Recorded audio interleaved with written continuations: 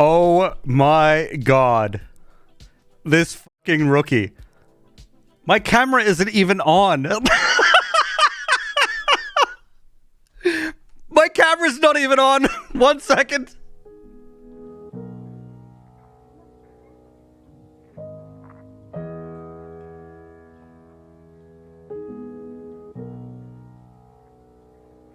My wounds, boy!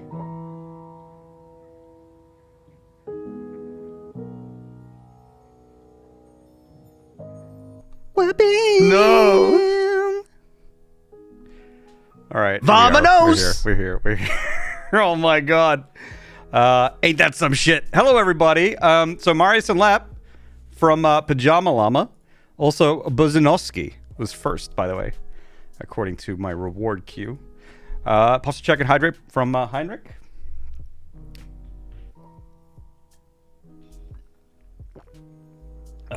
Yep, very good.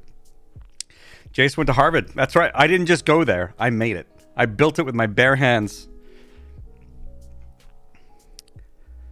It's the void. That's true. It was the void. I could have done some like, like one of these things.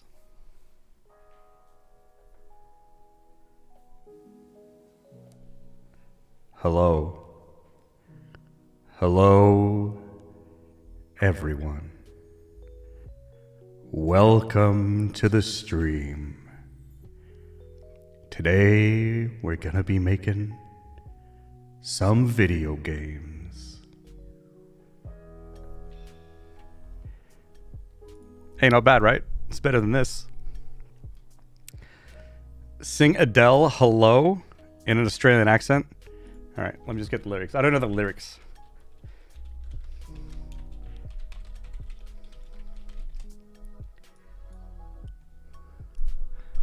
Okay, here we go. You guys ready? I have to cut the music for this.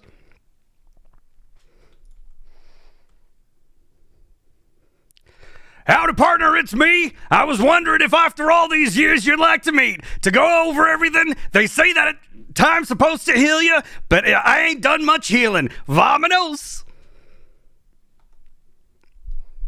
What do you guys think? I think it's a better version of the song, honestly. Yeah, better than the original. I think so. But are we going to step on the gas tonight? Guess who's got an earworm? I'm sorry. Gas. We're going to step on the gas tonight. Hello, it's you I'm looking for. I'd like to talk about your extended warranty. Nailed it. It's something. It's glorious. That's what it is. Okay, cool. So let's just dive right in. We're going to be working on the game a little more, learning Godot. Let's get a little familiar with that. Let me see here. How does this work? If I go to here, this should be my VS Code. F11 that should be good. And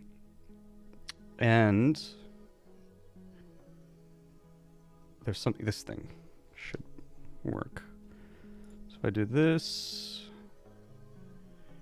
you guys get Godot.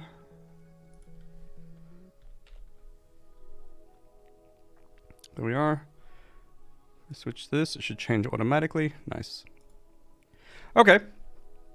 So I figured I'll catch you guys up a little bit on what has happened. So I spent a bunch of time working on my build stuff. Because I couldn't quite get that to how I wanted it to be, but now it is kind of where I want it to be. And so these are my launch stuff now. I actually impromptu made a video about this yesterday, and that might come out tomorrow. I might just YOLO and put that out tomorrow. Sort of like a tutorial and sort of like my experience going through, and with all the relevant information packed in one video. So that might be useful. So these are the build things, right? So I went through and I learned how this kind of works and made ones that I like. And so now I can do this thing where if I click launch here, it'll just launch the game. The default scene of the game with the debugger set, right? So now I can, like, if I hit a breakpoint here, we hit that breakpoint. So that's really cool. Not only that, but I've got the launch with select scene now. So if I launch this, I can choose what scene I want to play. So let's say, if I do test scene, which is the default, it'll just open that, what we just opened before. But I can also click empty scene, and now I just get my empty scene, so I can choose what scene I want to load, which is really nice. And the thing I really like about this is that there's the drop down with just the scene, so you just quickly click whatever you want. Super nice. And this functionality here came from the C# tools for Godot, but I'm hooking into it in another way now. We also have a launch to editor with a debugger attached. That's not very useful for me since I don't have the source for the editor, and then an attached to process now where I can just attach to a pre-running version of the game or a build even. So that's pretty good. So all of that is set up, and that was really nice, and I learned a lot about that system, and I sort of demystified it for myself. So if I ever need to make any changes, I can kind of do that myself now. So that was pretty good. Another thing that we figured out, so yesterday, we were looking into the whole, not yesterday, Tuesday, we were learning Y sorting, right? So we got this guy, he's like in front of the plant, now he's behind the plant, right? With the collision and stuff as well. But we couldn't solve the tree, right? But the tree's solved now. You can see, so I'm in front of the tree, now I'm behind the tree, right? The missing piece there that I learned, I think, apparently, according to this YouTube video that I found, the Y sorting is right? We assumed that the Y sorting was like on the character body, right? Like, or the root, right? Like it was like, if the root of this was above the root of something else, then, it's technically behind or whatever. And we've done that with this as well. But it turns out that the Y sorting is just done on sprites now and only done on sprites. So basically, you just need to offset your sprites to where it's Y sorting origin, where you want it to be. So right now it's offset so that it's here. You guys can see that. And then it just kind of works. You just turn Y sorting on and then everything just kind of works. So that was a little counterintuitive at first, but I think, I feel like that's a pretty decent system. I'm not entirely sure what would be better or what would be worse at this point, but now that I know how it works, I can make that work from now on. So it's, yeah. Not very intuitive. I didn't think it was very intuitive either, which is probably why the system was the other way before. But perhaps there are like use cases or reasons for why this actually is better. Yeah, so it is what it is. As long as I know how it works now, then I can work with it. And that's that. So that's pretty much what I worked on. I also worked on the video that will probably come out tomorrow as well. That was something else that I worked on. Yeah, that's the progress in the past couple days. So you have to give it a layer identifier, or what sort layer will it be on? So my understanding is you give it a Z index, and then the Y sorting happens with everything that's on the same Z index. So my character right now, this sprite here, their Z index is 1. The tree sprite, Z index is 1. So now that they're the same layer, they're gonna, if I enable Y sorting, they're gonna sort themselves based on their Y position. So whichever Y position is greater will be in front, I guess. So as long as I just put them on the same layer and I enable Y sorting, then they'll just do their thing. Similar to CSS in HTML? Yes. Yeah, right. Somewhat, I think. Clearly an asset flip. No, this is a highly original game.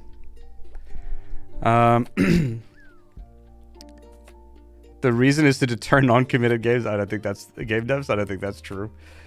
But a funny thought. What am I making? My game is top secret as of right now, but it will involve a person. It will involve a person walking behind things, in front of things, and into things. It will involve that. All right, we have an extensive feature list here at Gemballs Entertainment, and this dude here is obviously me, but was made by Frutchy during the stream yesterday. Much appreciated, and then improved. Actually, this is the improved version. She also improved it. So today I have a bit of a to-do list, things that I am interested in working on, just so I can get more familiar with the engine and their, you know, features that will be necessary down the line. I don't know if... Oh, boy! Utapax, thank you very much for the sub. Much appreciated. I don't know if any of the code I'm writing today is ever going to make it into the game necessarily, but I need to learn how these things work, and, you know, we'll see how it goes. I mean, right now, everything we've done is incredibly basic, so there's a, you know, 99% chance I just rip it out and re-implement it when I've put a little bit more thought in how I want to structure things. Yeah. So the first thing that I kind of want to do is just a little warm-up. We kind of have running right now.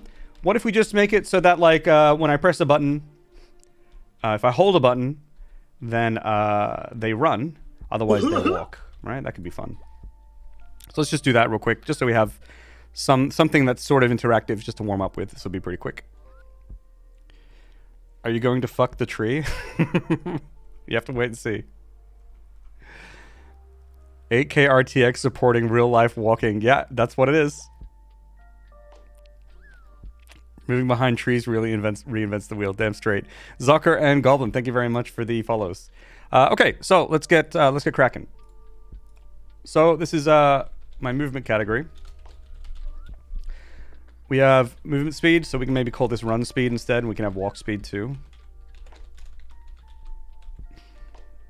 These are kind of annoying. I wish they weren't always there. Maybe there's a way to do that. I could always have like a run and walk speed modifier and multiply by that, but I don't think that makes much sense in this game. Yeah. It doesn't. Okay. All right. So we will need to see if a button's being pressed do run or walk. Now, there's a couple ways we can do this. I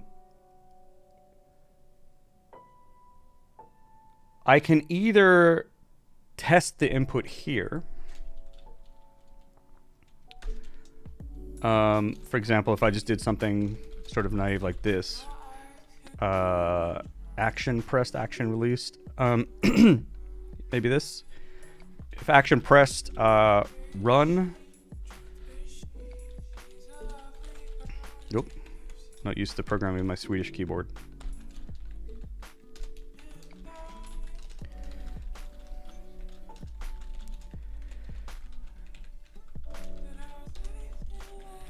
This would be walk speed.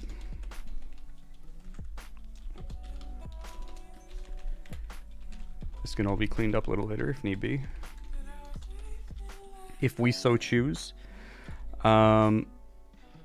String name.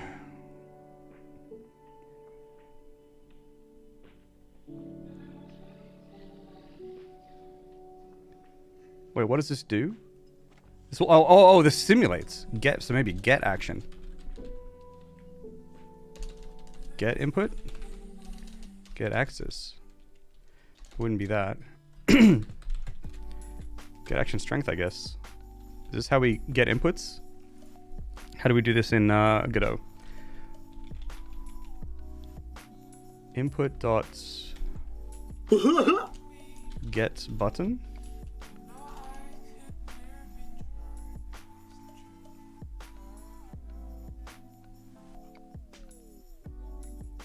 Probably get action strength, right? How do people do this?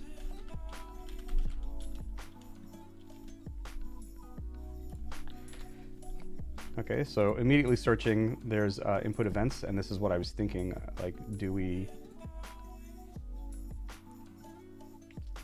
Yeah. See, this is what I was thinking. I can either check the strength of something in process, or perhaps there's like an input event function, which is sort of what it might look like. Is action pressed, though? This is something. Is action... Oh, here we are. Is action pressed? Run. Bam! So this kind of thing should work. What is the 400? This is what I've got for running. So what if we set this to default 400? This can be default 200, I guess. Half is quick. Boom.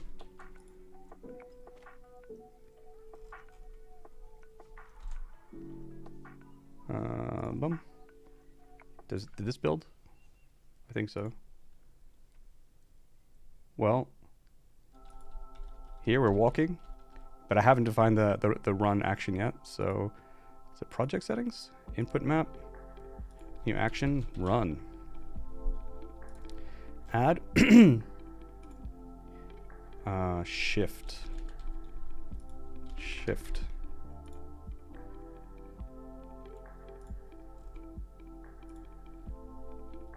Does this just work? Oh, we're running. Walking. Running.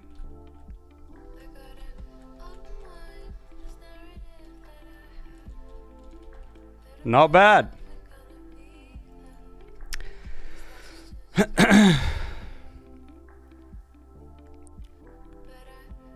For those pretty clean code so far, it's like 5 lines.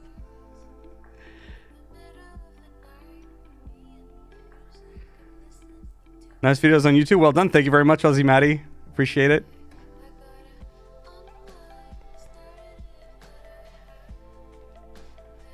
I prefer blueprints, but C# is useful.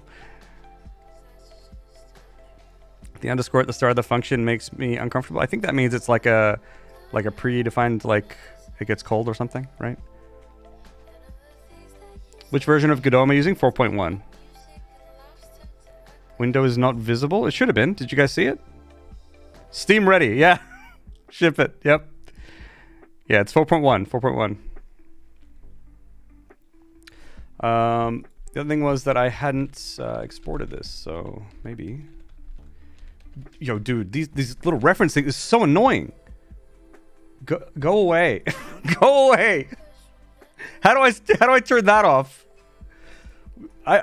Or can I put it below or above?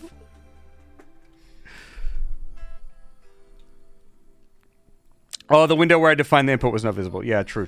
I forgot. Yeah, because I have to use the display capture thingy, and I'm obviously afraid of using it. Not that there's nothing open that could be a problem. I'm just always paranoid about it.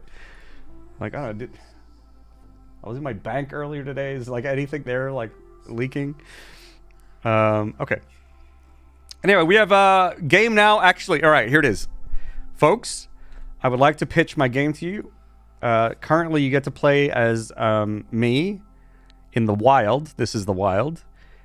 And you can walk, which is pretty incredible. But not only that, hold on to your seat, gamers. You can run. Gas, gas, gas! Look at this guy go. Not bad.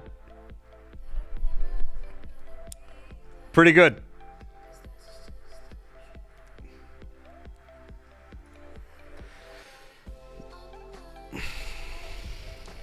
You can disable the references if I use the settings. Okay. In VS Code? Is there like user settings somewhere?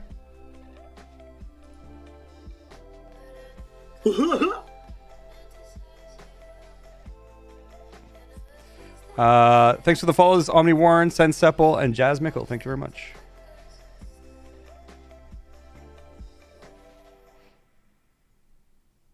I don't know where those are. Would your company be acquired by Coffee Stain tomorrow? Yeah, for sure. Next skill is jumping, right? Maybe. Oh, if I do Control Shift P. Okay, okay. What was that? What command was that again? C# references. C#. References. No. User settings. Open user settings. References colons.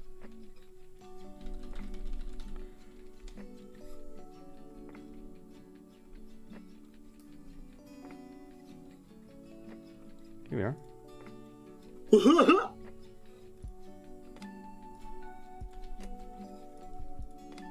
It's still there. Do I have to restart this? Oh, is it this thing? Maybe this is okay, but I have to restart? What if I turn both off?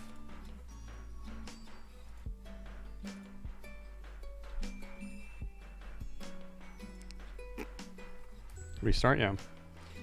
References code lines should be shown. Just show references. Maybe this is okay, but this is the one that I don't want. All right, so let's restart this then.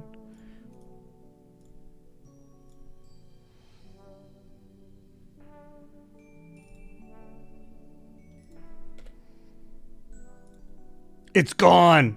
It's back.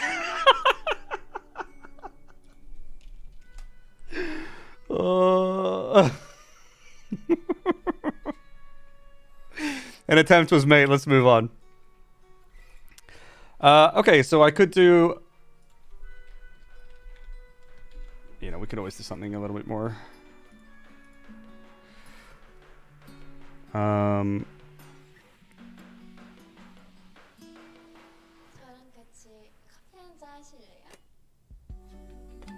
Oh boy! Slahon, thank you very much for the sub. Much appreciated. All right, so we have running. That's kind of cool. Anyway, that's kind of done. There is this other...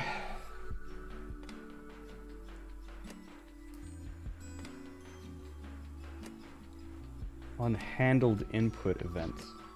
Oh boy! I think input map is probably better.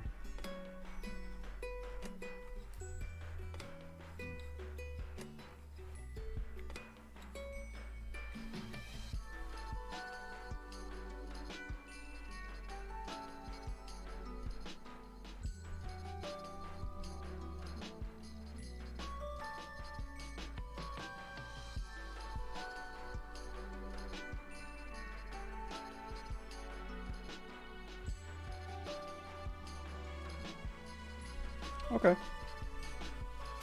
What's next on the list? The setting for references is editor code lens.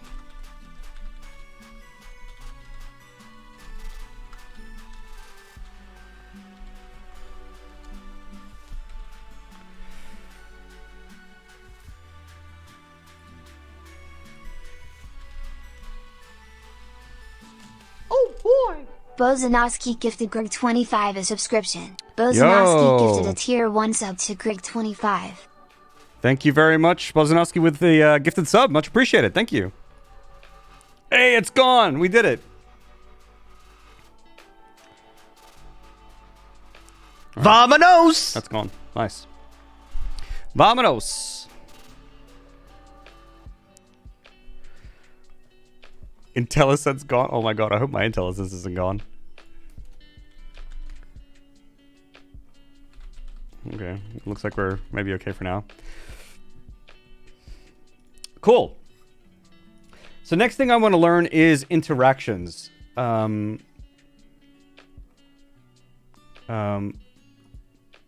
something I'm curious about is like, what about like debug drawing? Debug draw.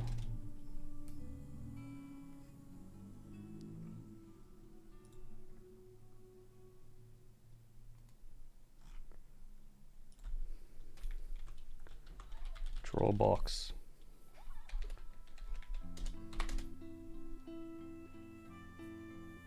Is there a way to like draw text or a box or something to the screen? Just like some naive stuff that you can use for debugging?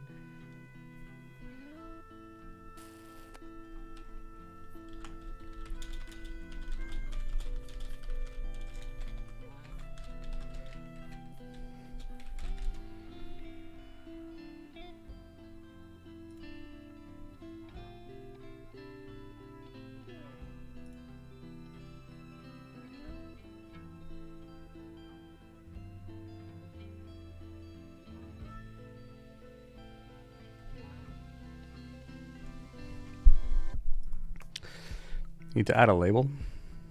Yo, we have a hype train? Holy shit, what the fuck happened? Zayden with a sub as well. Much appreciated. TSG has redeemed posture check and hydrate. Drink up, folks. Y'all can posture check too. You interact with people by talking and taking an interest in it. Thanks, CPU. Are you just exploring or planning to use this engine? I'm planning to use it. Unless I come across something that suggests I shouldn't. Alright, this doesn't matter too much. I can just output to the to down here. I'll have to look into that a bit later. Because, you know, I like being able to, like, draw. Sometimes you need to draw boxes to check, to test sort of locations or something like that. You know what I mean? Or just, like, writing text at the top left of the screen. Just some dummy debug stuff. Like, in Unreal, you can just do that. It's always quite handy. Of course, you can always output to the console anyway. But...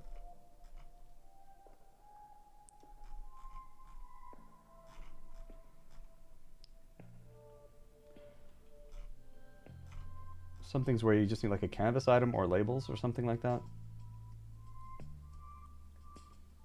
That's like already too involved. Look into it later.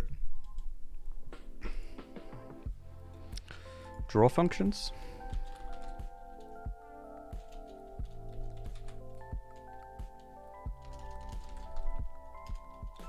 Drawstring. Font. I don't know. What default font? Draws text using the specified font at the position bottom left corner using the baseline of the font.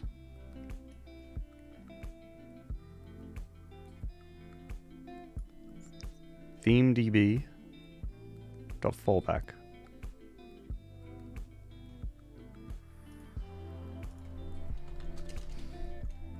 Wait, what was that? ThemeDB dot fallback font. What was this? What else did this need? Position. We'll just back to 0, I guess. Hello. The rest have default thingies. Okay.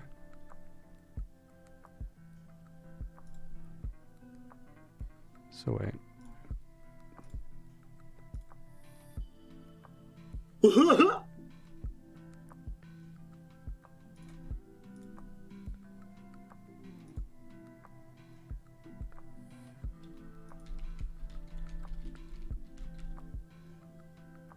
Don't see anything.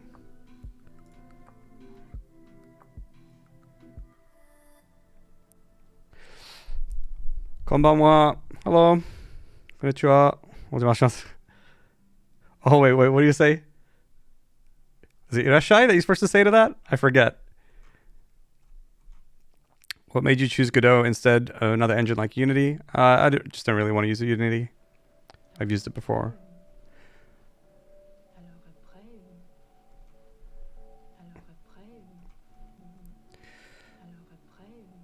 Debugger tab is red. What? Oh. Oh, true. What's this? Drawing is only allowed inside notification.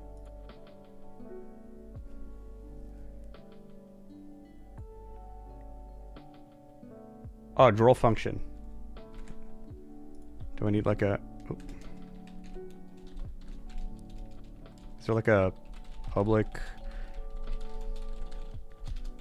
draw? Is this a function? Draw function.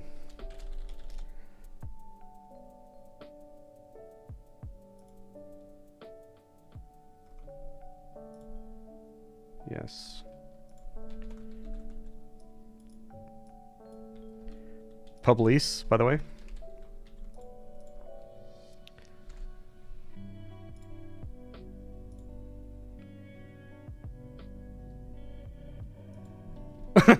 Wait, what? Oh yeah, here it is. I found it.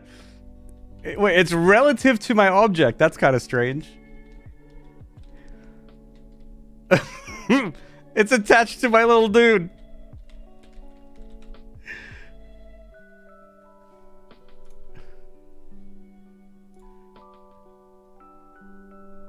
Is there like a...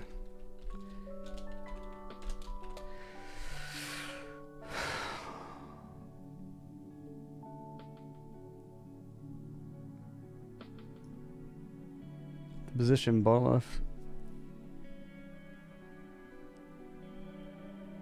Okay, kind of strange.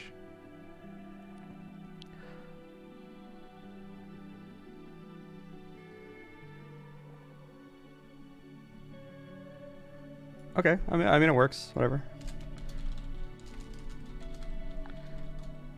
Draw rectangle.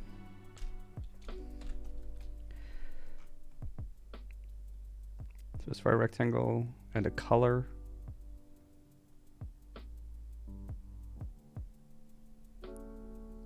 Okay.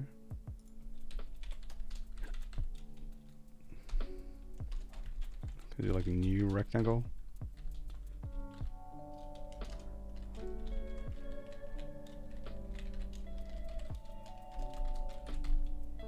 Rec 2? Is it Rec 2?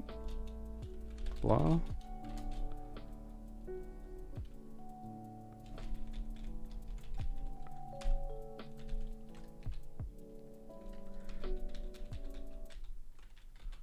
Okay, what type did this need? This needed a rectangle, right? Oh, it is a Rec 2. Okay.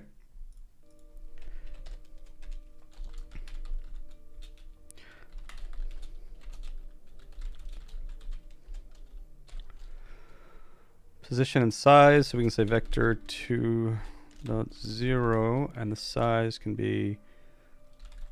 Is this how you do? Is this how you do this in C#? You do news each time, right? In C#.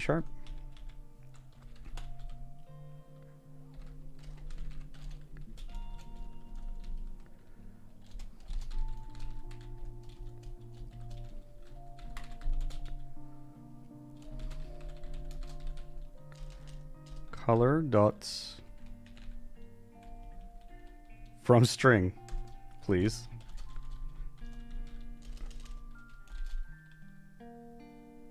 Can I just do red? Does that work? Filled? Sure, we'll leave those.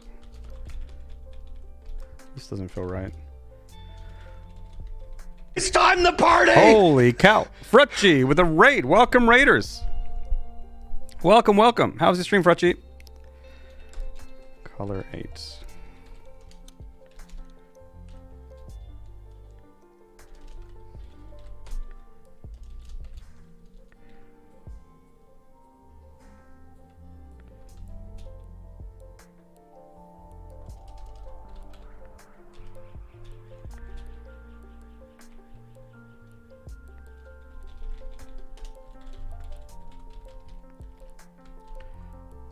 Might do it.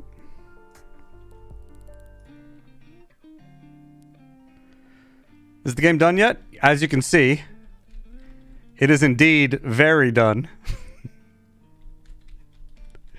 Color.red, that wasn't there.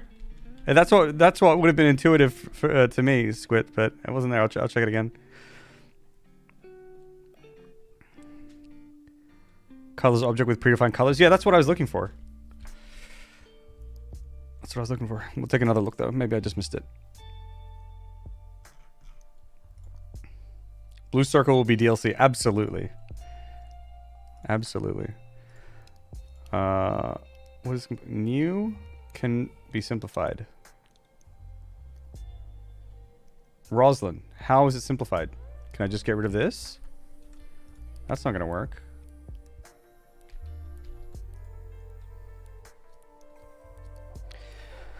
I wonder if I can get my character's balance. Let's see here. Character body.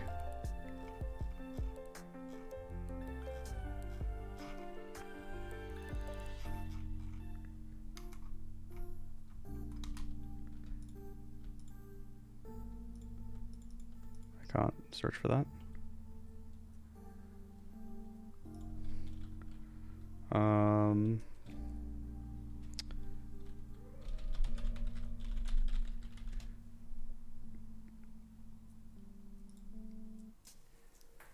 Collision object, node, 2D, physics body, collision object. Does that have a shape?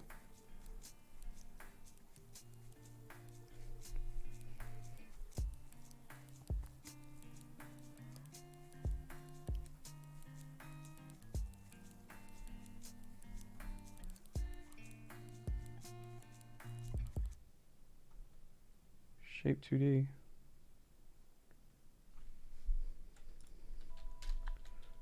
Shape owner, huh? Can I just do get shape?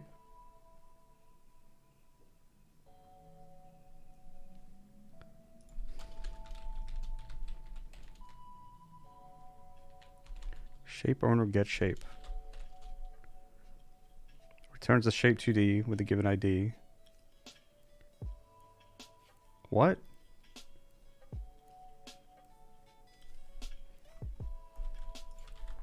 Good old get sprite abounds. And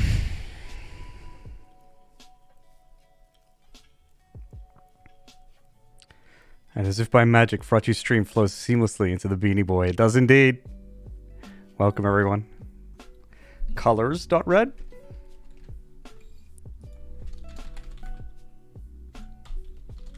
Oh, there it is.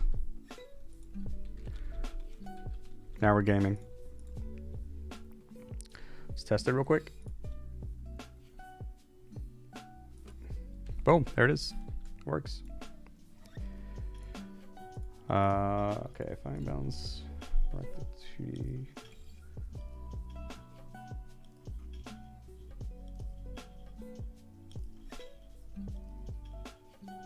Get wrecked? Is it literally get wrecked?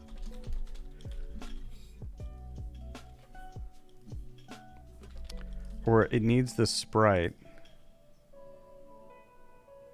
Because this character controller won't have a rectangle. The sprite will.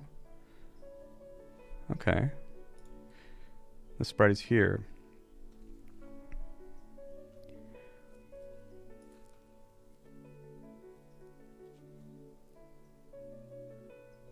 How do we do this? We can either set a variable and then like I could probably set the reference in there.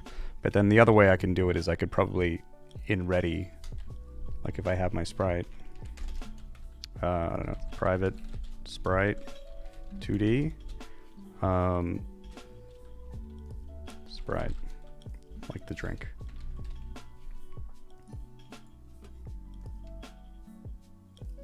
Make field read only. Sure, whatever, dude.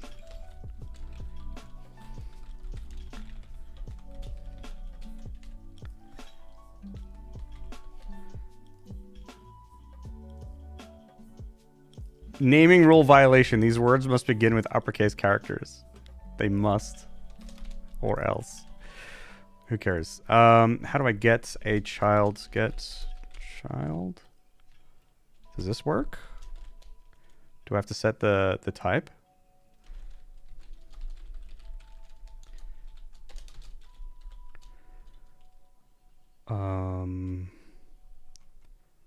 What?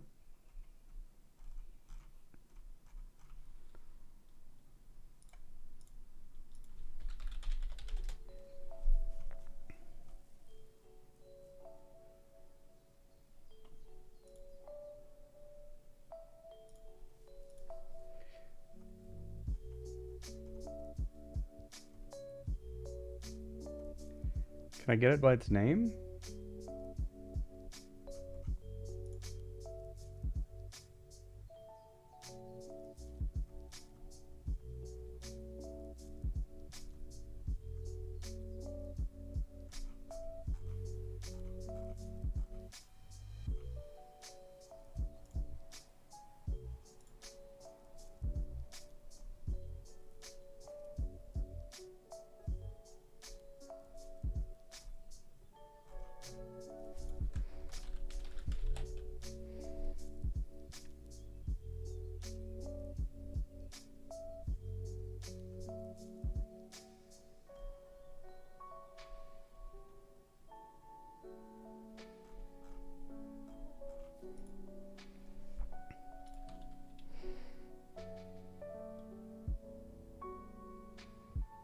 By its index.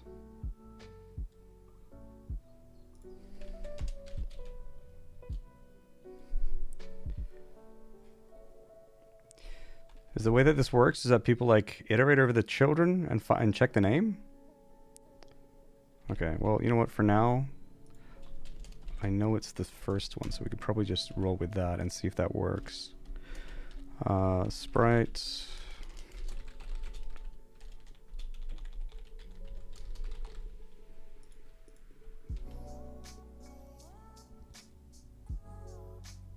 Oh, is this like... Okay, wait. Fuck my sprite, whatever, who cares?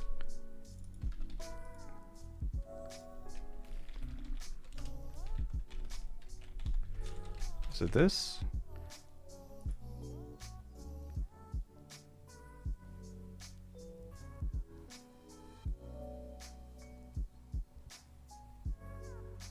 Invalid cost?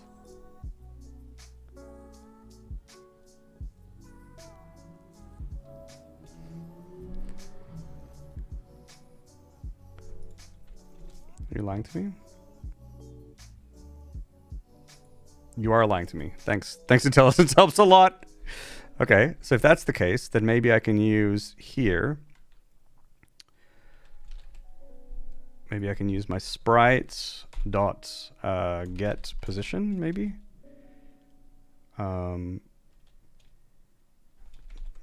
Get transform. Get position. Position. Sprite dot position. Okay. And then maybe now I can use my sprite dot bounce shape.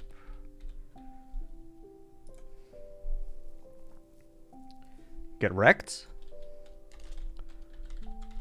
Wait, if I can just get the rectangle. That was what I was working on before. Can I just use this?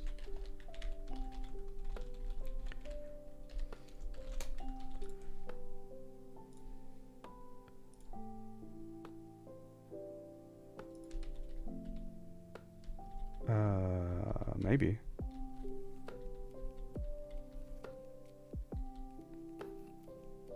But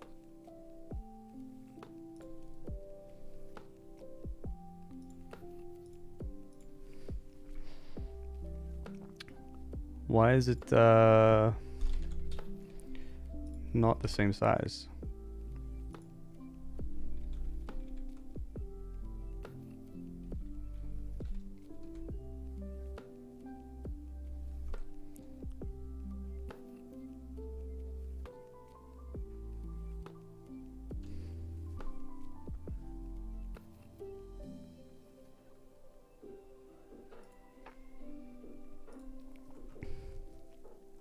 How do I get a child? Someone please do the parents talk with Jace, please.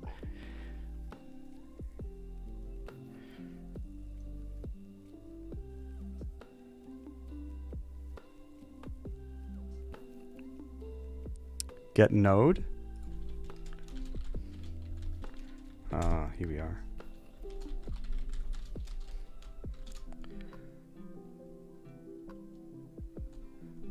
Node path.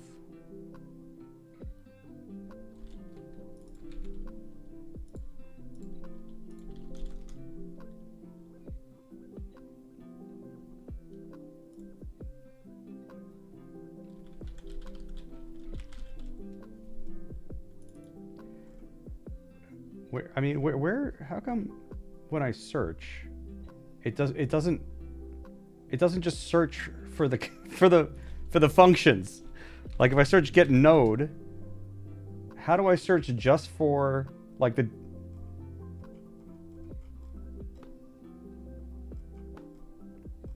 I don't want everything that uses get node to appear. I just want like I just need the documentation for get node. Class reference, maybe. All classes. Can I just search this? No.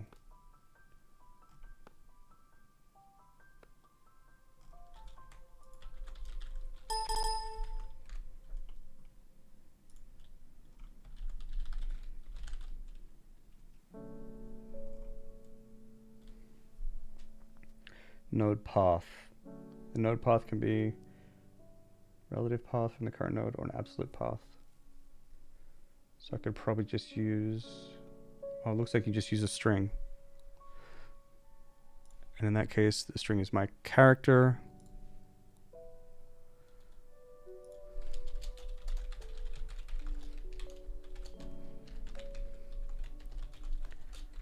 So this should be a bit easier. But I feel like the rectangle here doesn't really make a lot of sense. Like, I feel like it should have been... It should at least be the same size as the sprite is what I would have assumed. Unless, wait, I think I might know what it is. Is something scaled up here? Transform, scale is 1. This is scaled up twice as big. That's why. So I think the rectangle doesn't take that into consideration.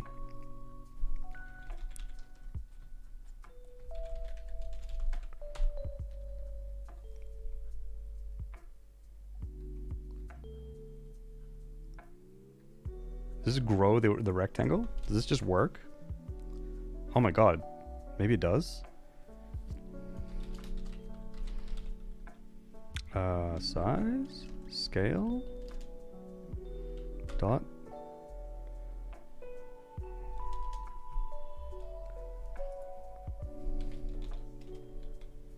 What does this do?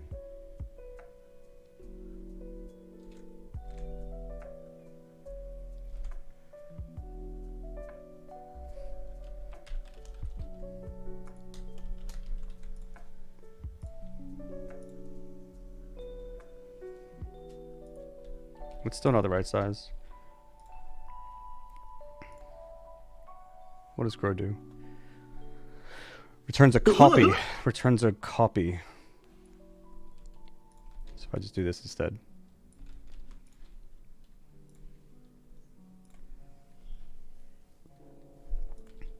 It's still not the right size.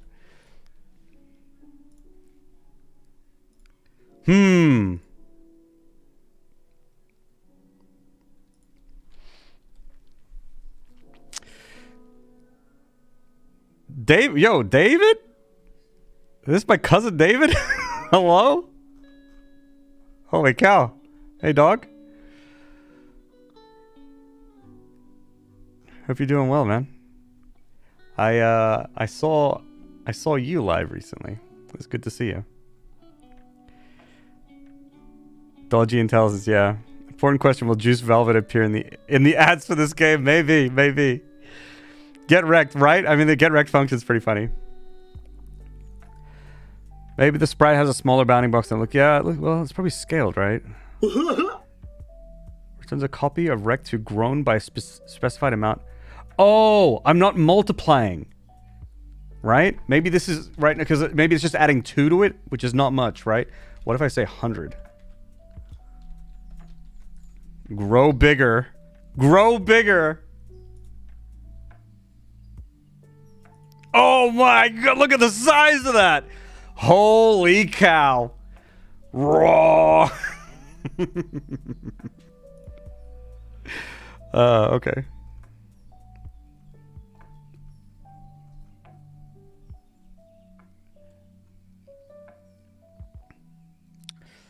The first child's a sprite, yeah.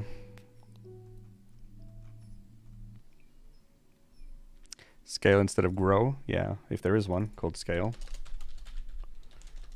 I don't know how to scale it. Can I multiply the rectangle?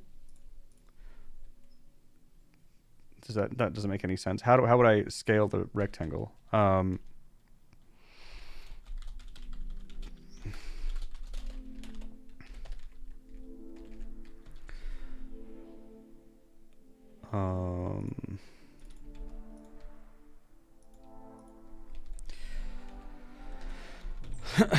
So if we have the rectangle here, let me just check the, what do we got here? What do we got? We can set it by position and size.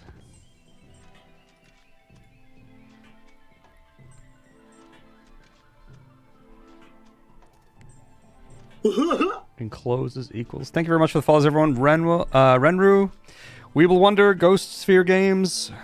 Thank you.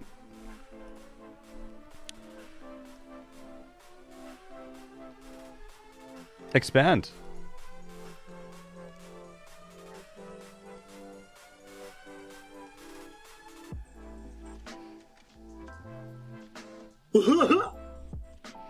Get center.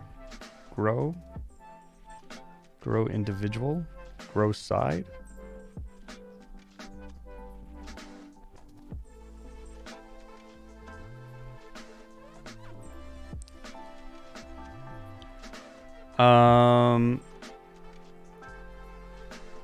So rectangle has position and size here. Can I set the size?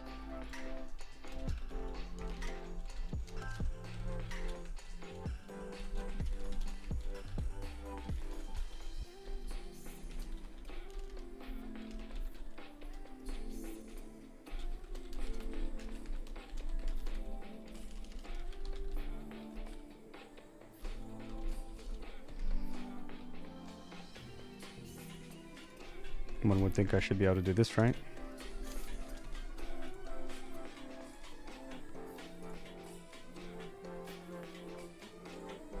Yeah. It's just the problem there is that the center point, right?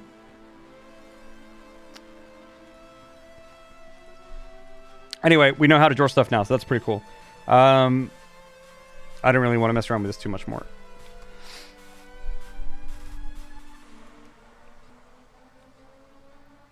Must be some way to get scale balance. Probably, Sarah. Probably. I feel like there probably is.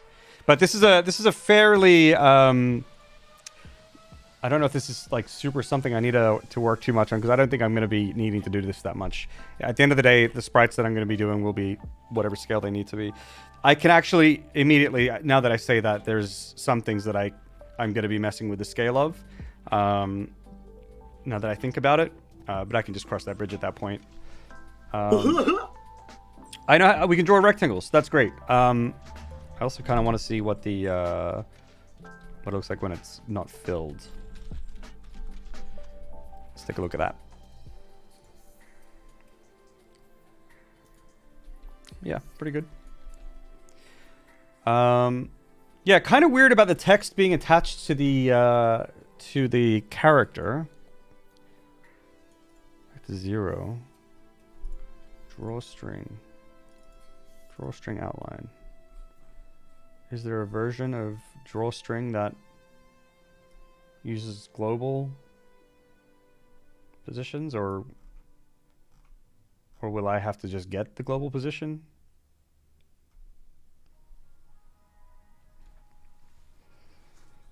If I ever want to do that. In which case, like, I might end up having this main node that's probably going to be keeping track of the game the entire time, and I might just like add a function on it to easily draw something to the screen from something else if I ever need to. And then that way it'll hopefully just do it.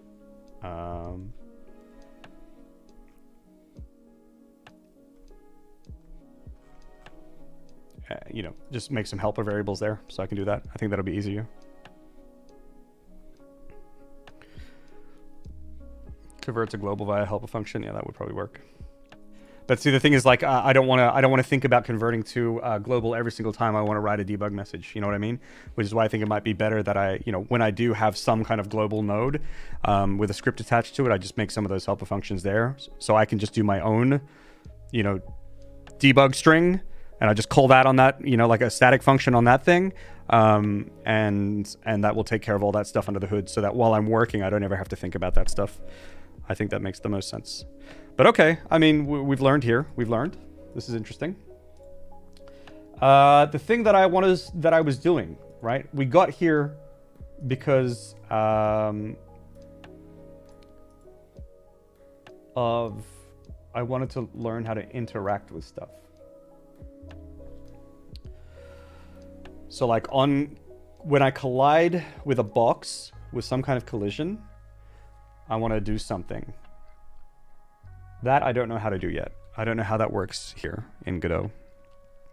No idea. Actually, this is really good. I could use a break, and ads are going to start very soon, so we'll take a quick break in a moment. But that's what we're going to work on next. I might just make like some square that if I walk into it, we spit some stuff out into the Ads! Yeah, ads.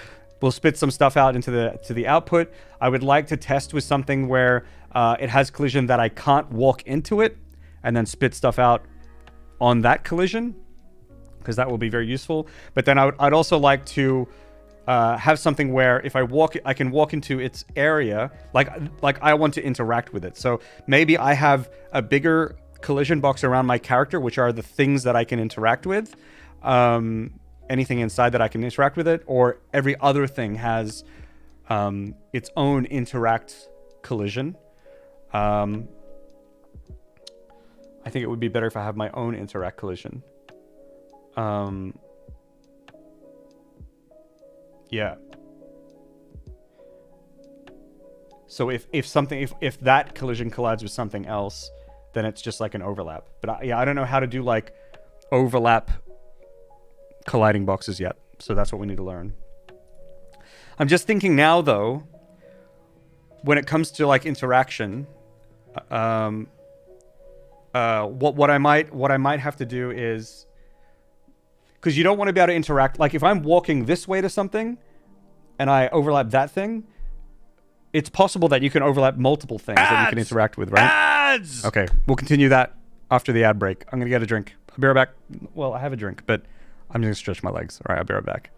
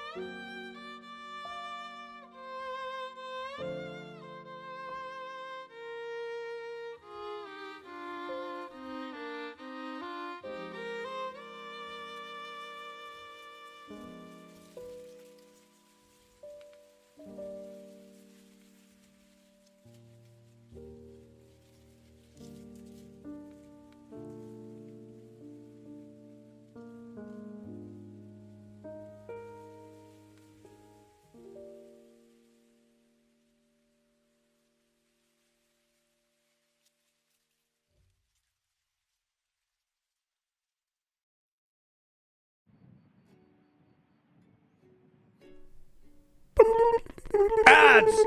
Ads! There's no ads here. No ads. You didn't see anything. There are no ads. Area 2D can return overlapping physics buddies. Area 2D for collision checks. Okay, we'll look into that. But yeah, like what I was saying is like, you know, you could overlap with multiple things, and then you've got multiple things that you can interact with. So you need to find a way to detect like what you're interacting with. And so I was thinking that like we can maybe look into like some naive solution for that as well today if we get to that point. because I have an idea.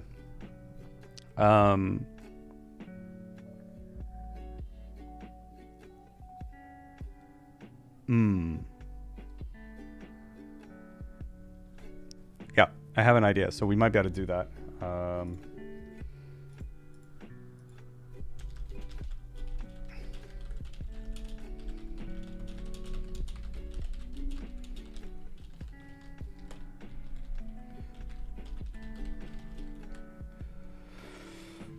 Cool.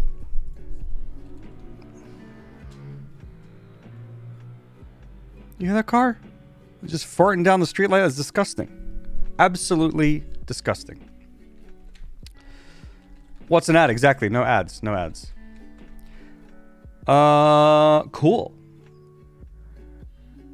Cool.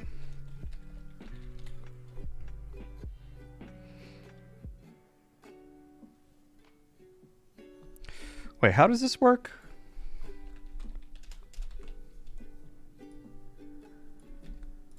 I do.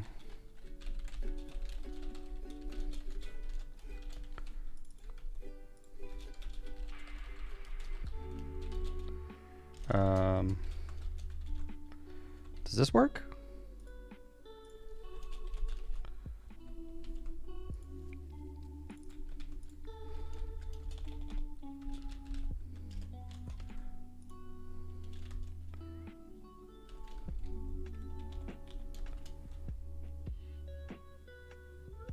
Wait, why not?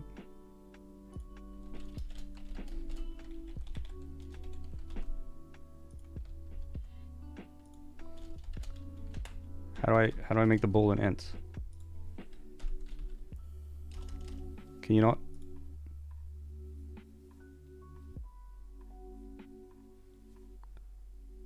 C# does not allow casting a bool to a number.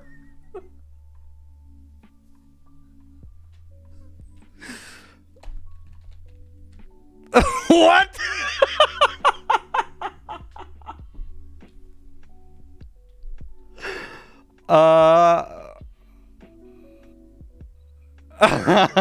Okay.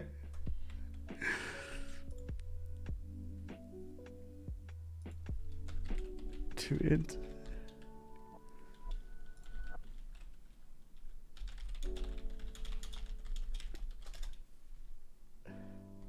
Convert dot to.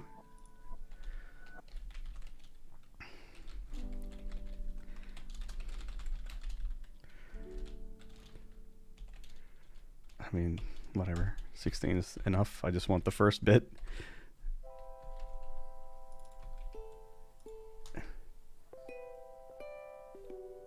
Fuck, that's annoying.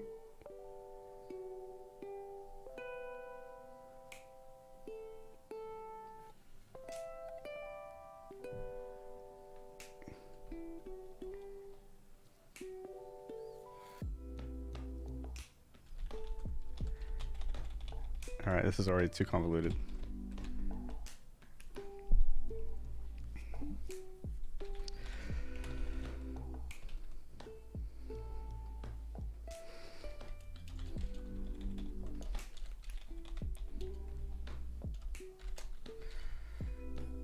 How's this? Is this gonna work? Like this? Does this work?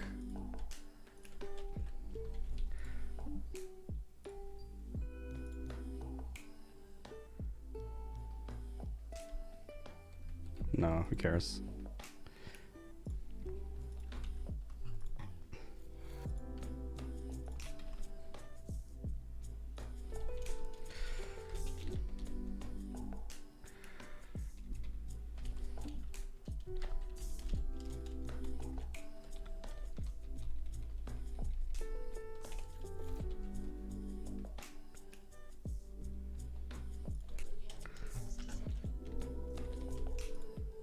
Does this work? Programming exercises as a form of procrastination. Yes, I just got them the wrong way.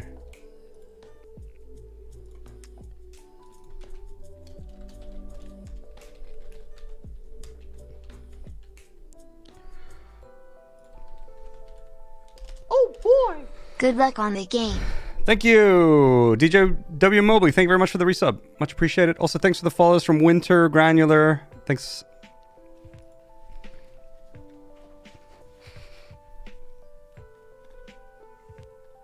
In what world is a bull not just an int? Yeah. Oh boy!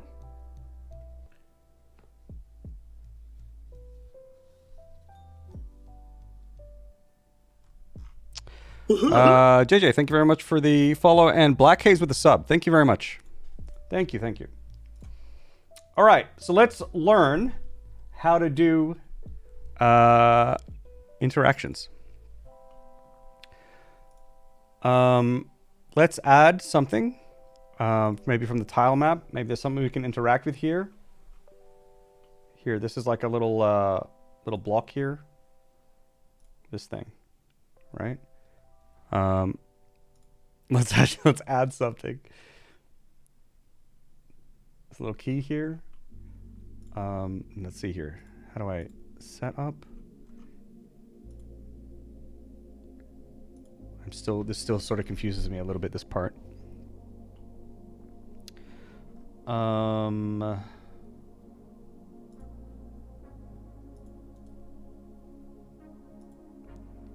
This needs a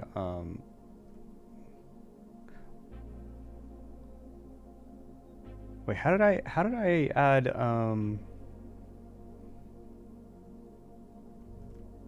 collisions last time? Oh, here. Physics?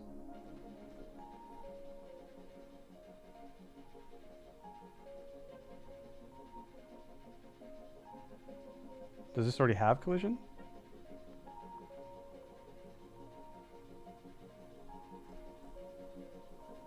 Let's test.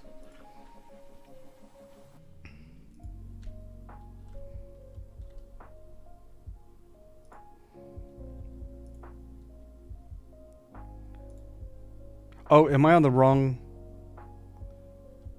Oh, geez, this Tilemap stuff is super confusing for me. Which layer am I on? Oh, here, I was on the base layer.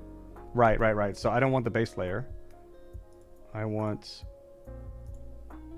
on the detail layer, put that here. And on this layer, we should have...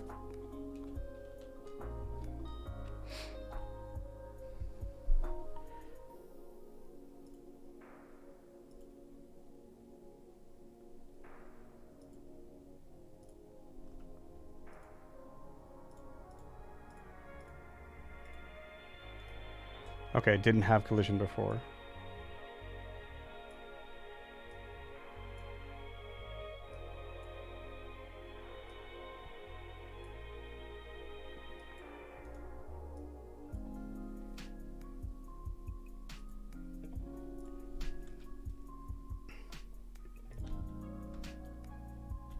Okay. Now we have it.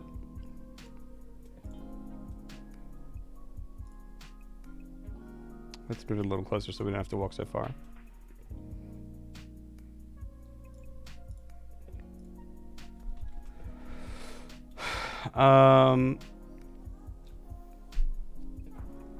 Pause to check and hydrate. Thank you.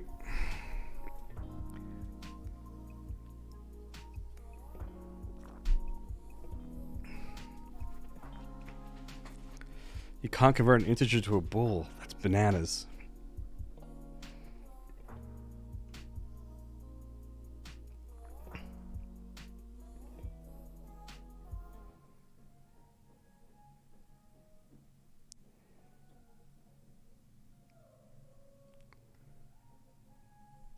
Okay. Okay. So what am I doing? All right. First of all, maybe the first thing I should do is when if I collide with that thing, output something. So let's just do like if I collide on anything at all, output something, and then we can start trying to choose if I collide with specific things, then output something.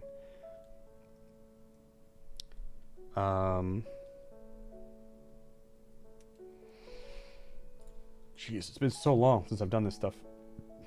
And I haven't even done it with this before. So let's see here. On Collide. Godot on Collide event.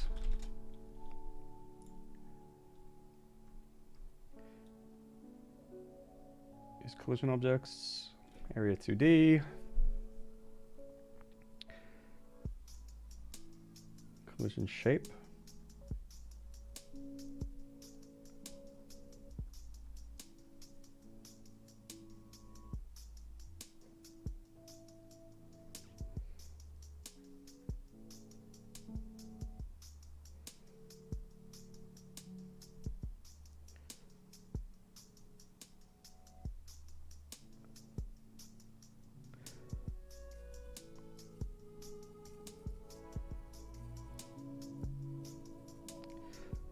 I actually don't know if I want the physics thing. Maybe I just want the area 2D. Okay, so what if I add an area 2D to my character?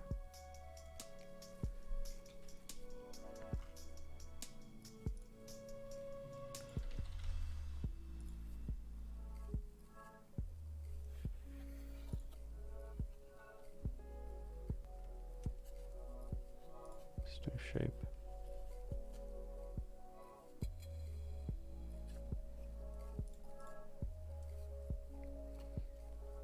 So this is going to be like my overlap trigger shape.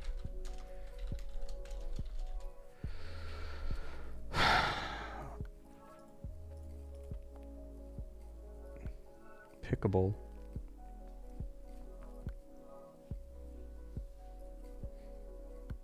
Oh, I see. Interesting.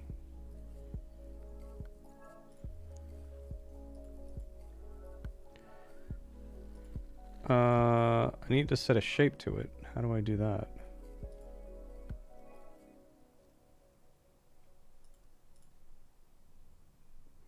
Do I need to add like a child?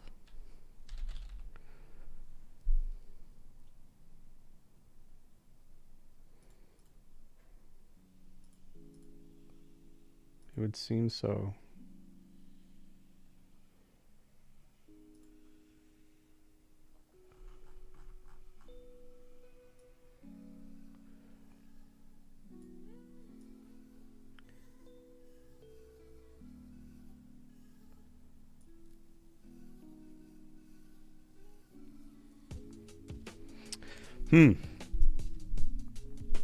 Get that object you collided with. Yep, simple, super simple.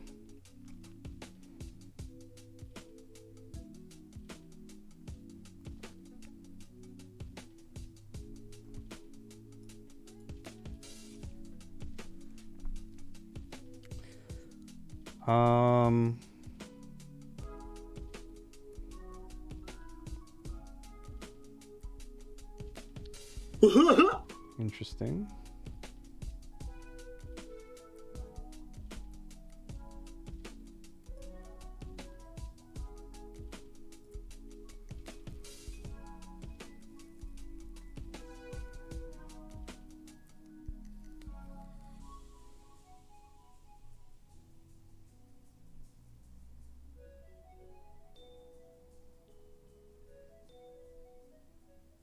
Okay, interesting.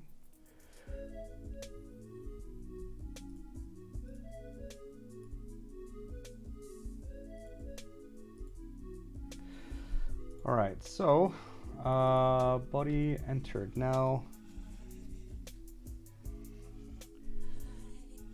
as per where to put the code, area or area 2D will emit a signal. Now, does that pass up the chain to the root thing, or body entered?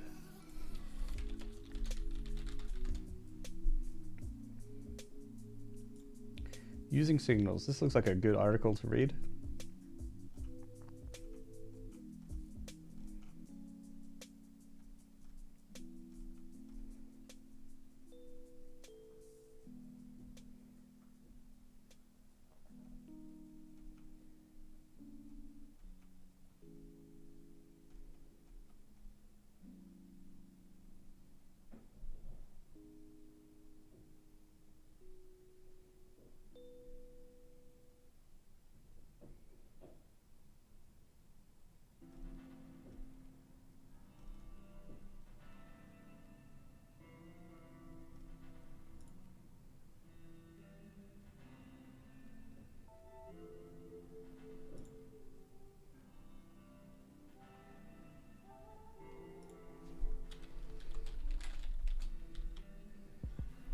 Area 2D representing a coin emits a body enter signal whenever plays physics body enters its collision shape.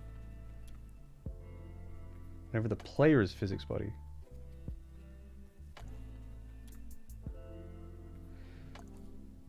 Okay, so I don't know if this thing works. I mean, I shouldn't be using tile maps, probably.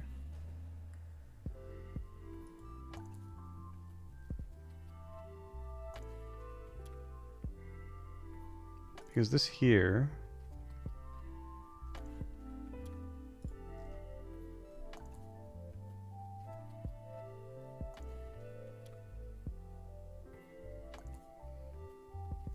is a physics thing, but not an area 2D. But I can have an area 2D on me.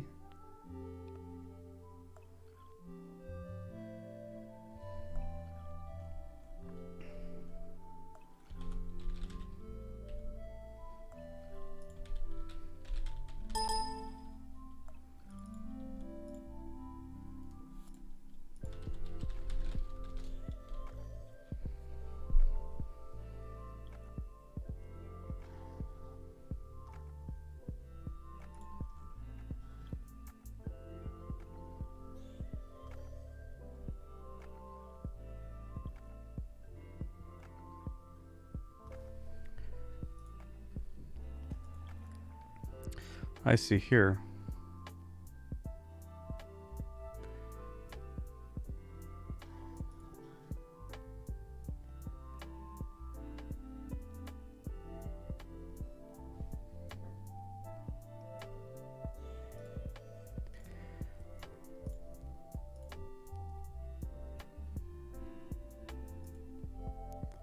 So have body entered.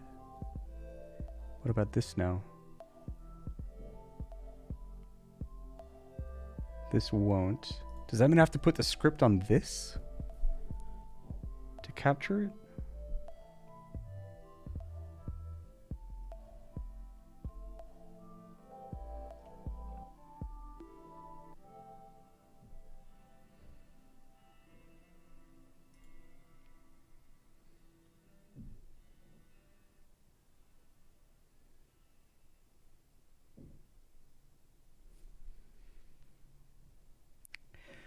Body can be physics body 2D or a tile map.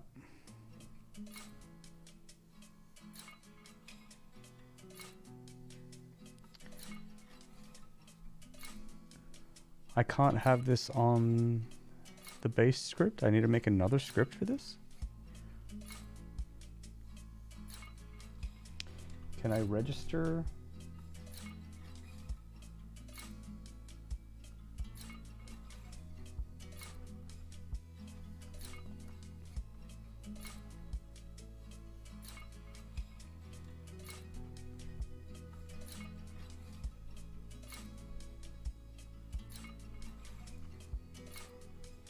Gee Willikers. You're doing great. Gee Willikers. Thanks. Thanks, Quiet. I'm having fun. I like working through this stuff. It's good stuff. And I really appreciate the bits.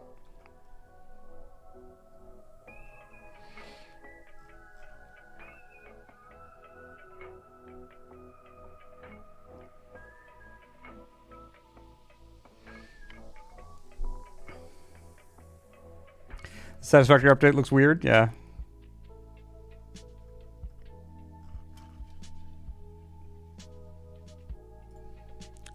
Okay, so can I like add a signal? What if I just call the function?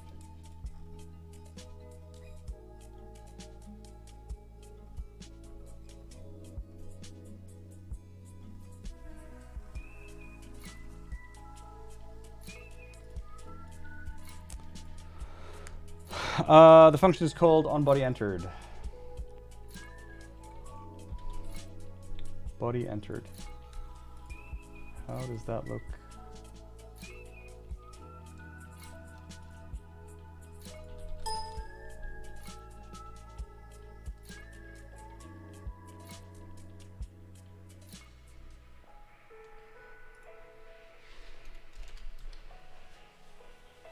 maybe like a...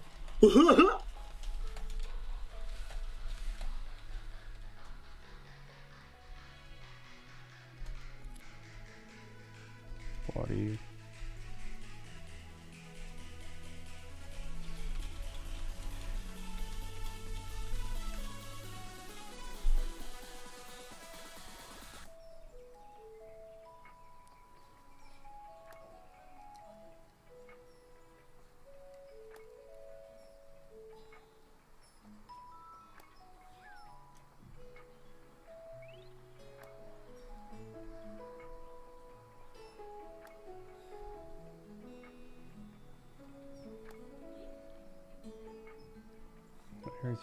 What?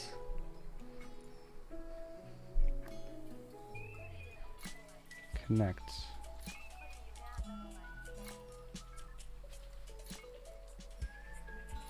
Can I connect this?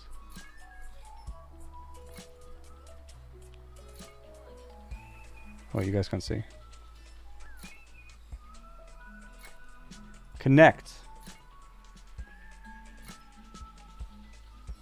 On receiver method. On overlap trigger. Shape 2D body enter. Jesus!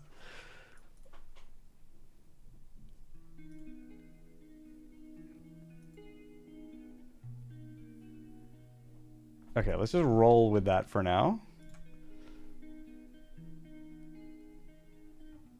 Okay, this just opened this.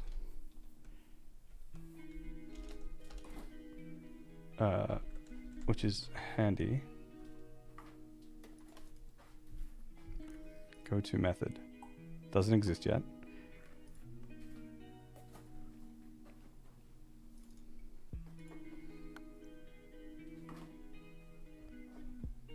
Okay. I was wondering if it would like make the thing for me, but I guess not. And then it's like a node 2D. What was the other thing? Node 2D body is what it's called.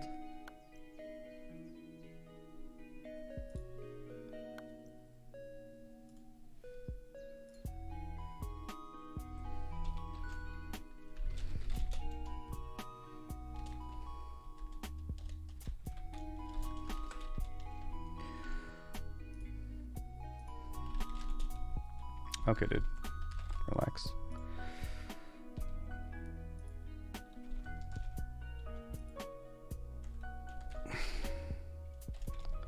What is going on, DB? No, wait, what's good? Oh, GD.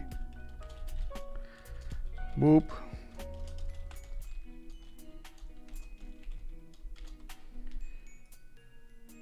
No suitable method found to override. Okay, maybe it's not supposed to override. Okay. What happens when I do this?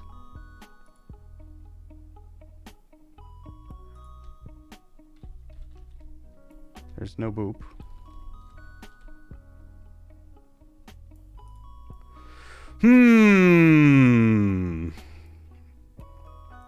Good luck with your own gig. Don't forget amazing. I'm Jason. Thank you very much. Getting Java flashbacks right now. Jeez, Will Sol. Seeing the thought process in action is a very familiar facial expression for me. Yeah. It's fun. It's fun, it's fun, it's fun.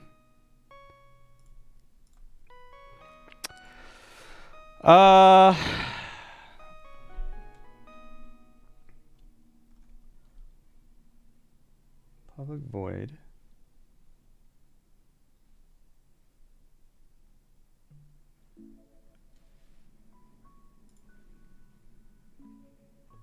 Area 2D. I see this other tutorial has the function say area 2D instead of node 2D.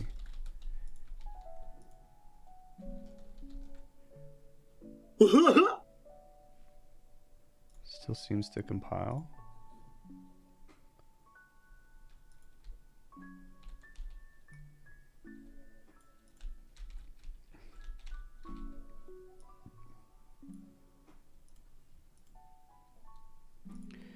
Debugger errors.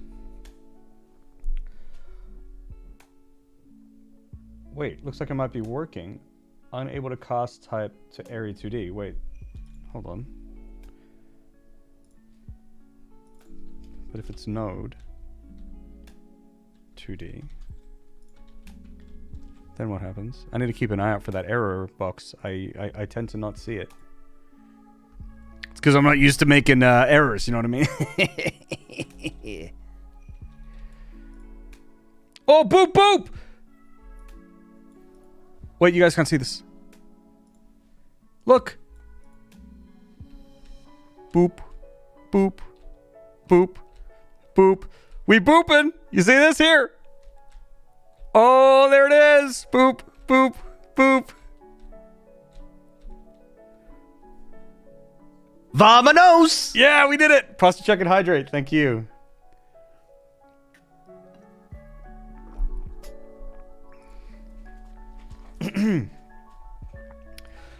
Okay, that's nice. And the cool thing was that, okay, so we're able to, okay, this signal and connecting thing is kind of sick. I kind of like it. I kind of like it. That was really nice that I didn't have to add another script. I wish this would go away. Naming rule violation. Underscores not expected. Rosalind, relax, please. I have to turn this shit off. How do I turn this off? How do I make Rosalind leave me alone? I never invited her here. Does she not know that this is a no backseating stream? Rosalind's not reading the tags. Shigodos, Cortana, something like that. The game looks cool. What are you going for? Right now, that's a top secret. But right now, I'm just learning the engine. Just learning the engine. Just trying to see how things work. Yeah. How do I... Rosalind, stop. Please stop. Naming. User settings. Naming.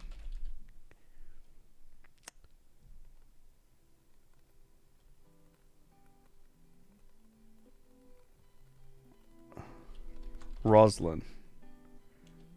Enable Rosalind.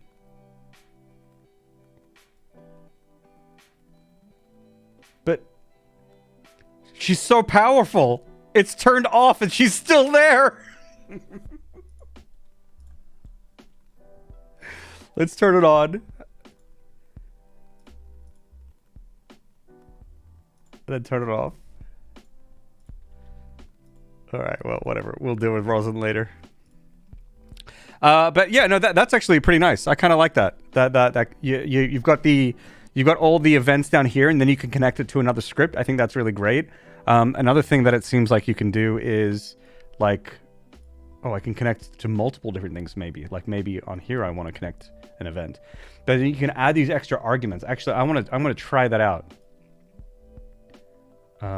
Edit, add extra arguments. Sure, just do like a bool, but argument 1 on. But what's argument 1?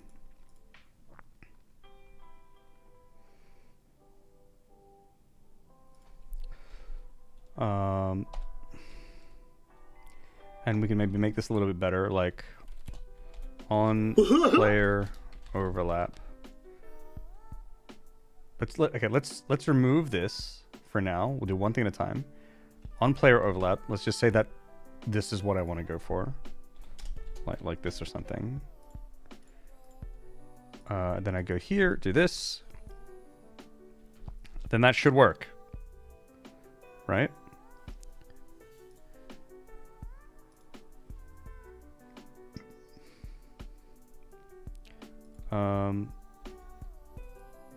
Boop, boop, boop.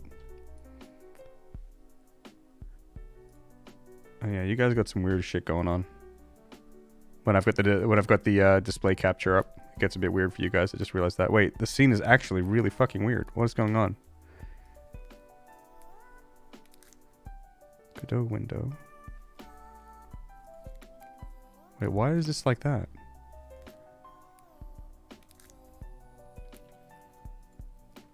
Wait, that was the display capture?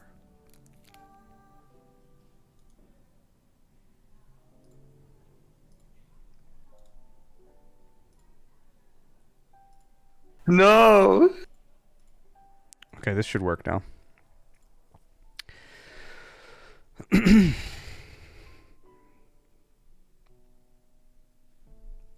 Okay. So that worked. Renaming it to on-player overlap. That worked pretty good. Let's add an argument. Right.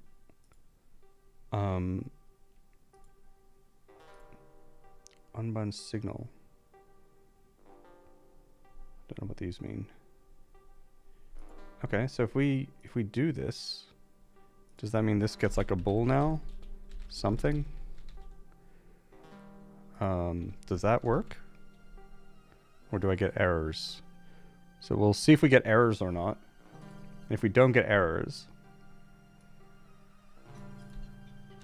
boop, boop, boop, boop. No errors. Okay. Then I wonder what those parameters can be then. I wonder if like that Tilemap thing, if I can put like a value in there. Some parameter.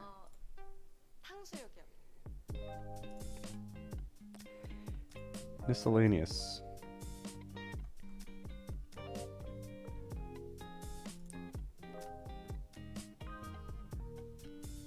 Okay, cool story.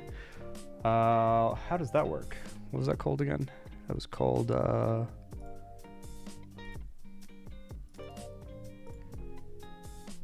add extra call argument.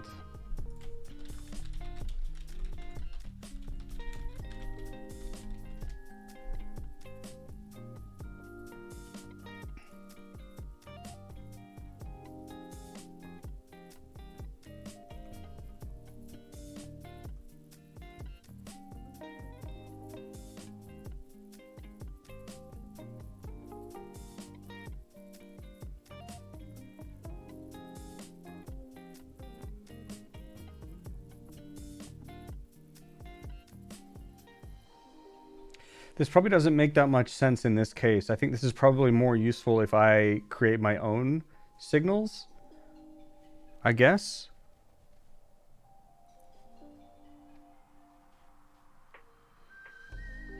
Anyway, it doesn't really matter. I can look into these later. It's nice to be aware of them.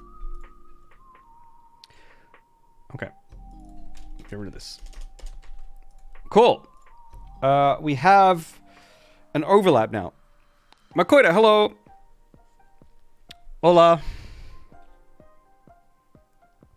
Let's add an argument. Mountains are better than beaches. Go. I don't like either. I don't like either. Okay, so now one thing I want to test is this should trigger before I hit the thing, right? Yeah. Right? And then I can walk into it now. Yeah. That's because the bounding box is bigger, right? Something else I want to try here is what if this Tilemap piece doesn't collide with the player, but does collide with the overlap. Okay? So what I'm thinking is maybe it's going to be maybe there's like a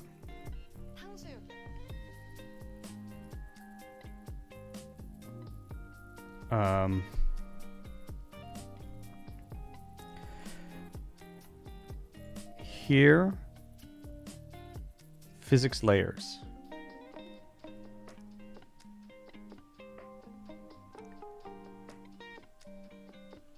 So if the first layer is collision and the second layer, what if we do this kind of thing?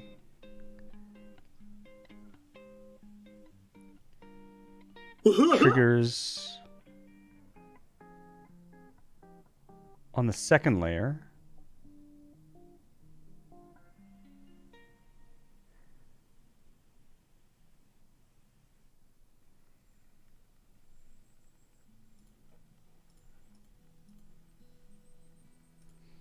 So which is which then?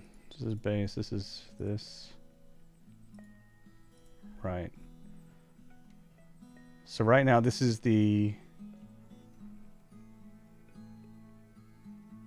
what we would collide with. And then in my character overlap, let's say we're on layer 2 and we're only looking for 2.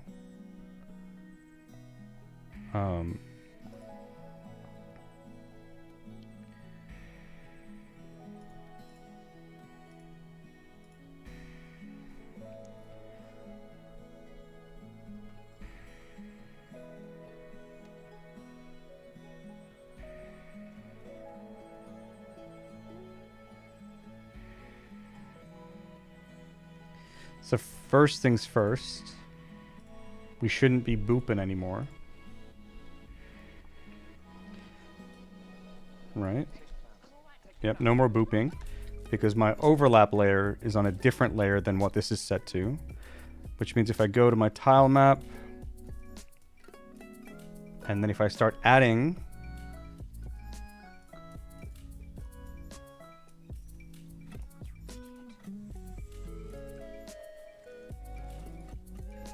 Jesus.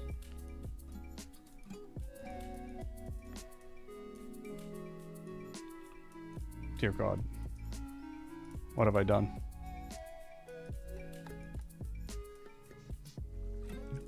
Delete everything. Reset to default tile shape. Oh, that's pretty good. What's this thing doing here? Okay. Okay, okay. Cool. So now we should boop again because we have something on physics layer 1 now. And physics layer 1 has the second. We should boop here. Boop. Okay. Good. Which means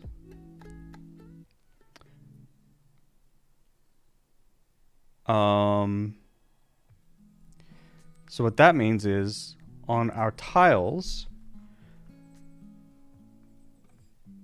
for example, if we make this green one here have nothing on physics layer 0, but default tile shape on layer 1, then our boop, and then we put this down. We'll put it over here. We should be able to boop with this and walk over it, but this one, we will... we won't be able to... We'll bump into it, but we'll also be able to boop with it. Because it has a physics thing set on both.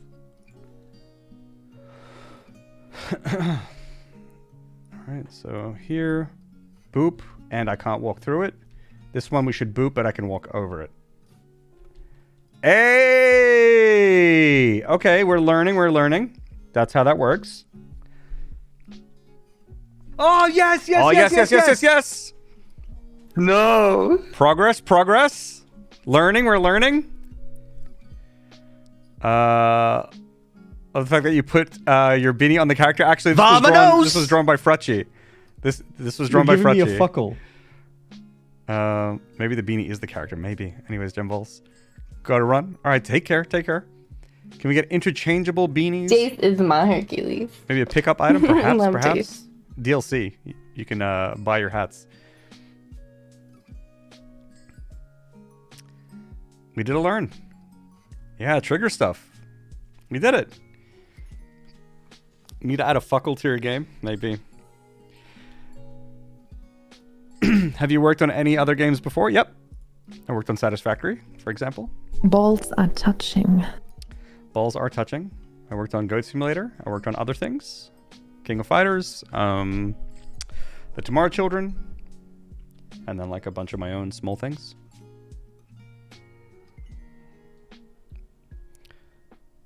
Until we sold Satisfactory. Yeah, once that went out, I didn't program Satisfactory much more after it got released. Okay. All right. So if I look at my to-do list, wait, maybe you guys can see my to-do list. Oh, I'm going to spoil stuff that I'm going to work on. Well, it is what it is. my little to-do list. So we've done the warm-up, interaction signals. We've got some idea of how that works now. On Clyde, do something. We outputted something. So I want to learn to press E to interact when next to something.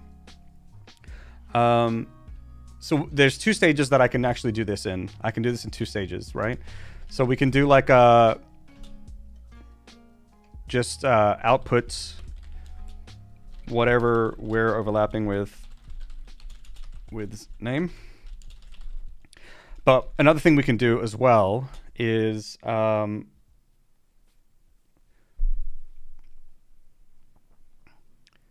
actually pick the best thing to overlap with. And that is using this, probably this kind of approach, potentially. If I save my non-zero velocities, then I'll know what direction I had last inputted. So in theory, that's what direction I'm facing. And then just try and like pick something that's within a reasonable range of that. And maybe anything that's closest to 0 with a dot product, I think. Is that how that works? How does dot product work again? I think we'd want it to be 0. Yeah. Something like that. Okay. Which means doing math, and I'm really rusty on math, but we can test it out. So we could do like a little bit of this. So I think we can maybe add the interact is here. E.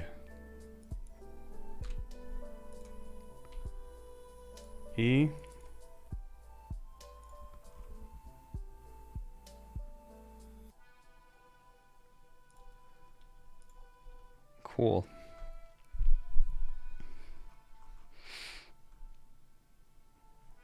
Buckle, yeah. Are there any games you've played that use the Godot engine? Not that I know of. Yeah. Yeah, before I did community management, I was a programmer for quite a while. Thanks for the follows, everyone. There's a bunch that I missed. Decode, Green Bee, Freddy, Swoopy Angel, Angie, Dana Dodds, Sam Smith, and Pan Fargo. Thanks, everyone. Appreciate it. I use this amazing tool called Obsidian MD, which is sort of like a note-taking, diagram building thing. Yes, Vilsol, I'm already using it. It's actually super sick. I like it. And it creates this diagram of all the relationships between everything. And then it also, you can just use it to spit out like a wiki at the end as well. It's super nice. Yeah, I actually use it right now. That's what I've been using to write my game. Seems like a perfect to-do list to learn. Yeah, like I know that there are like when you pick up an engine, there's certain basic things you need to learn that like some engines do differently, right? And it's like really important to figure out, well, how does this engine do these things? It's like when you're learning a language, like a spoken language. It's like, how do I, like, it's grammar, right? It's like how do you express these ideas in this way here? And then when I've got enough of these basics, I can start like actually putting stuff together. So yeah. I've been working on main jiggle physics. No. Do I pay for the sync? You weren't asking me. But right now I don't anyway, since I use it here. I just use it here. So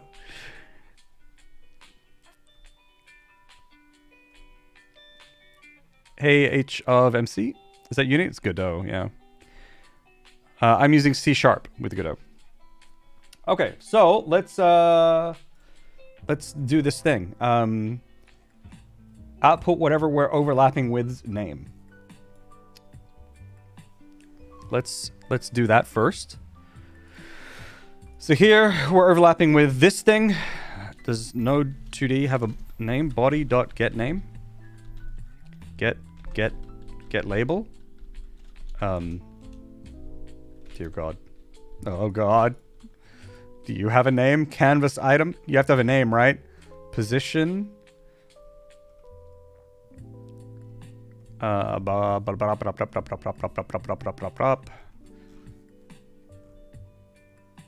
Method names, interesting. Signal name.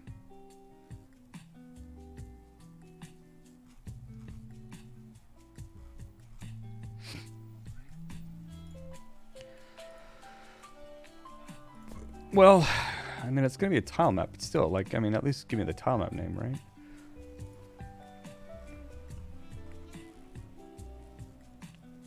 Base tile. Does this thing not have a name? How can I identify the thing that I'm touching? Like, what if I need to know what it is? How do I do that? Miscellaneous. Do I have to convert it to something? Balls are Verbs. touching. Is that the play here? It's true. They are. I just checked. hands up. But I can still. They are. Okay. I didn't just check.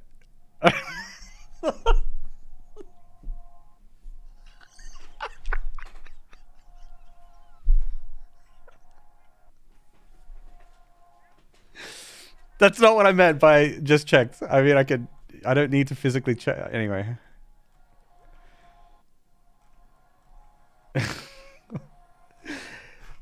How do I get the name of this thing? Do I cost it and then check?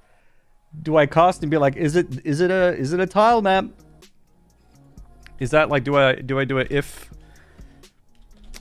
Wait, C# has some good shit like this, right? Tile map. Wait, why can't I just get the name?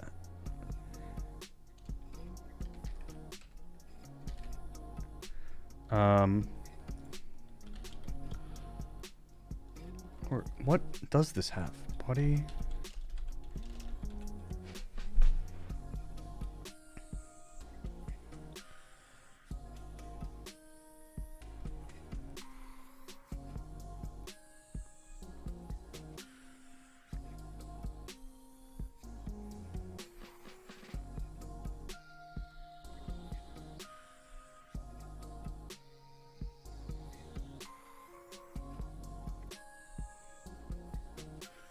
Why does it have a name?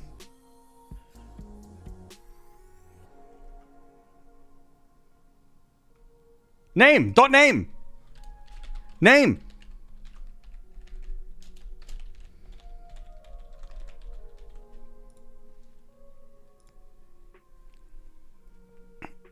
Wash your hands. Shut the fuck up.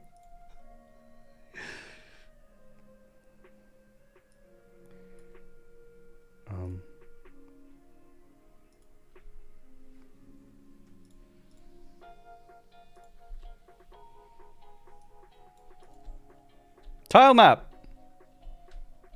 Tile map. We're doing it. Okay, good. Is there some way to like add extra data to this though? That would be sick. To my tile maps? Oh, maybe here? Navigation. Custom data. Oh! Name.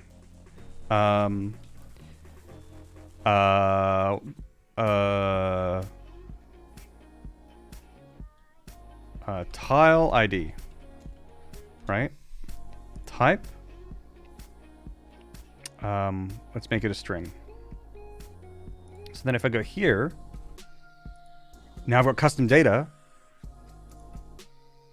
Why is this 0? Custom data 0. It should be tile ID, no? Build. Custom data. Red key.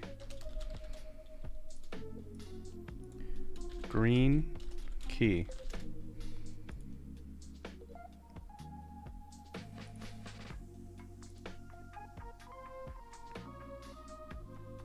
Why do you give me a name if you're just gonna call it 0?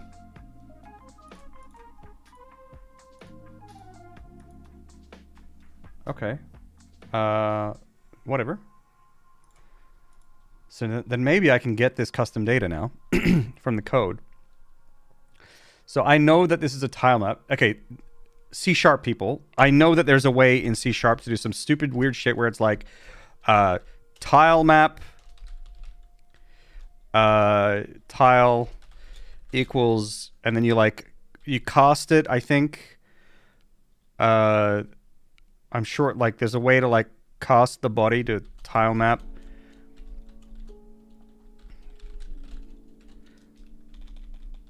Cost, I don't know, is that a thing? Right? And then like it does this in the function if it's a tile map. Like, is that not a thing? Is there not something like this in C#? I don't remember. Does anyone know?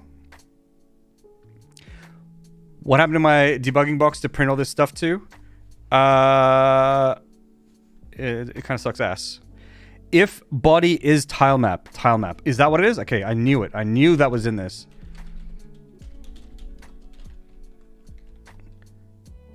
Is tilemap tile like this?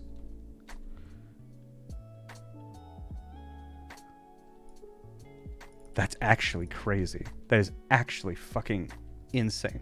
Unhinged language. So sometimes with languages, you get the whole, we can't cast the, ints aren't bulls, but then you get this stuff. Oh, that's so nice. Oh, that's nice. Okay, so get custom data. Custom data. Data. How do I get custom data from my tile? Tile map custom data.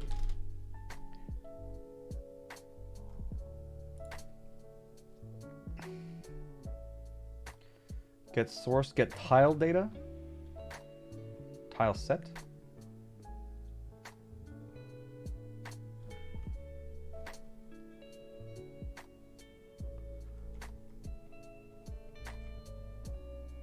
That's tile set though. I want tile map. Class reference. Tile map. Also, I'm confused by tile maps and tile set, so I don't know what I'm actually getting, but I think I'm getting tile map. I mean, we can test this very quickly and see. Custom. Get custom data. Data equals get cell tile data. Get cell tile data. Int. You better let me use the name. Get cell tile data. Does this have overloads? Is there like, how do I check the different versions? There's got to be like, right? Because I called it tile ID, right? That's what I called it. Is there not a string version?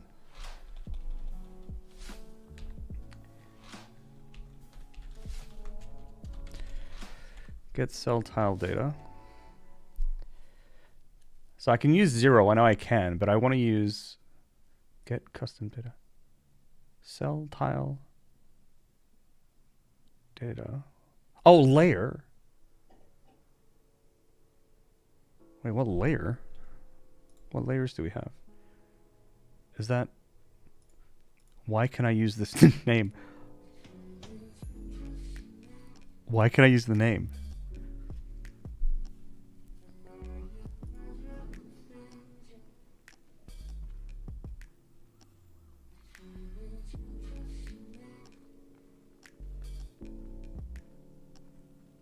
Returns tile data.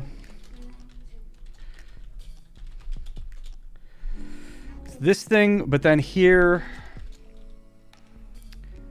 looks like I can just set that to 0. And then data dot get custom data. And then layer name, tile data. That should work. I don't understand what... Wait, vector 2i coordinates? What does that mean? Returns the go tile data object associated with a given cell, or null if the cell does not exist. The source.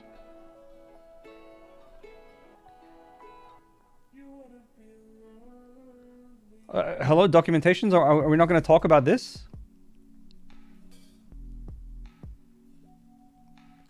What is vector 2i chords?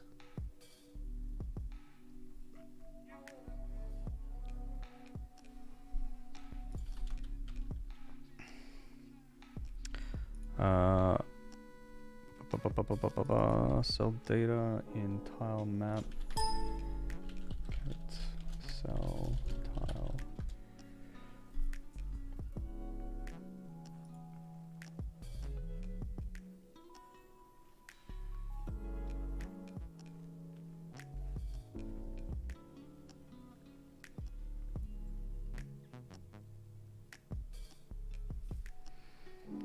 Oh, is this the coordinate of the cell on the map? So in this case, it would be whatever this is, right? So it's like 20 by 13 or whatever. Atlas coordinates. 21.9, I guess, right? That would be that. Ads! Ads! Ads! Ass! Ass! When in doubt, pause null. All right, ads, 3 minutes. Ads! Quick break, quick break. We'll be right back. Stretch, get some water. Be back in 3 minutes.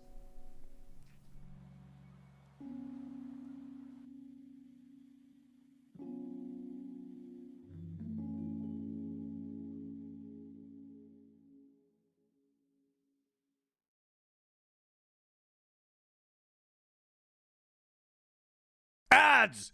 Ads!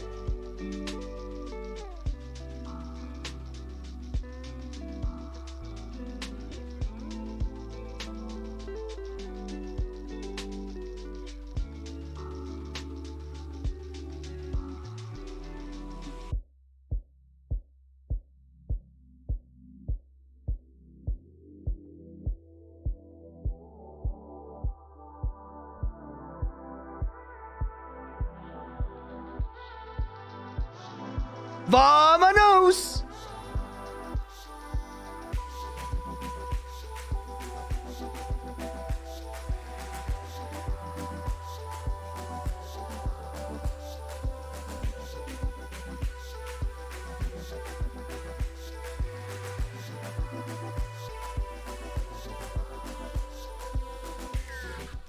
Ass! Ass!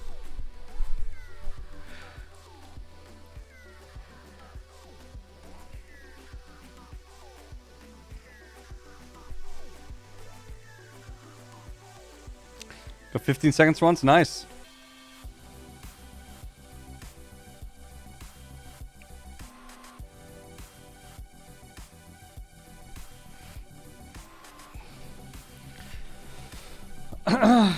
Okay. So I see that there's a couple functions that can return the map coordinate of a cell containing the given local position. So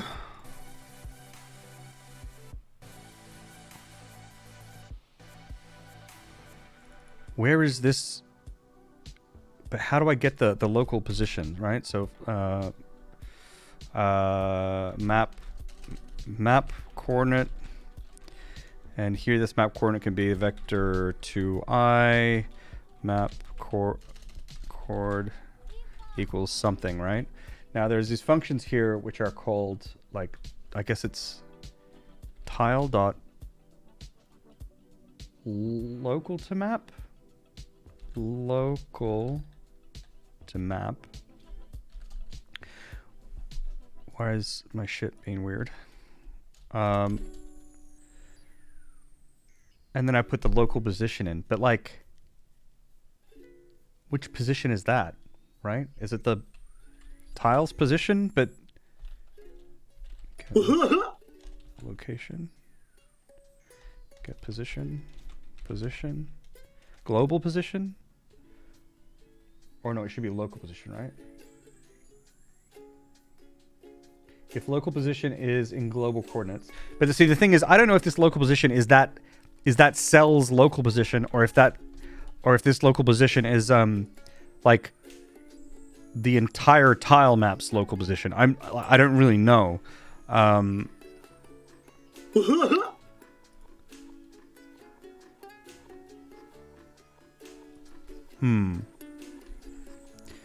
Let's just see what happens when we do this. I get the feeling it's not going to work. Also, we can debug this now that I actually have.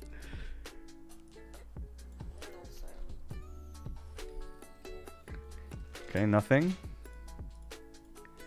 No errors. Let us debug. Wait, actually I have no idea. Wait, you guys can see this. How and why. But okay, that's good.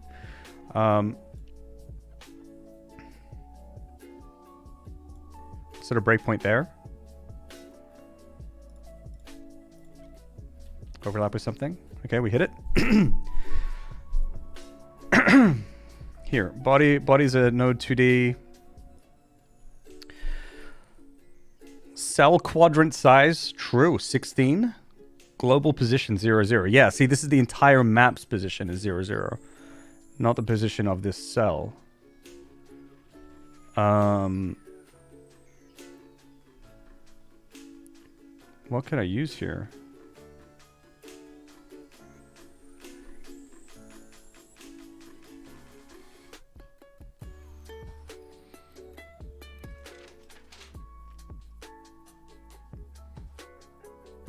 Position 0. Can we not get the overlap position? Does the function not tell us this? How am I supposed to figure out what cell I'm on?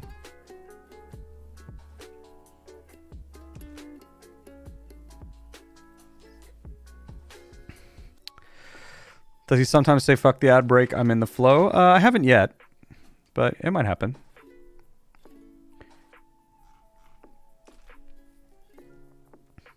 Owner.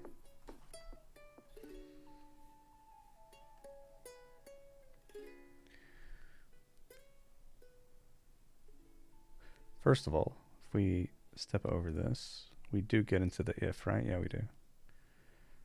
And now we should have tile. Should be the tile map.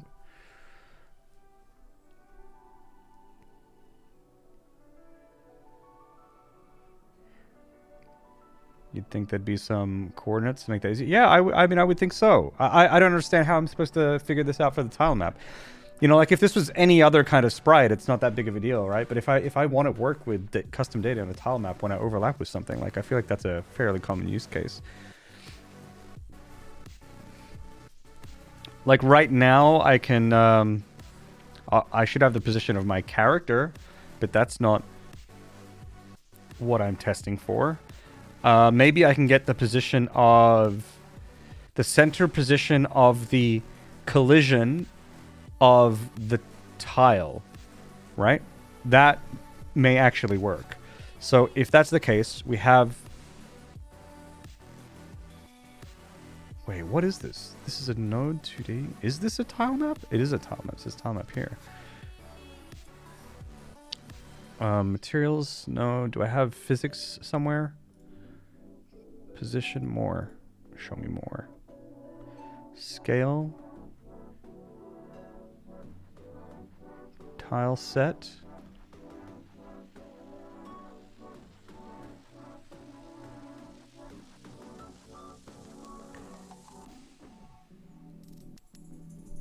What?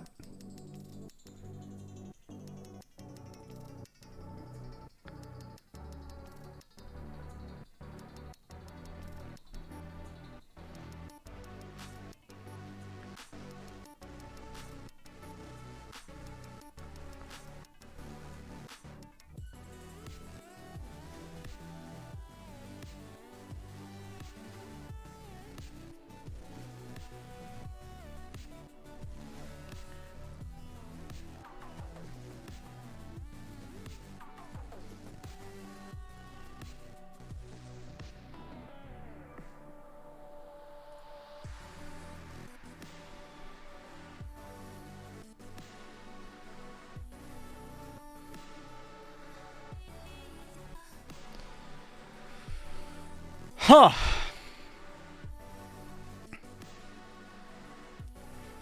Is it possible you have set a 0-0 position for the rest of the grid to populate? I mean, the tile map itself is positioned at 0-0. So that is correct. Like, that makes sense. But the thing that, like, I'm struggling to understand right now is just what I collided with is what I collided with the tile map, because like there has to be some way back to that data, right? Because if we look at this tile set, that's on the tile set. How does this work? Tile map has a tile set.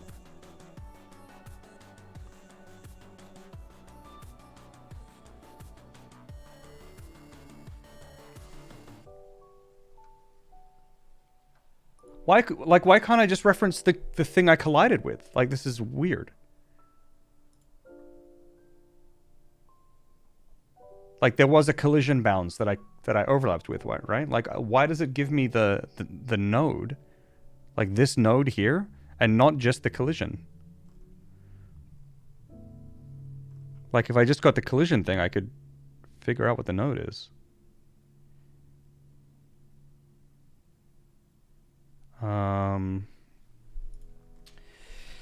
Tile map collision, go to 4.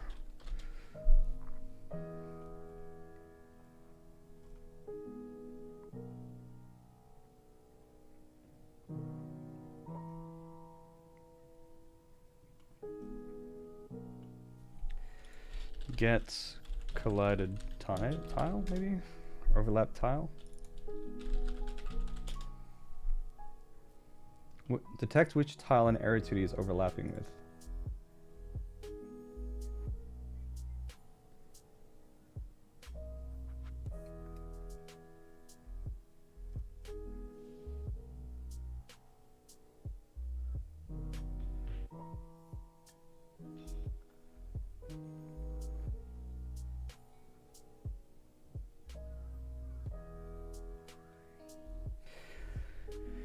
Unit?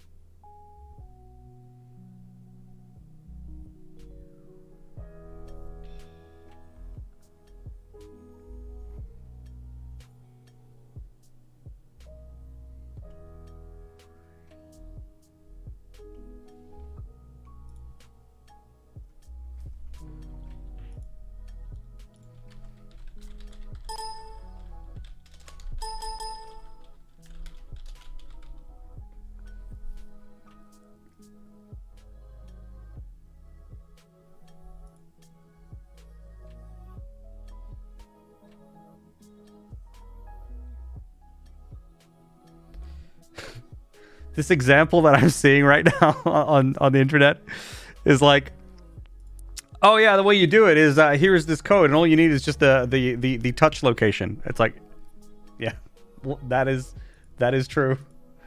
That is true.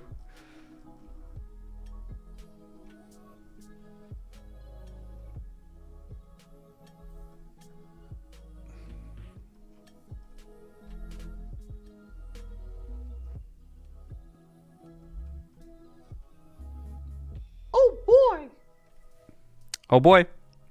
Kyocera, thank you very much for the sub. And also for the follows, everyone. New Pixel, Such a Marine, Phoenix, Hendrix, Datel. Thank you very much. Really appreciate the sub, Kyocera. Thank you. I think you want to pass in player's position, not tiled up position. I don't think so, because right now, if we look at this guy here, we're overlapping with the bounds of this outer Jesus. Right, the bounds here of this blue box. So the player is not necessarily in the tile. The collision is what has. So I can't use the player's position either, because the player is not in the tile, or not always.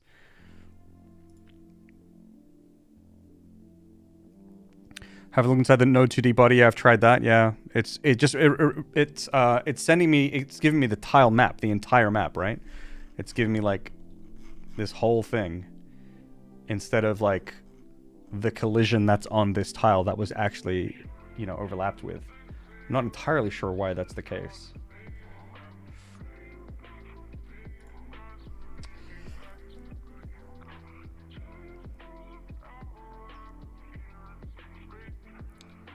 It's very bizarre to me. Is there some other... If I want the overlap positions, is there some other function I should be using? Hey, Sophie. Is there another function signature you can use? Of the same function, I don't know. It could be that... Because right now, what am I'm using... I'm connecting with...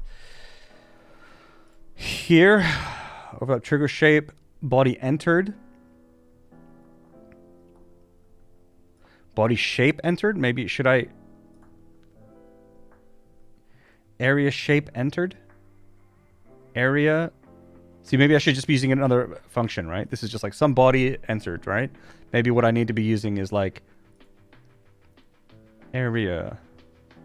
When I read this, area RID, it makes me think of the intrusive R. Like, in like at least in Australian English, if you were to say the word asthma attack, you would add an R in between the two words to make it easier to say. So I would say asthma attack, even though there's no R.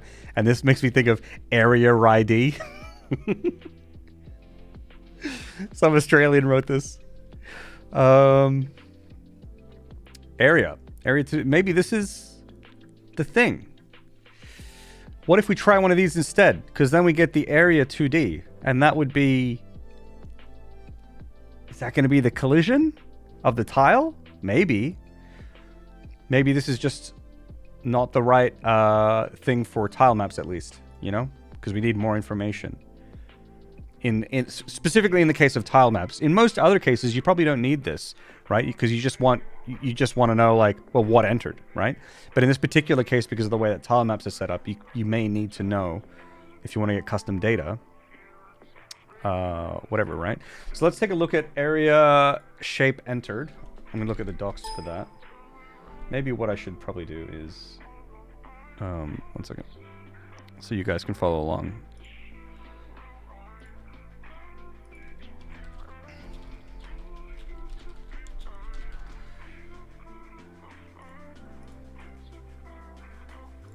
Yeah, okay.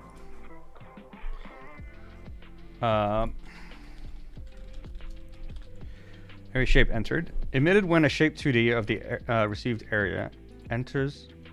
A shape 2D of the received area enters a shape of this area. Indices of the interacting shapes from this area and the other area, respectively.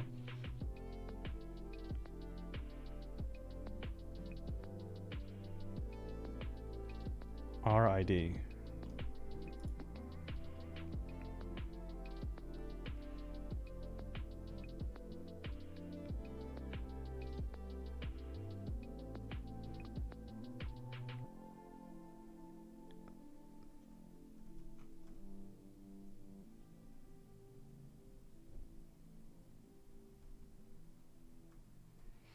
Body shape entered. Emitted when a shape 2D of the receiving.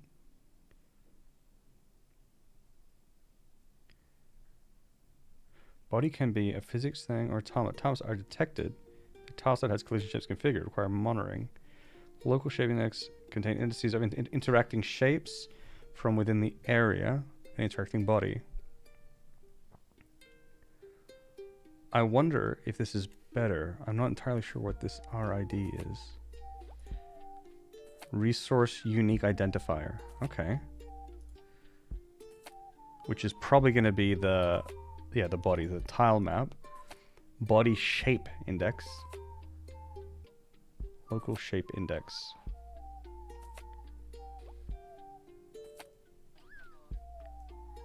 Can I just get the shape?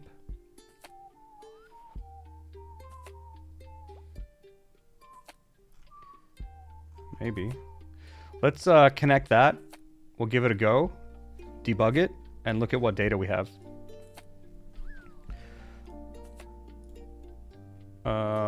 Connect to this, yes. On area. Well, I wanted shape entered, right? We can maybe do both. On area shape entered.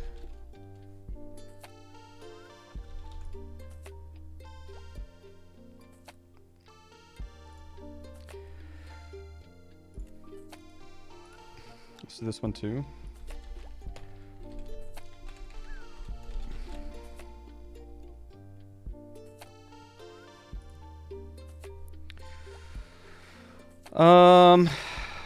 Okay.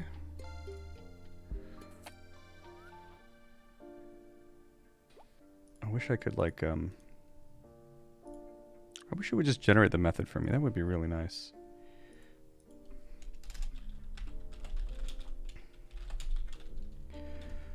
And this is gonna need some shit in it.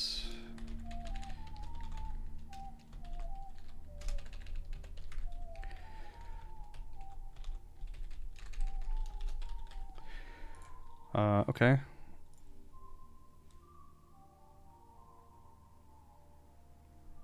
Actually, I think I can just copy paste from.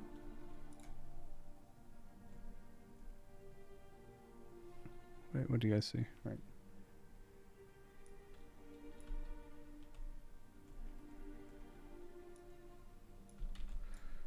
This is the area shape one.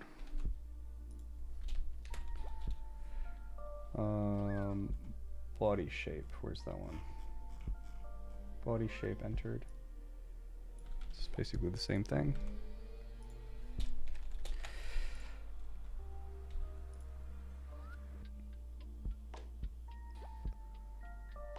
RID. Why doesn't that work? RID.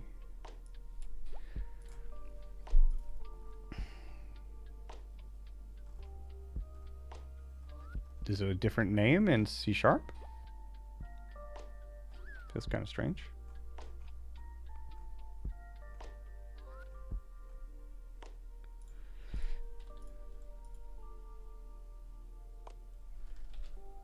Is IntelliSense lying? No. RD cannot be found. What? Missing a using? Really?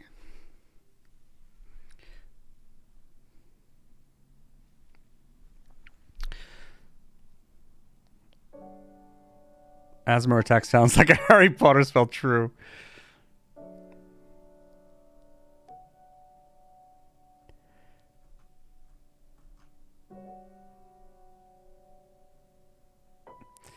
It's so cool that you follow your dream and dev your game. Thank you very much, Kyocera. Yeah, it's scary, but it is what it is. We're going full steam ahead. Body is for physics body, so it won't know anything about a tile map. Okay. Well, I mean, wait. I mean, you say that, but I was getting that here. And the tiles do have physics on them. They've got collisions on those things. Am I missing a using? Does RID have a? Does this need a using? That's kind of. Is RID not like built in?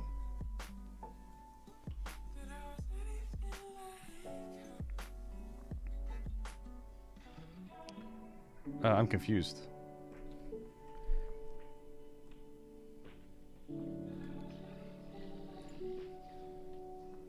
Control period.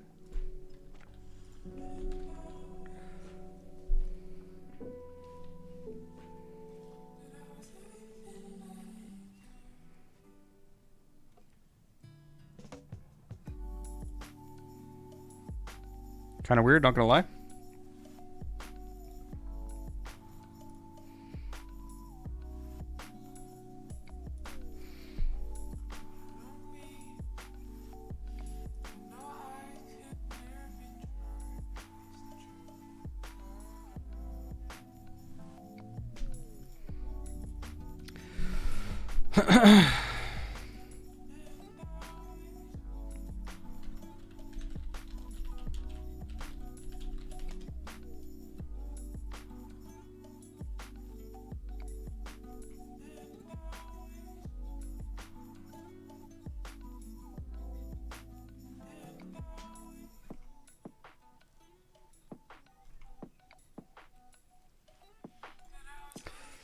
This is kind of strange. I feel like this really shouldn't be an issue. Is it like a GD dot RID? No. RID. Wait. Hold up. No, right? It's not that, is it?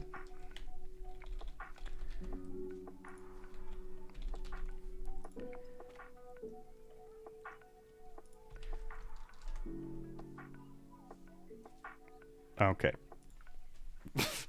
Fuck off.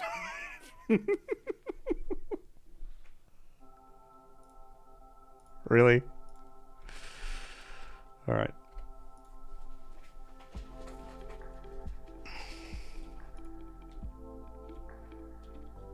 Whoops. So simple was so hard to find. It was ridiculous. The ducks had the wrong type name. Yep. Here. And, you know, I mean, in many other places in the docs, when there's, you know, code that is C# specific, like here it says GDScript, oftentimes it'll be like C# is here. And in this case, they don't even show the C# thing. Not a big deal, because they make it very clear that this is GDScript, you know? But here, they're just like, no, it's RID, I promise. All caps, I promise you. This is what it is. Very good. Okay. My code has changed now, so this doesn't like that. Let's try again. Source, trust me, yeah.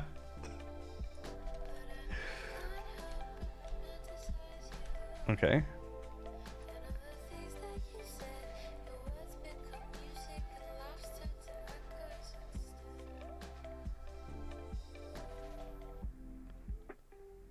Rosalind, go away! Seriously! Stop! The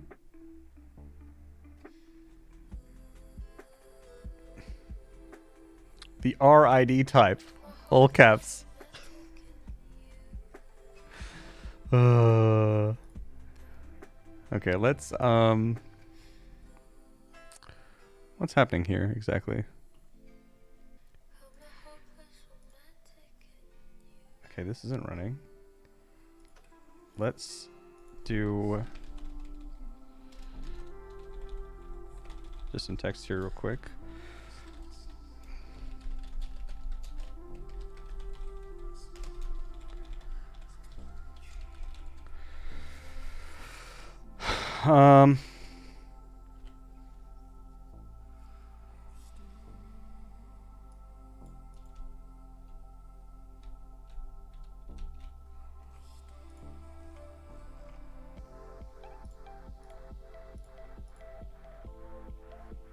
Is nothing happening?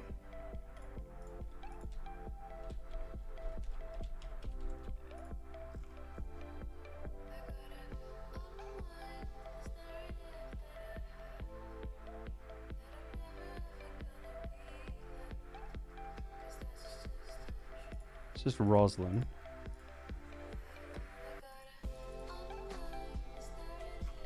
What's this 5 shit?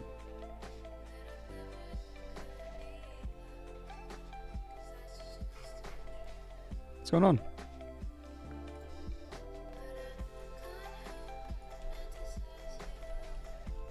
This number keeps going up each time.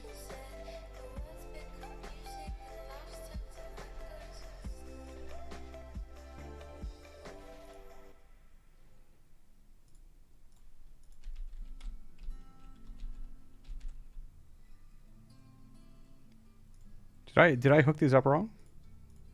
Maybe.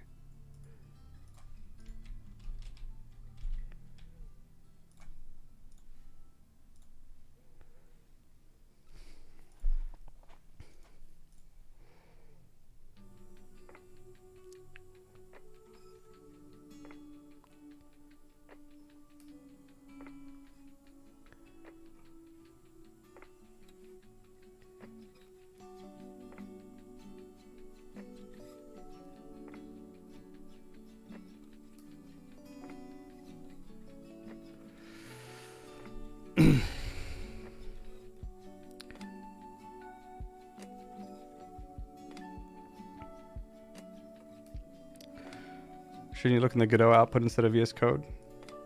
I think the GDScript print should go to either, as it has in the past.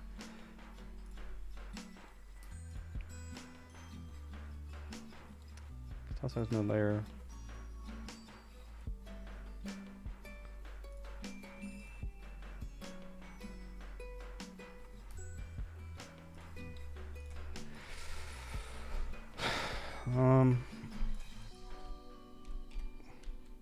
Body shape, body shape.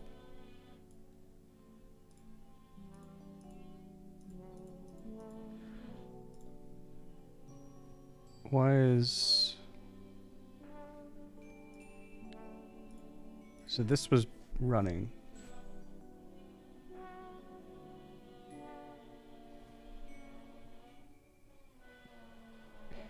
You guys hear that? Yo, that is so loud.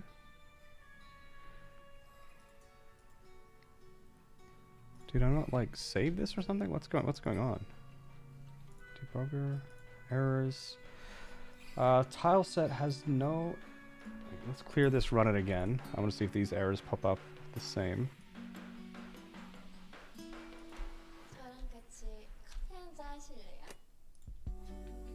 They do. Tile set has no layer with name tile data. Oh, that's this here? Okay, well, stop this for now. Oh, yeah, of course. Of course that's not going to work. Jesus, yeah. But in that case... Okay, let's try again, because we're getting errors before. Here we go. Oh my god, okay. We have data. Node 2D is the tile map.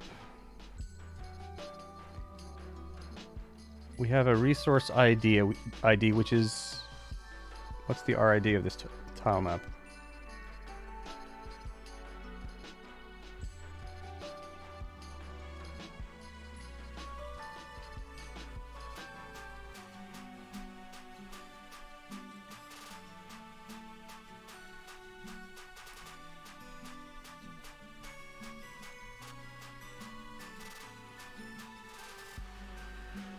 Okay, well, we're getting this resource ID. Let's try... Let's look at the thingy again. We're getting this one. Resource ID.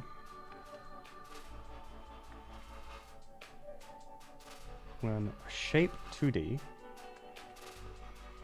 of the received body, which is this. So this is emitted when a shape 2D, which is the collision on the tile thing, of the received body, which is the tile map, enters this shape.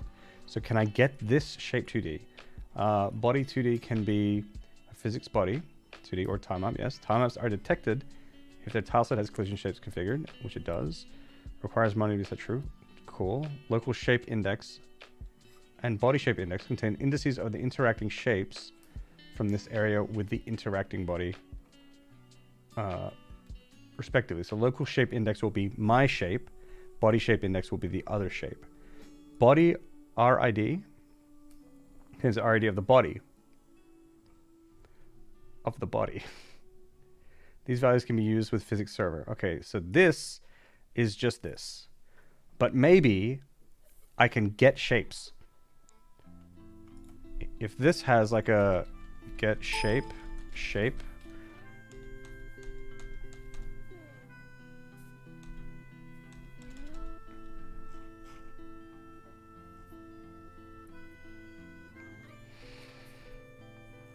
Dude, what the hell? This is so frustrating. CC not working for anyone else? Let me just check. Oh, it is off for some reason. One moment. Thank you.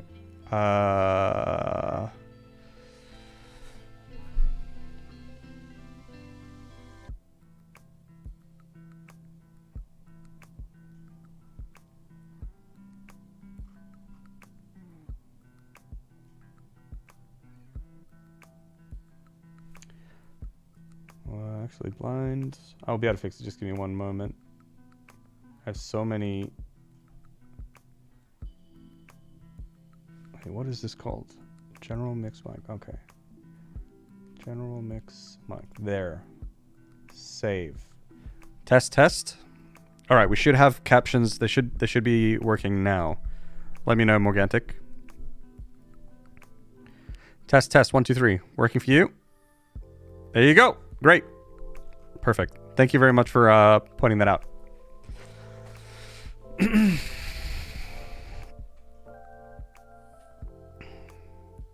Yeah, not a lot of information about my game out there just yet, but yeah, y'all will learn. Y'all will see parts of the game eventually, pretty soon. But I suspect people won't really know what it is for quite some time, even if you see some of it, which I'm happy about, because I think what that means is that I can keep a lot of it close to my chest while I work on it. So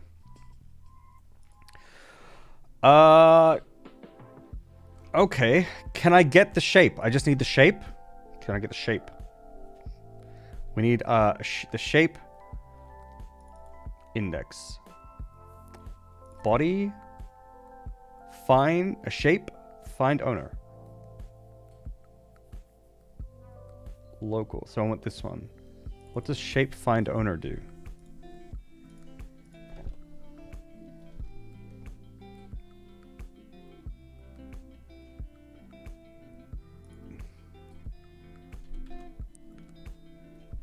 What does it do? Jace is my Hercules. I love Jace. Thank you. You're giving me a fuckle. Sarah is my Hercules.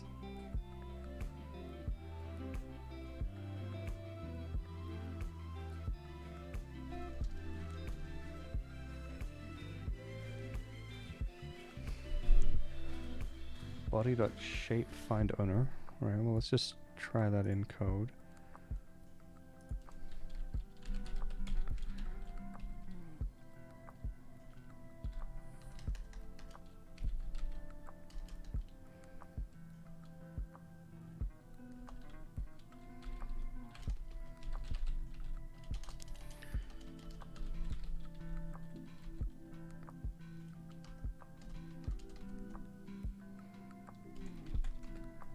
Insane.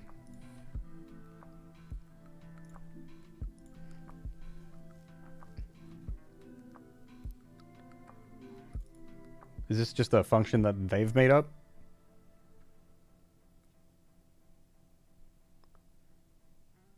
Oh, example of getting the collision shape 2D node from the shape index. What is this function? I would love to be able to do that. Body, which is a node 2D body. Shape.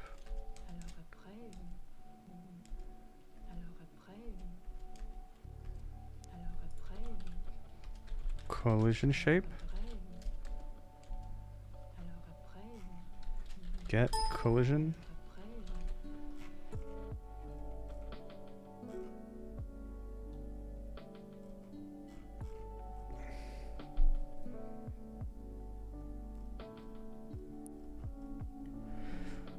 I don't get it.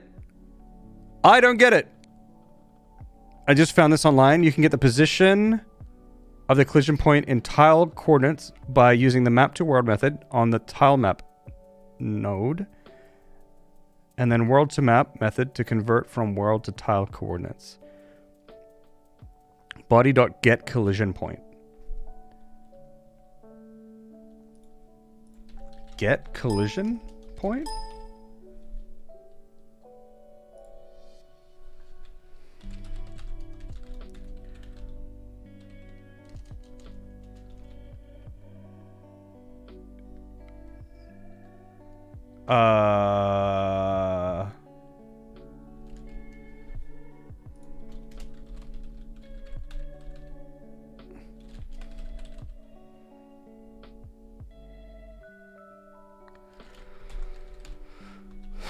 Huh.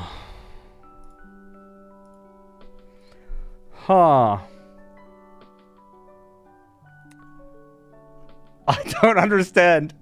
I don't understand how this function is supposed to work. They give you the shape and local shape index, but there's no way to get the... There's no way to get the body? The shape?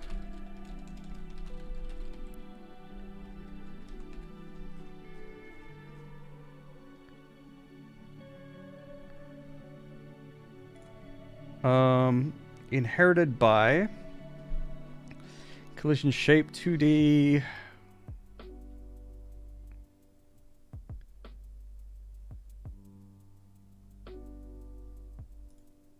This area 2D.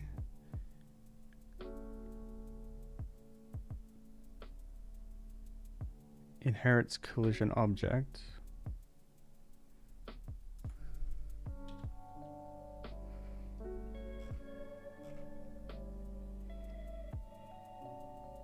Get overlapping areas. Get overlapping bodies. Wait.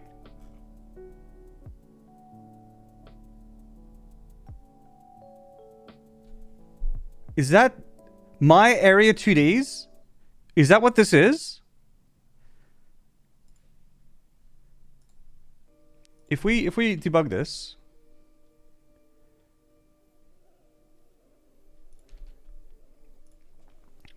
we have this, which is a character controller. This will have where's my children?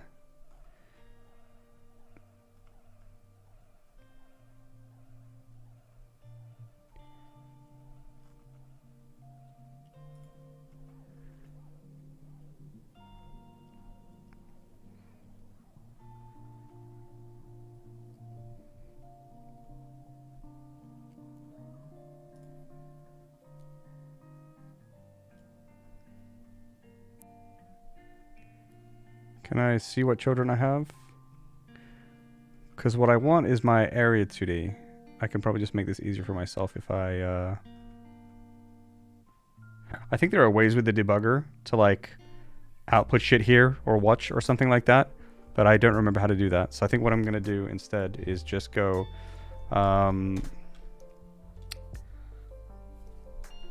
here, if we just do this, private area 2D. My area 2D.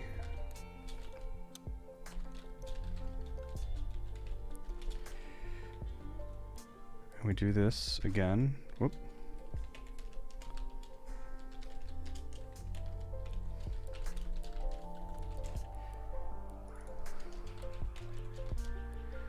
What's it called in the engine? Is that this? That's a collision shape 2D. Overlap trigger shape 2D.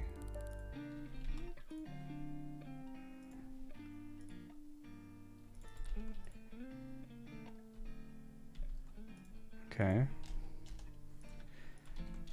I might be able to access this here at this point. We'll see.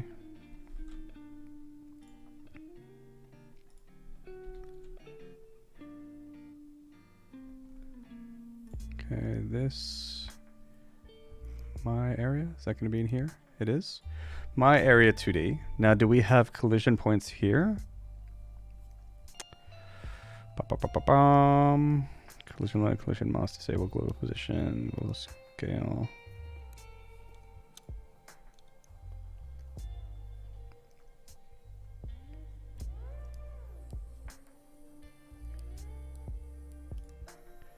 Maybe it's on the collision object that I've got underneath. I don't know how to find children in here.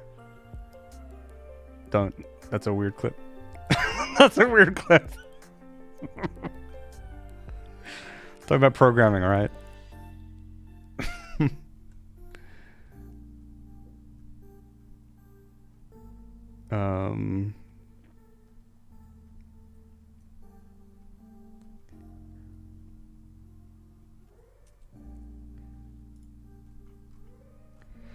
Okay, yeah, I don't really know the easiest way to do this. I'm just gonna make another one.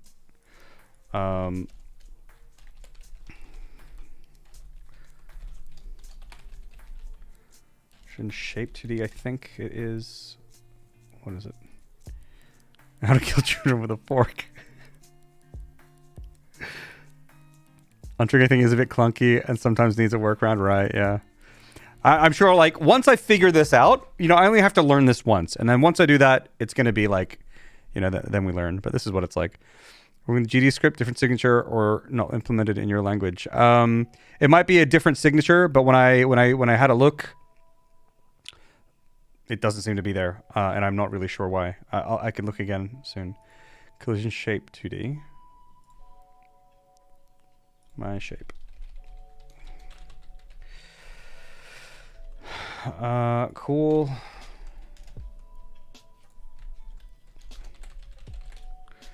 Shape 2D, and this will be this dot get node probably, and this would be my shape 2D. Don't complain, everything's fine, right? Oh my god.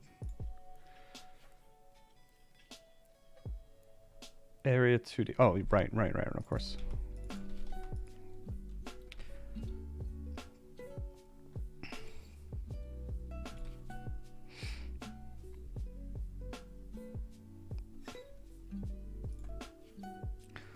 My shape.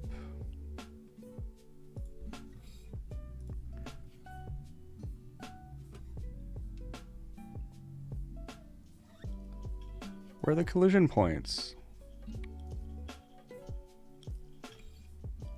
It's not here. Let's take a look at this function again. Body.get collision point.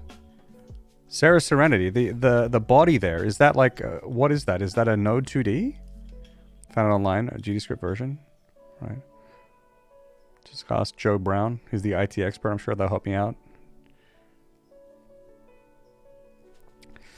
Yeah, touch location. The problem is the touch location. That is the problem, Leo Crab. That's the thing that I'm looking for. So I think I've seen that example before, and I think the touch location is the mouse location. So that's the mouse's like coordinates on the screen. That's perfect. I would love that, right? But I'm not using a mouse. So what I want is I want the equivalent. I want the coordinates that of what I'm colliding on. Or if I can just get that collision shape, then I can find the center of that shape, and I can use the center of that shape as the coordinates that I'm colliding on. Yeah.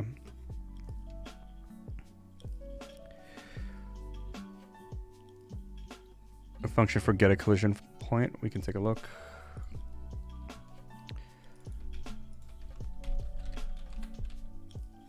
This one doesn't. Collision, one-way collision.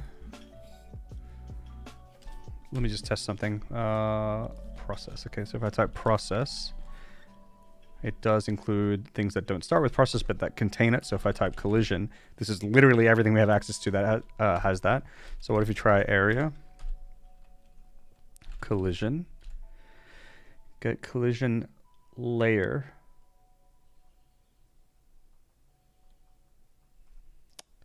Jeez.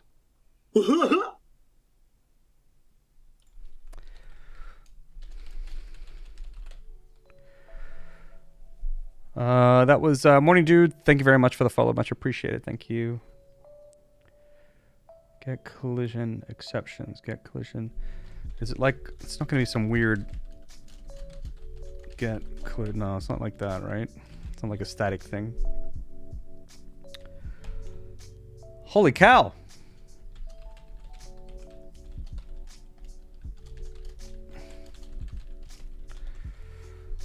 How do you use these? How are these used? They're giving it to us to use it.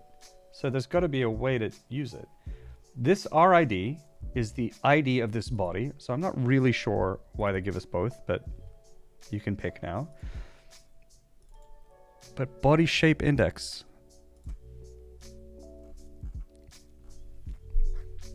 Hey Anna.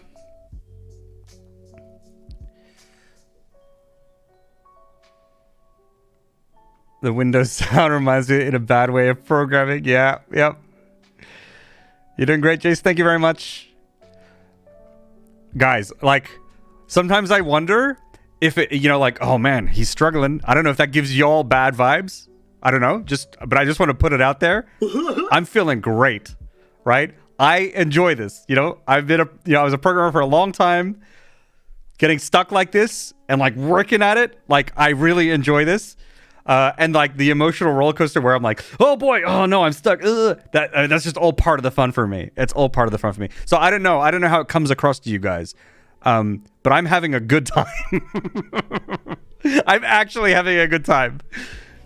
Even when you say this is frustrating, I love it all. I love it all.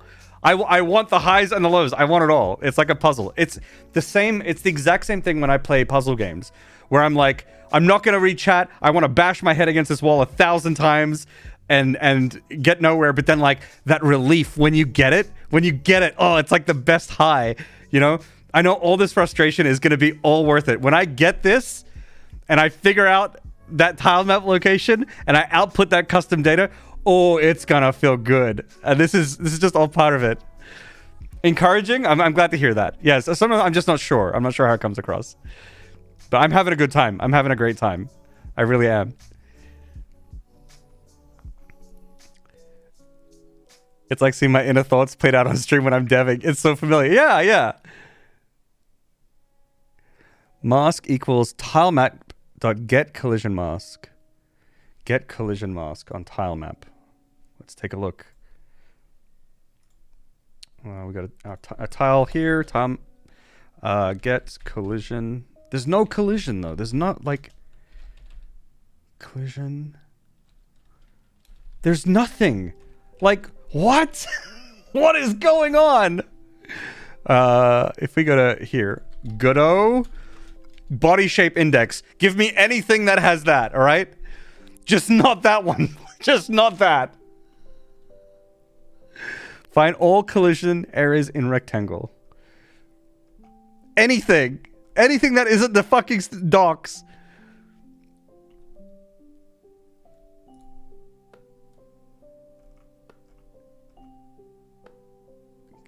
Tilemap. You guys can't read. Sorry. I just thought, like, out of context, that's a very strange thing to just feel like you guys can't read. It was too small, of course. Yeah. By using the body shape enter, I can detect whether some part of my timeline has been entered or left the area 2D. But the problem is that receiving that signal that a body shape has exited does not tell me whether all bodies of that... Yeah, that's true. So this, they're saving...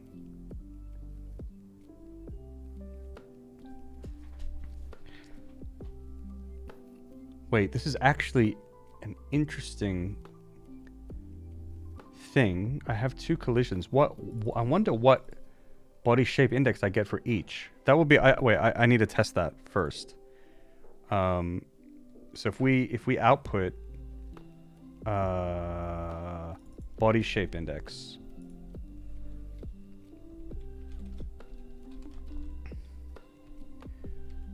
C#, do you need me to convert this? Are you good? Just if I give you an int, do you know what to do with that?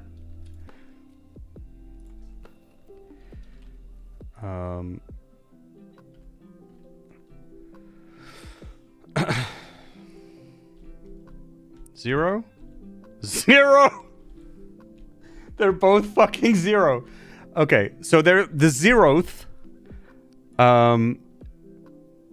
This here. That must have been from before.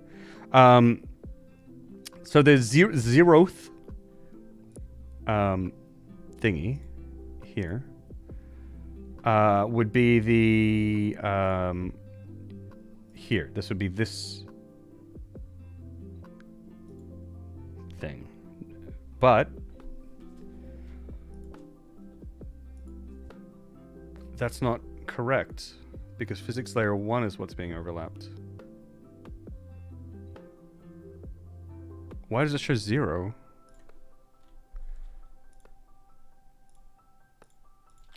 We're learning.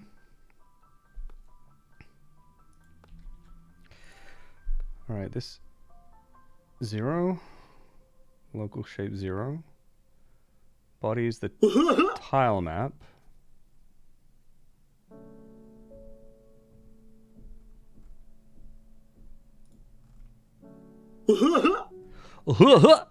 Thank you very much for the follows.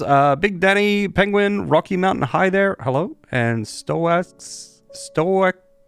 Oh, God. I butt broken. I'm going to call you that.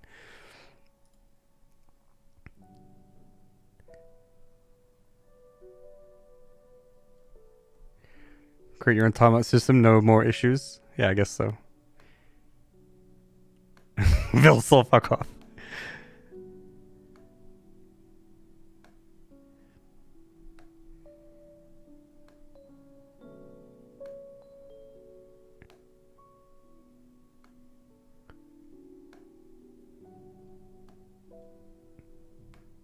Some fun programming stories there.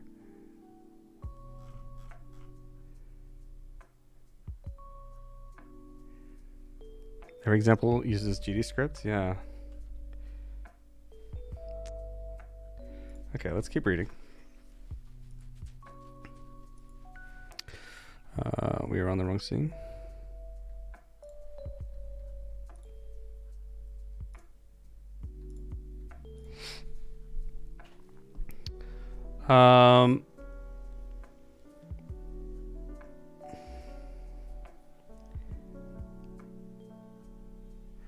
This is just there in GDScript, huh?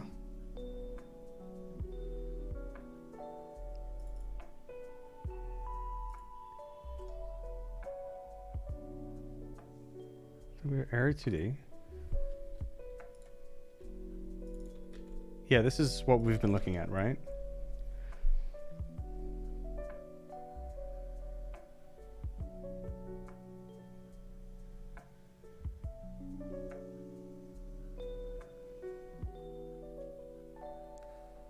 Get the collision. But this is area shape entered. We want body shape entered. Get the collision shape 2D node, which sounds great, with body.shape owner get owner.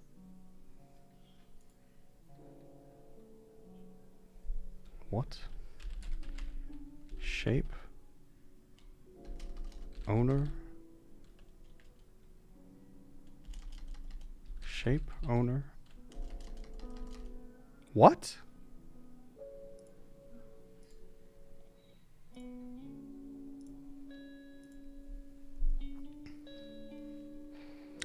Ads! I'm gonna power through this one, folks. There's not a lot happening anyway. Okay? If we get a breakthrough, I'll save it for after the ads and we can announce it.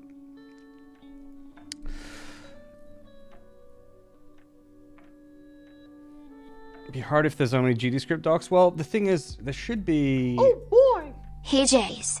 It's my first day back from vacation and boy does being back at work sorry to hear that, Vaseline, but thank you very much for the sub. Hopefully it'll get a bit easier as you get into things.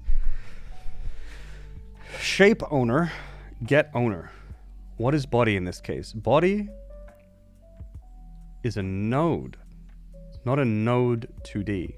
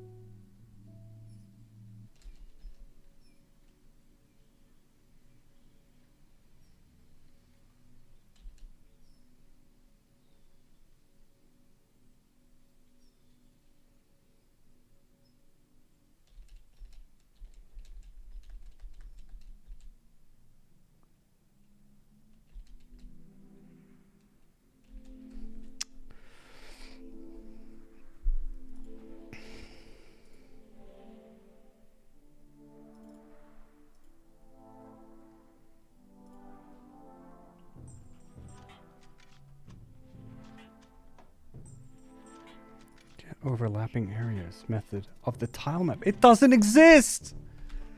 This isn't real. This isn't real.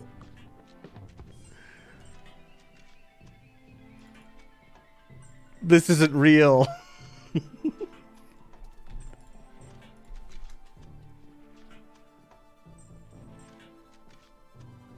Okay, let's get a 4.1.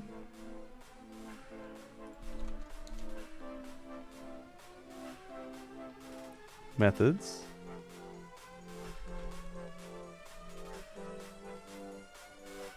Get overlapping areas.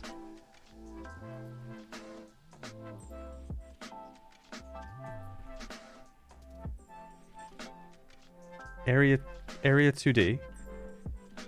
Area 2D.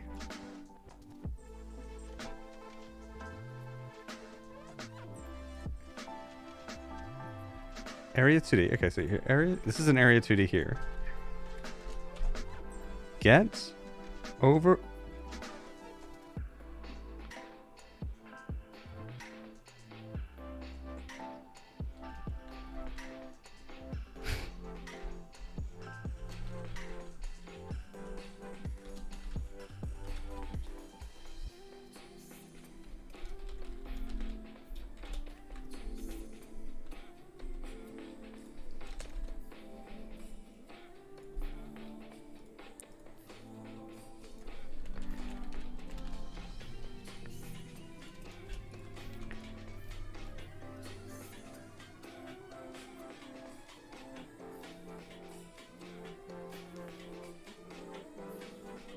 Node 2D?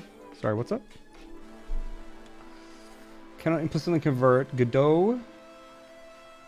Oh.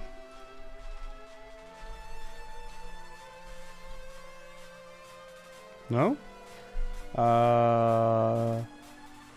Oh, this returns node 2Ds, I see.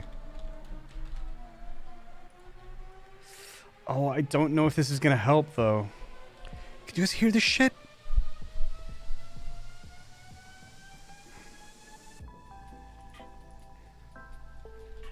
I think I'm getting really tired. I'm making a bunch of dumb mistakes. What is this? Cannot implicitly convert type of this. Godot collections array. Wait, what's this? Wait, Godot.collections.array?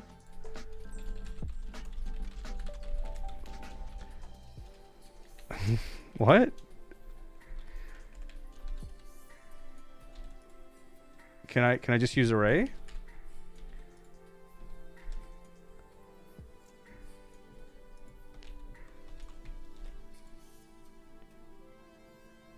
Okay. Can I do like a using?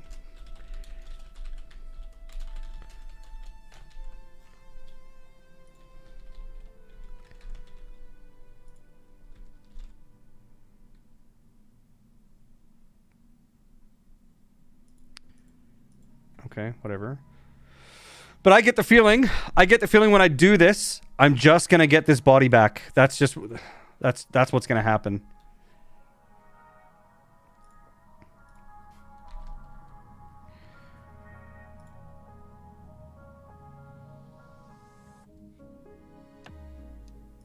It's just the tile map. It's not the collisions.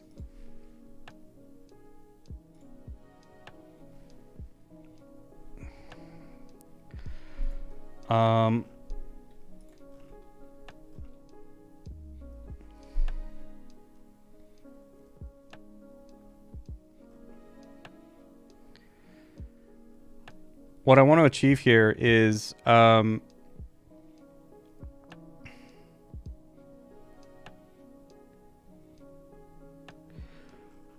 trying to achieve here is I want to get the basically the overlap position, but more importantly is if I could get the collision shape from the tile that I'm looking for. That's what I really want. I want that shape, because if I can get that shape, I can get the center point of that shape, and I can use that location to find the tile in the tile set that I have, so that I can then fetch custom data from it, which is what I'm trying to achieve. So if I can get like the overlap location, or if I can get the shape, that would be really good. And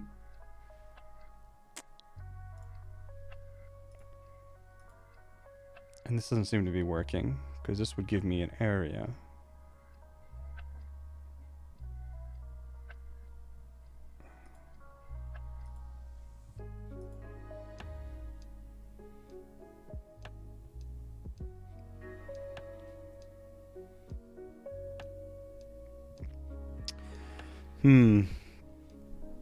The goal is to find what you collided with. Right now, it's just an exercise. I wanna test the custom data thing with the tile map. That's the goal.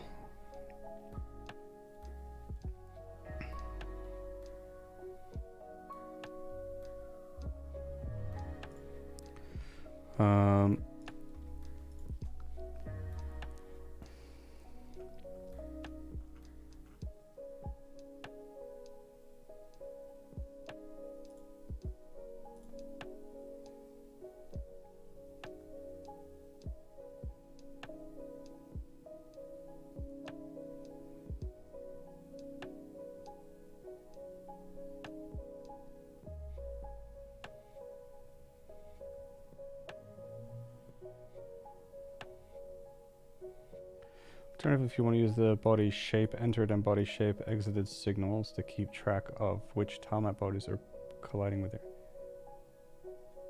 Get collider method to get the tilemap object from the body parameter.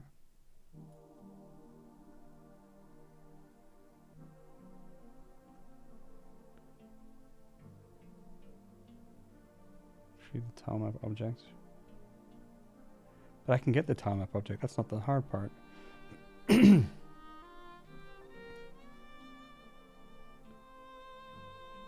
That's wild to me that I can't just get the collision 2D.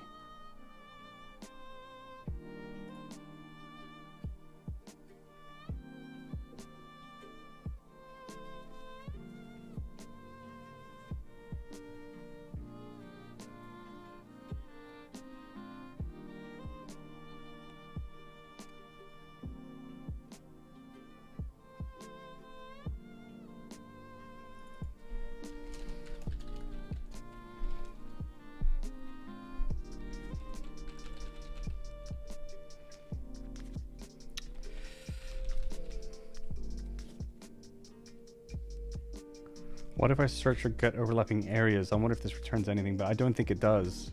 Otherwise, we'd also be getting into this here, I assume. Oh wait, this is not right.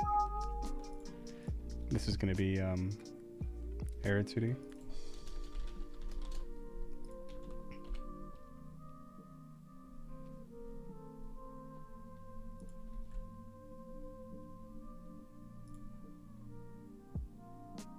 Yeah.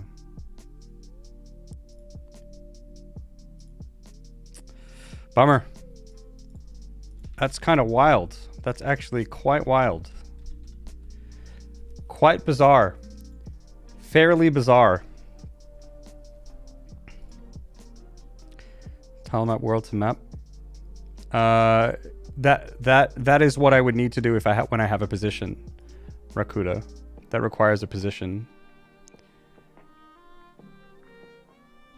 It's not a collision shape today, it's the tile map.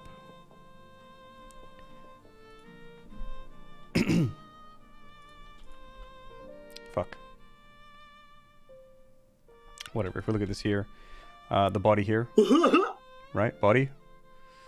That's the body RD. Body, node TD, tile map. Tile map, that's the name of the node. Actually,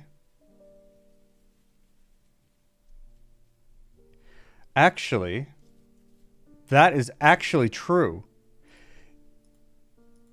You know what? That is actually true.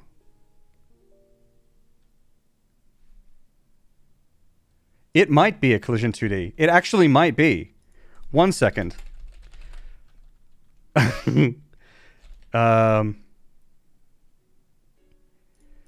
No, I don't think because it's called Tilemap.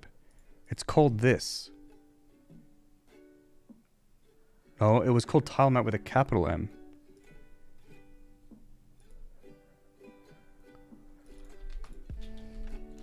Blah. How do you convert? How do you cost stuff? Cost? No. Folks, how do you cost in C#? How to cost in C#?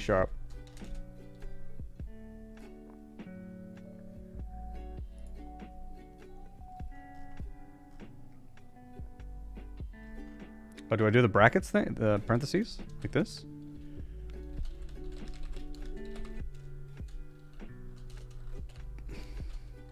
Like that?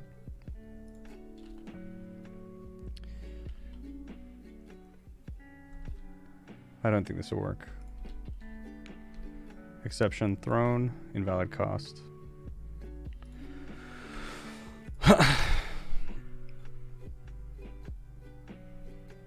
Yeah.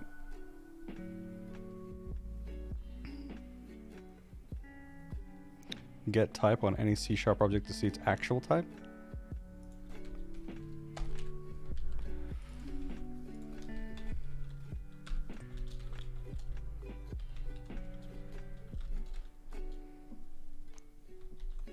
What does this return? Does this return a string or type? To string?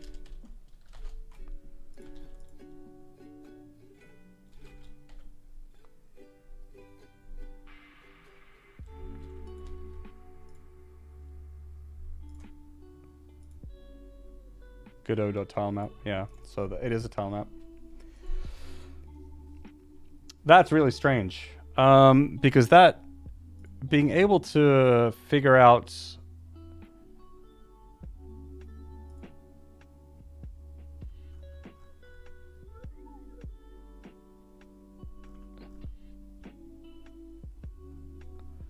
I feel like this is a fairly standard use case if you can set custom data on a tile.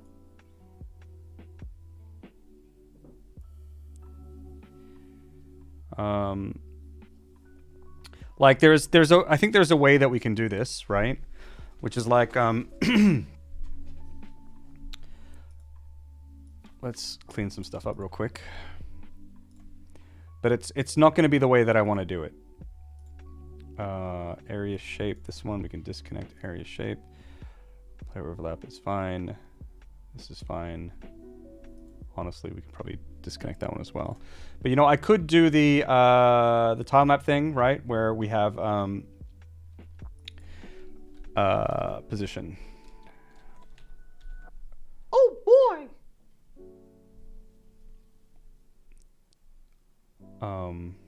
Oh boy! AC Pixel, thank you very much for the sub. Gills, thanks for the follow. Really appreciate the sub. Much appreciated. And the follow. So what we can probably just do, just for testing's sake, is spit out the name of the tile that we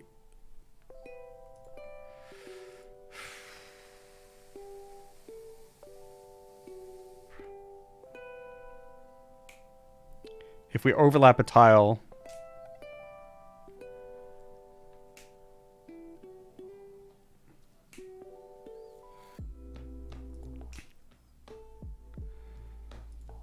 Map coordinate.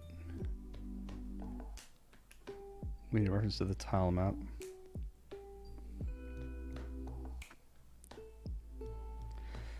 This position is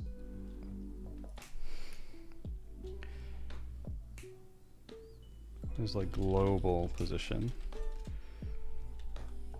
This will get me the map coordinate.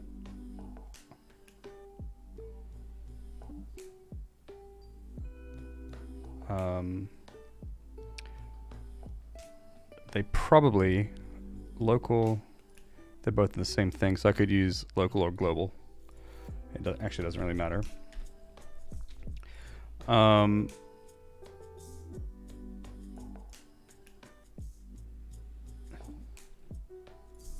So like if we do like every frame, we still need the tile.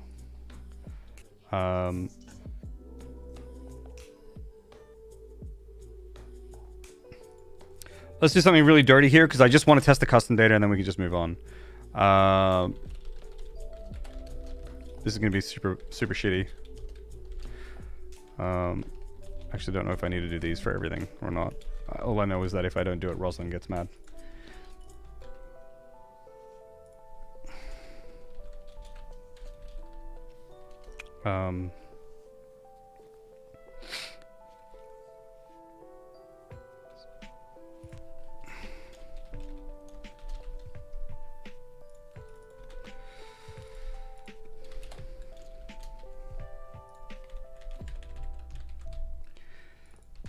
Super gross, but we'll roll with it for now.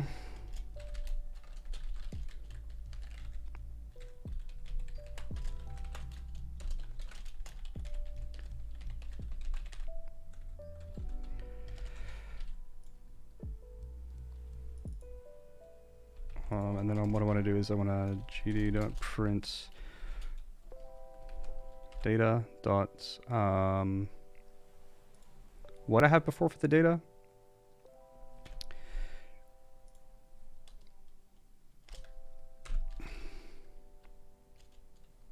Geez, what did I have this before? Gets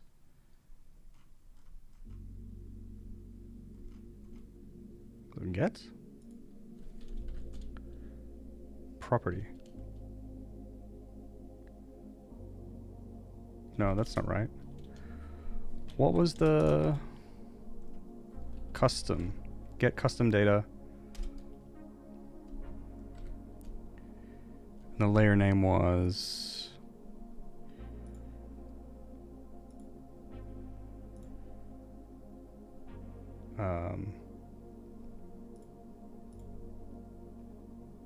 tile ID.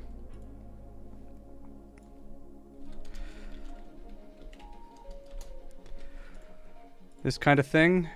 If Tilemap is not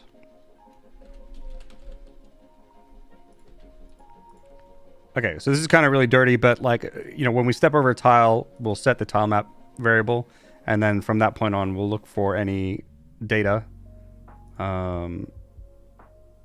underneath my player and spit out the custom data from that. So maybe we can do if data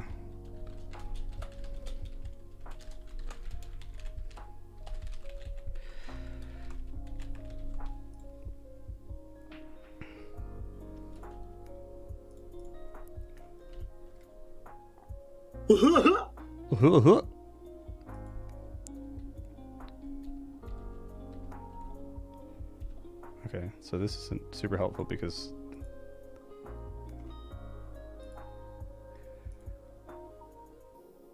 so we got the data. Tile data.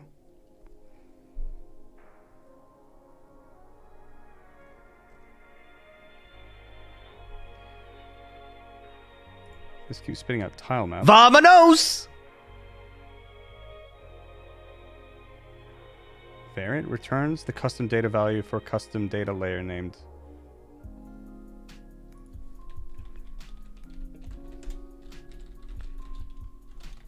There's a string, capital S. Data.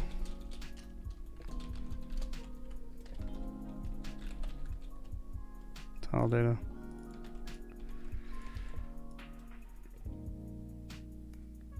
To variant. What is variant? Godot.variant? Is this like a... It can be different things until you cost it to stuff? Is that what this is?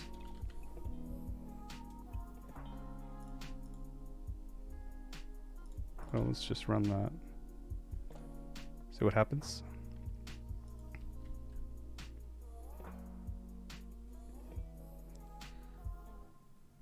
Variant type string.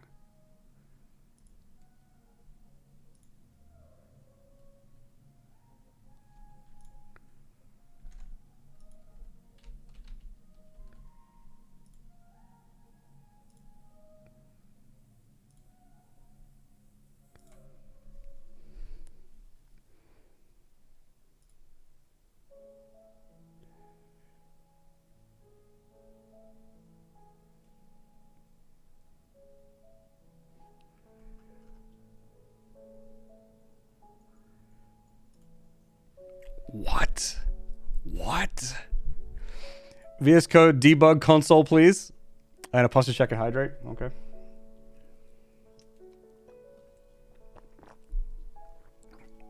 All right, my VS Code debug console accent. You guys ready? Here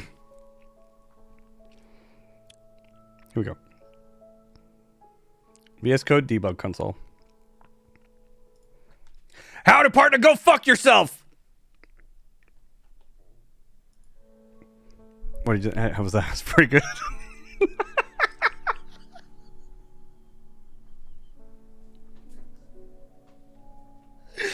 Yeah, pretty good. Variant is an unknown until you sign it out. Yeah, that's what it sort of sounds like. Yeah, that's why I figured I could just two string and let's Jesus map coordinate. Okay, wait, I'm 5'6". I feel like that's not correct. Map coordinate is 5'6". Let's output the map coordinate. For science.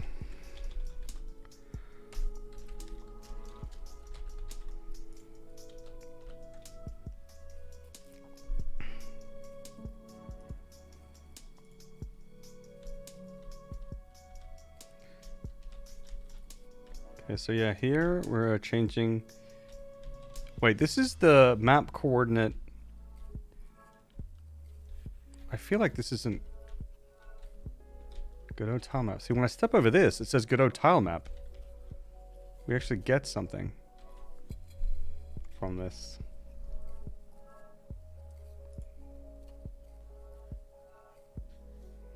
We're not getting in this now, right? We do when we step over this thing, which is not the right tile. Well, it's the tile map. No, that's fine. It's just the tile map, so that's okay. And then from that point on, we get the position. So the map coordinate makes sense. This is the map coordinate of the entire screen, or the entire world, it seems. So like if I go up here, it'll be 0, 0. If you look down the bottom, 0, 0. Okay. So this is probably okay. So we want to get cell tile data. And then we do that.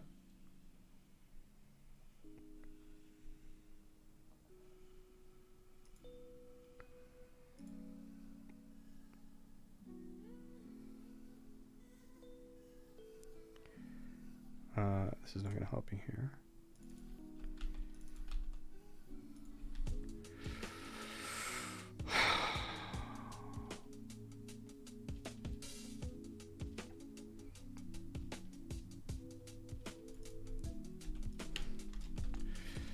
String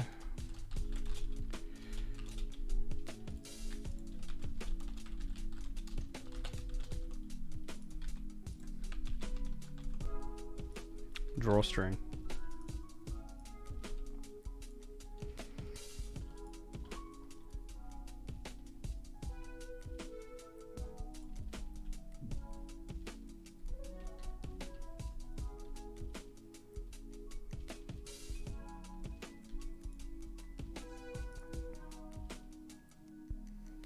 Empty.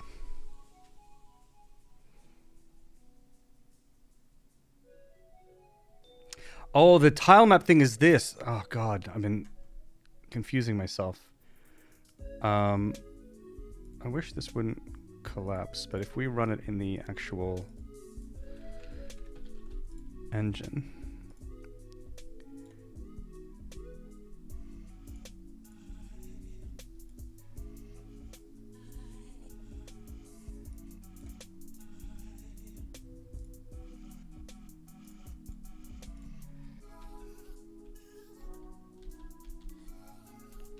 We can make this a little bit more obvious. If we go, how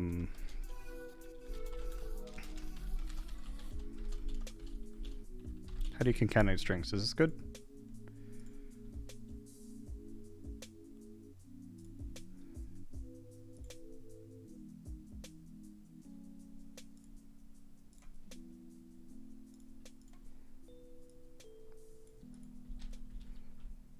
Tile data. It's just empty. Okay.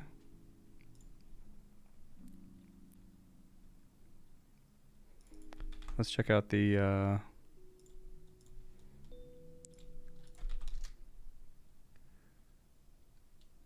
did not match anything. Tile data.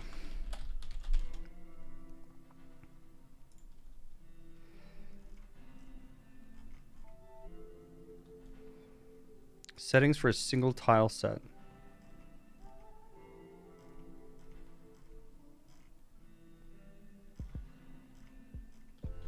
Custom. Get custom data. Variant.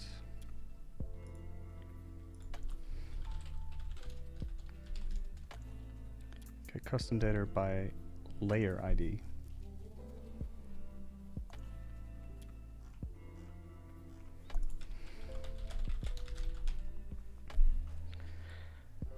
For custom data.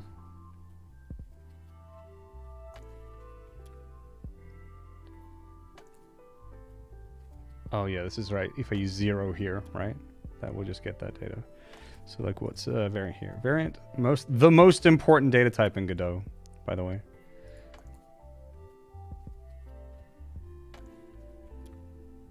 Oh, it changes. Holy shit. Like Mighty Morphin Power Ranger here.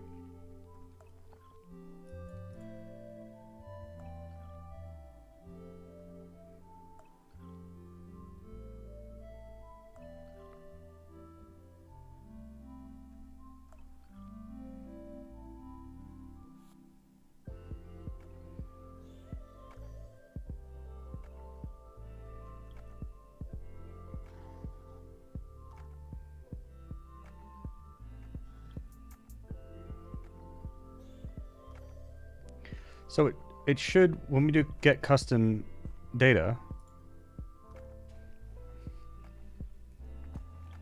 in my particular case, it should just be returning the string. So it looks to me like it's here with custom data.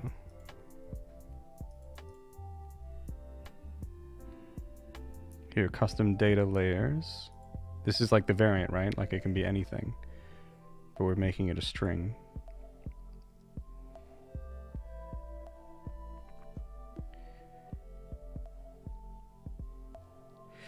Is there...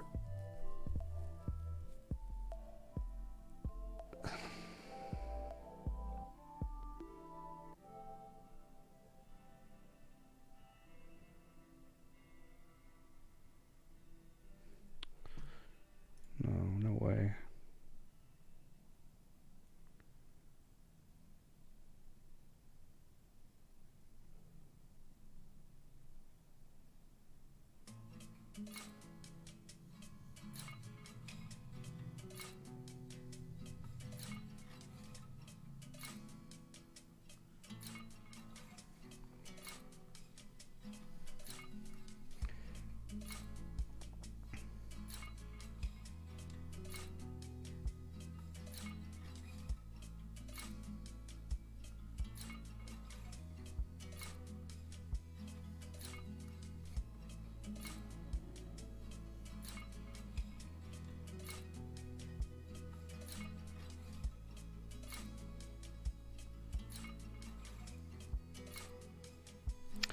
Wild.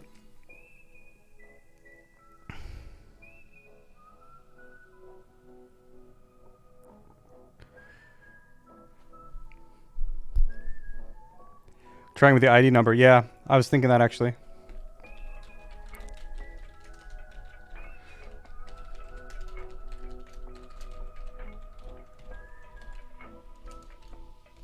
By layer ID, we do 0.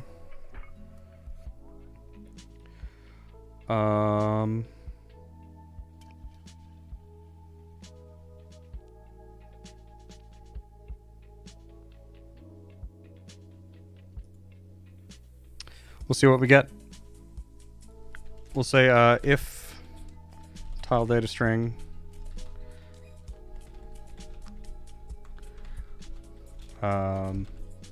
Is not empty. Is empty. Does not equal this.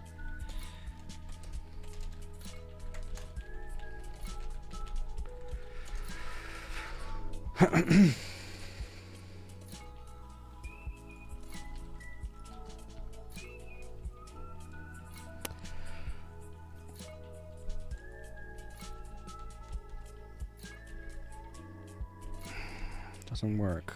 I'm gonna try something else here. Add another layer. Blah ID. String. Tile sets. Go to the green one. Custom data. Butts. And then we'll give that a shot.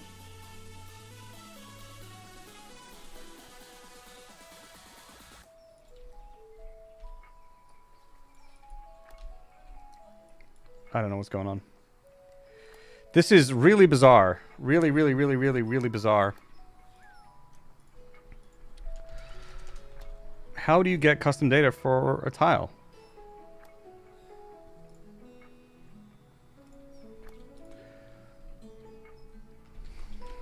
Godot get custom data tile. Pulse check and hydrate. Thank you very much.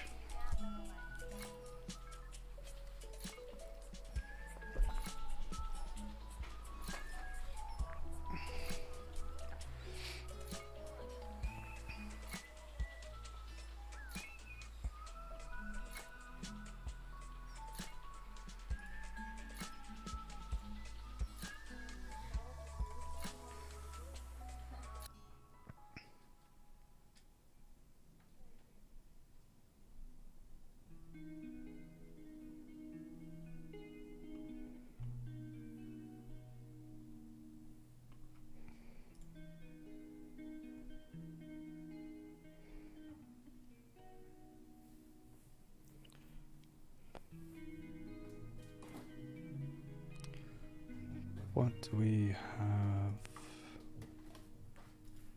We...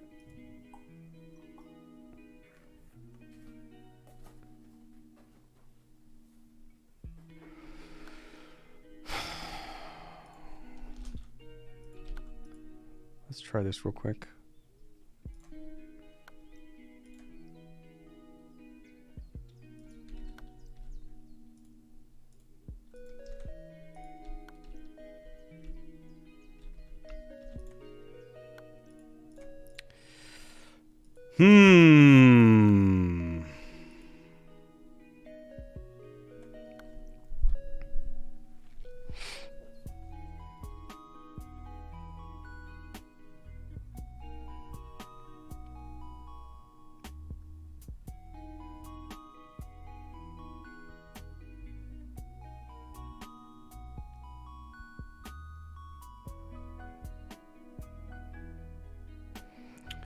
Yeah, share the link to the video, I guess.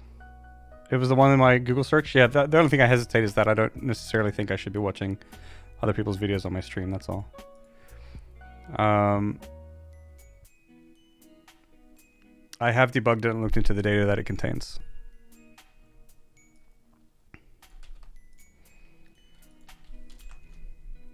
Hey everyone. Hello.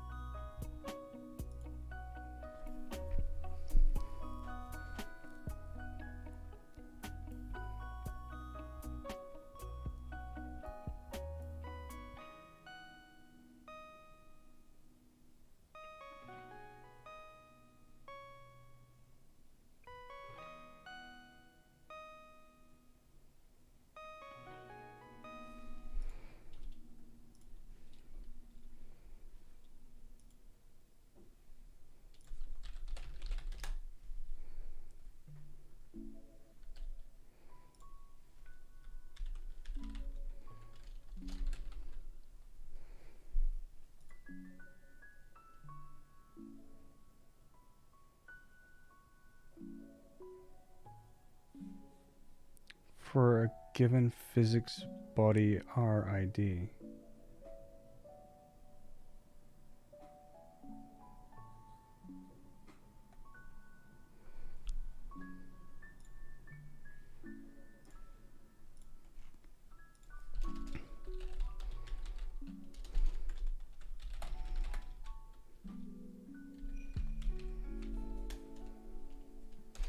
What does this do?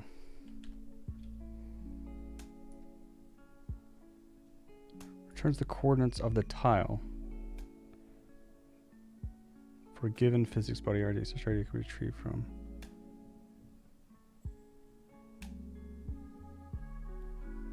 Okay, collider. When colliding with a tile.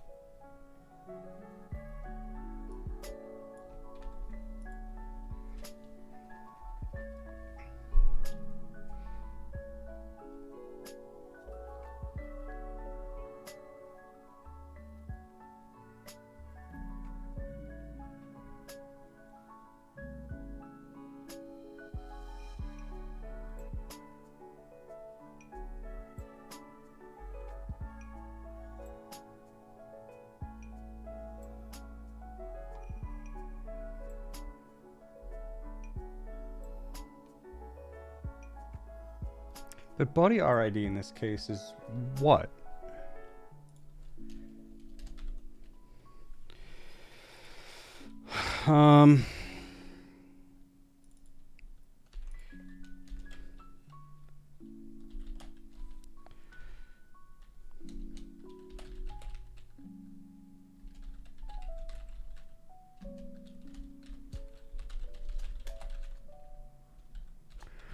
Because this here...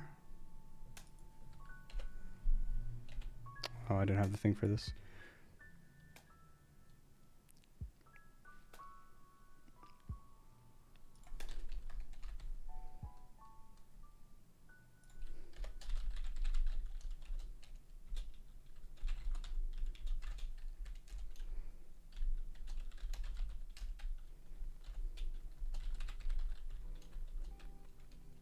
I mean, chords.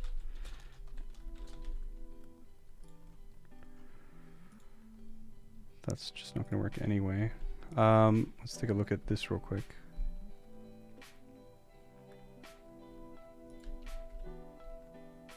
Five, 6, 0, 1, 2, 3, 4, 5, 0, 1, 2, 3, 4, 5, 6. Right, so that's the coordinates.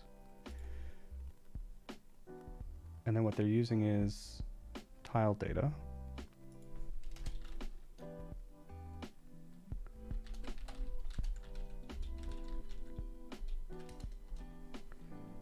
I'm using the same shit everywhere. This is getting confusing.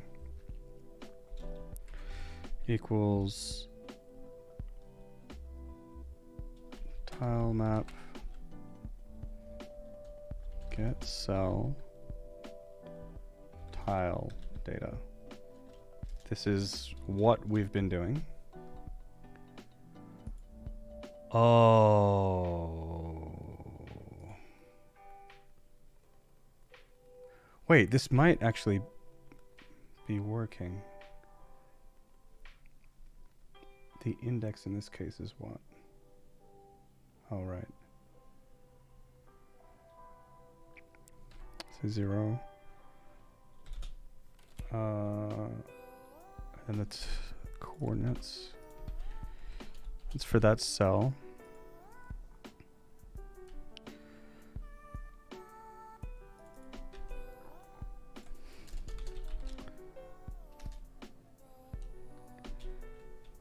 Custom data. Dots get custom data. custom data by layer ID. Let's do that instead for now. It's going to be this variant.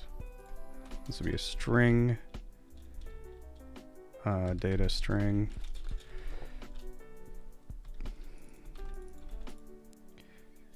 To string? Or do I cost a string? I don't know if that makes a difference.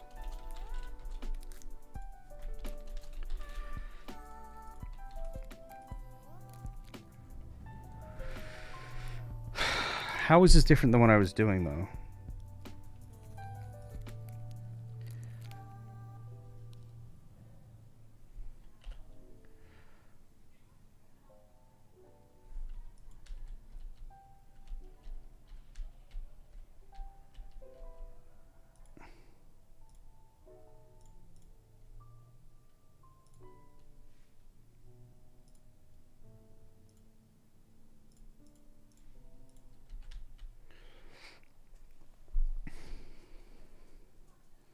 Empty string, custom data. Data. Weather coordinates 5, 6.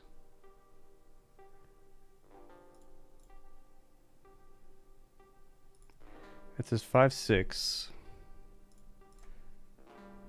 0, 1, 2, 3, 4, 5. 0, 1, 2, 3, 4, 5, 6. Yeah, 6. This is the correct tile. It could be that the layers aren't good. We go int layer count equals tilemap dot get layer count.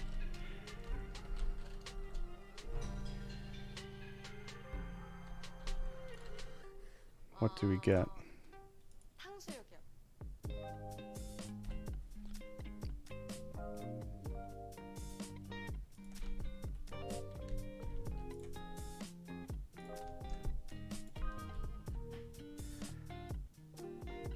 Two layers.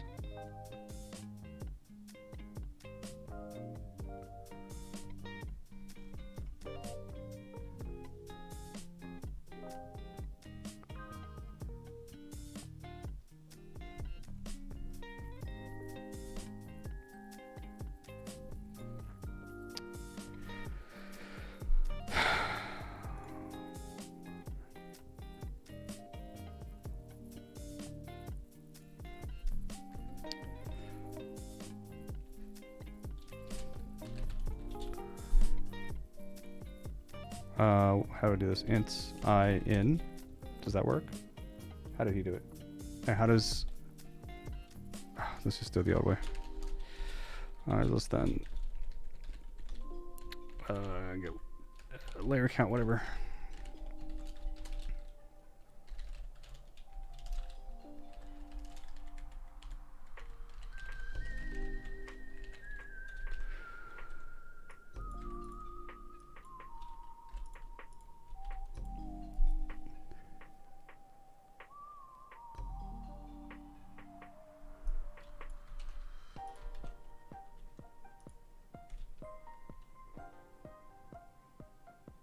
This should... Wait, this I mean, this should just be 0. This should maybe be I.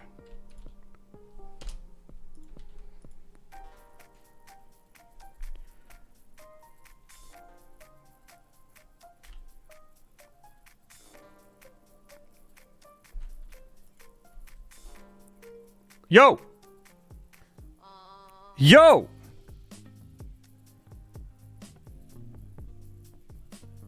Vamonos!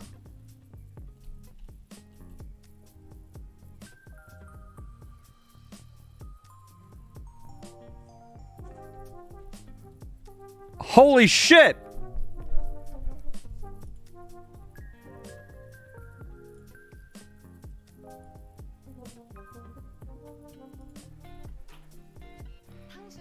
Oh, yes, yes, yes, yes, yes! The question here is... Now, oh man, it's so good just seeing fucking green key, red key. This is the happiest moment of my day. Holy cow. But, Let me look at my setup. Tile set, green key. I have 2 layers here. This one doesn't have it, but I wasn't interacting with that the most of the time, so let's ignore that one. I have 2 layers here. The first one is green key. Wait, what was the other fucking layer that I was... Is it this layer? Was it this layer? What layer are we talking about? Get cell tile data. Int.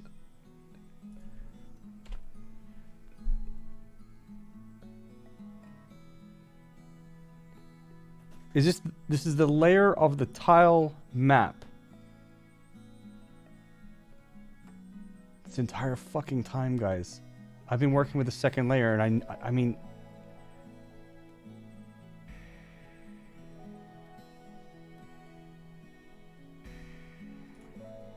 Okay. It's fixed. So I was always reading from... Right, so I was looking at this fucking this green shit, right? It was this that I was reading from. So if I go to tile sets, I put that there, and then we go to output.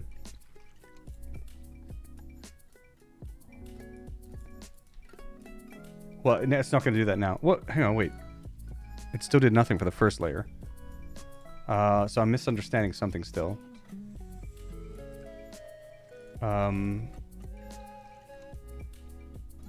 Shouldn't that still have worked?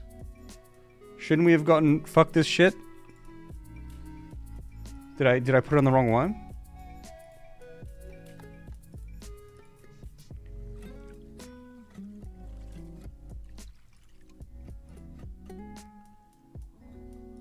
So wait, if I select this here, I select this. Oh, it's this one here. It's this layer.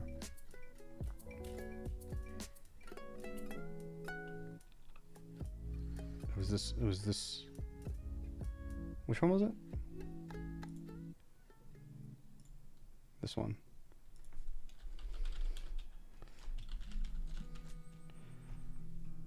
Right? And we fuck this green key, right? That's what we're looking for here.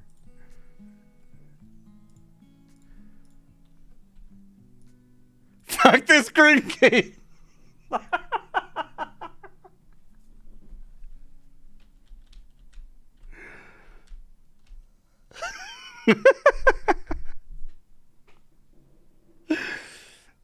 Layer ID doesn't need to be I.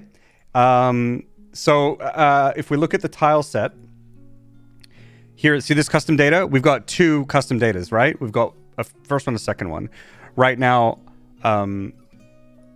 this is what custom data layer do we want? And I just want the first one for this. So if I did I'd be taking the second one for the second layer.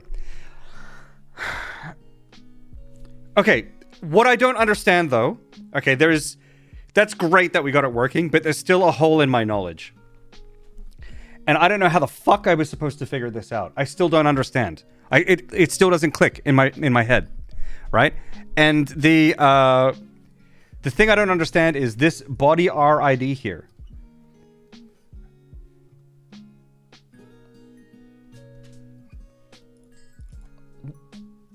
Like, what is that? This body RID I thought was this body, which is the tile map. But this body RID must be the shape? Is that the shape? The collision shape? That must be what that is.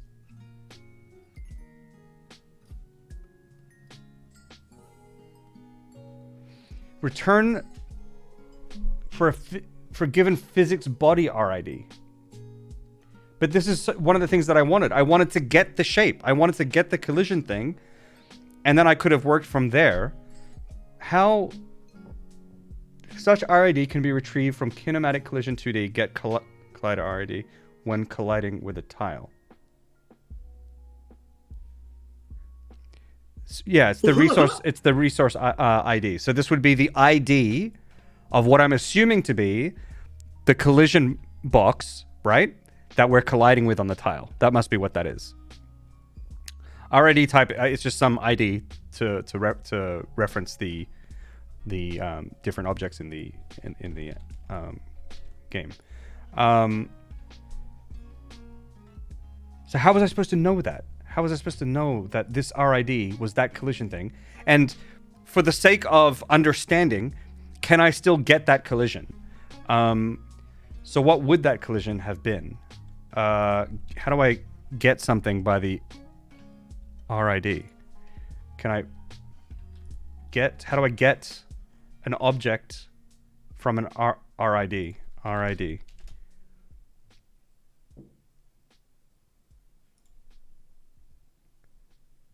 Can I get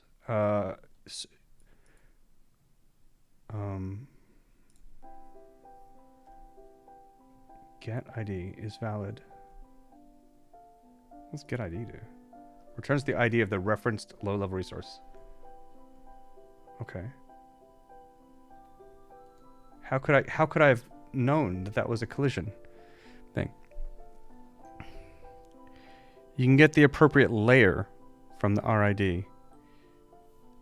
R is probably a rigid body. Yeah, it's some kind of collision, collider 2D or something. But that's if I had known that that's what that was.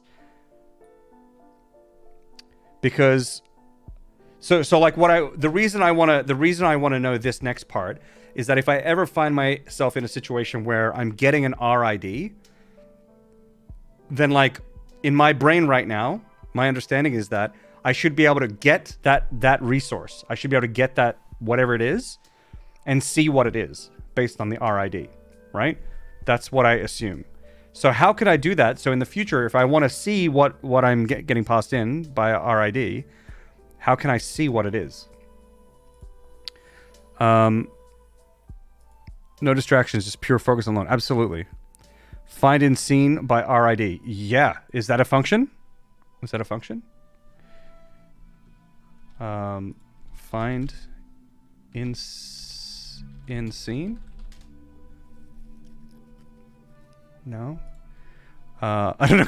Good one, Pancake. It should be. I agree. I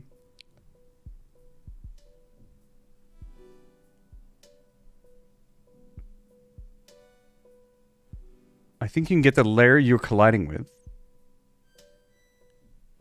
Get layer for body. Okay, actually, that's really good to know. I don't think that helps me with the one thing that I'm working on right now, but that sounds like it would be very, very useful in the future. So in that case, if I were to have done that, I could say like tilemap dot get layer for body RID, and then this is the and then I would do this, right? And then I would have the layer for what we're colliding with. Yo, that's actually interesting. If that's the case, that's really interesting. If that's the case, can we get rid of this? Int layer, collision layer. Could I, instead of using a for to loop over things, could I use that instead? Because now I can test for what I'm colliding with, right? Because I don't want to be looping over every single layer, right? So this is actually pretty helpful.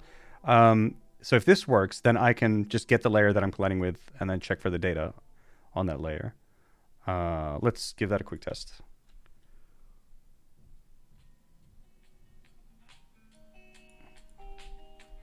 Green key. It does work. Red key. So that is actually really helpful. That's great to know. I'd still love to be able to use this body RID to get the actual object that we're talking about. That would be amazing too. That would be amazing. Does anyone know if that's a thing? For the body. The RID is for the body. Second. No, but I was looking at this body and it was the tile map the whole time. It was never like, oh, this body RID is the collision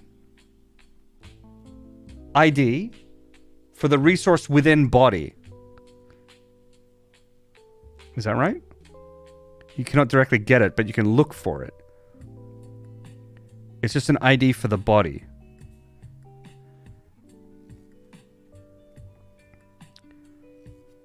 And by body, you mean the collision body? But we looked at this before, and then this would just be Tilemap, and that doesn't make any sense, because then I'd be saying get layer for body RID. Like, body RID can't be Tilemap. That makes no sense. Or? It has to... So here. So Tilemap is tile, which is body, right? So this is body. Which is the Tilemap. Where's the RID for this?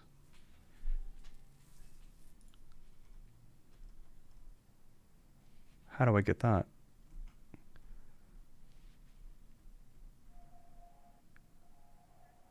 Eight 88862.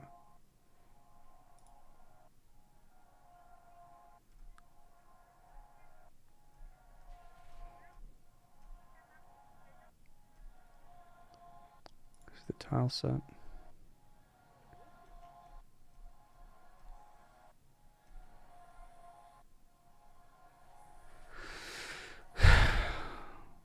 RID equals body.RID. If that is true, I don't understand how this would work then. Right? Because right now, if this body RID is... Ads! Oh, we got ads. Fuck. Shit. We have to wait for ads. Okay.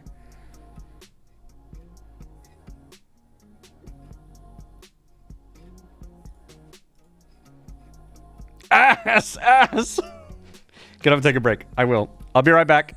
Be right back.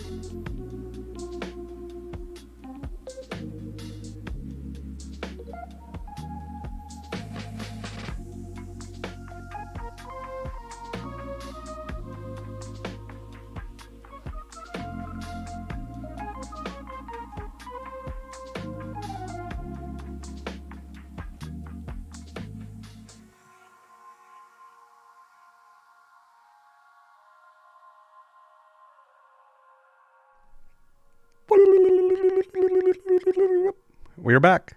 We're back from the ad break. Okay, let's catch up here. You can get the RID of an object, but you cannot get an object from an RID. One-way mapping. Okay, understandable. Tilemap is your custom cached thing.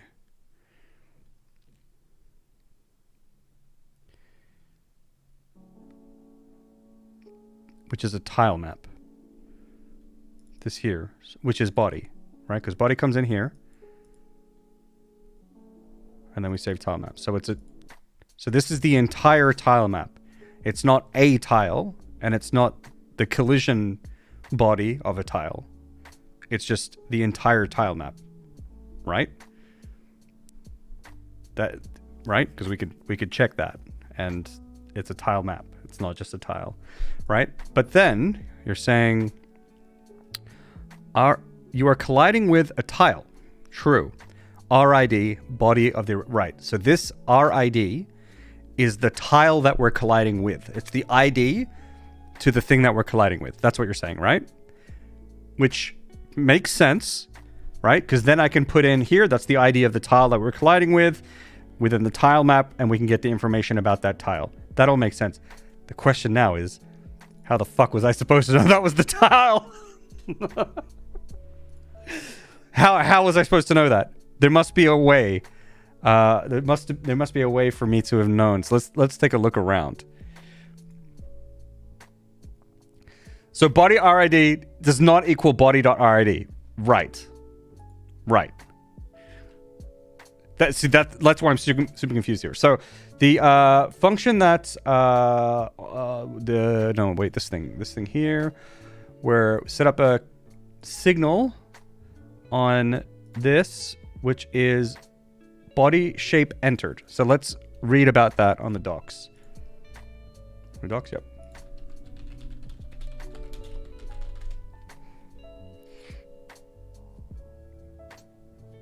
Of course, it's not going to be that easy.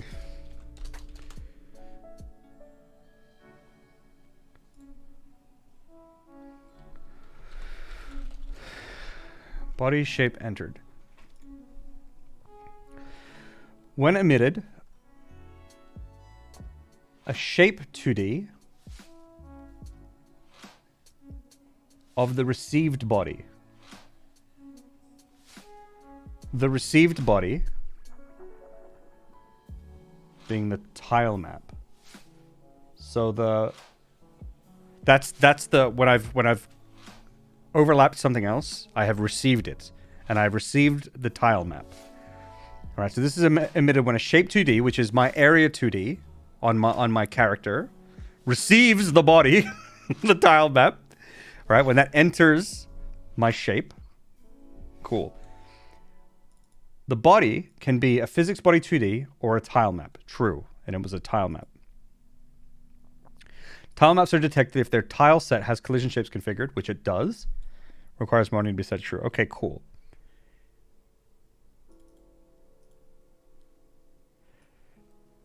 This is so confusing. I feel like I get it now with hindsight.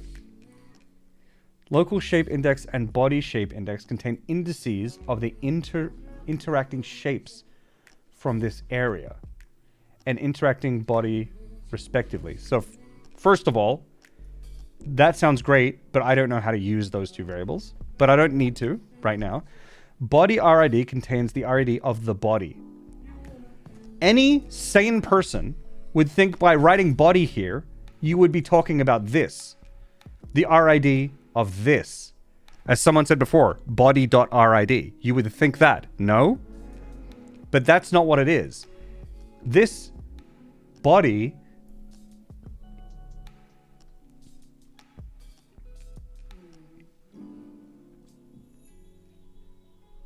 is a tile. Or a tile map collision body shape.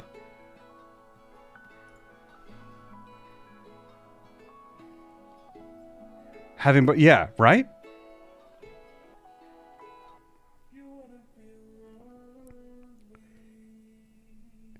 Case of bad naming. It is.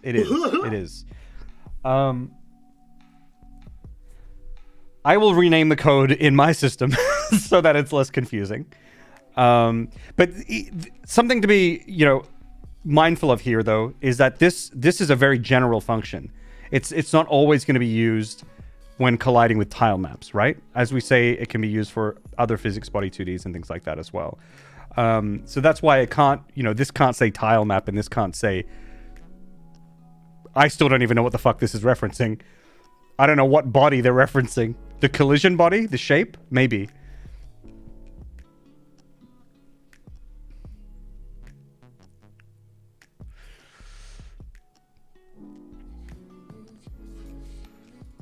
Body. Shape, find owner. See, these don't even exist for me. Not that I necessarily need them, but I wanted to get the collision shape 2D node. I want that. I know I don't need it, right? Because I can use the RID for the other parts, but for future reference, like, what if I do want that node? What if I want to check its bounds or something like that? Get its center point? Like, what if I want that? How do I get that? It is the RID of the body, but a sub-object of the body. The tile map.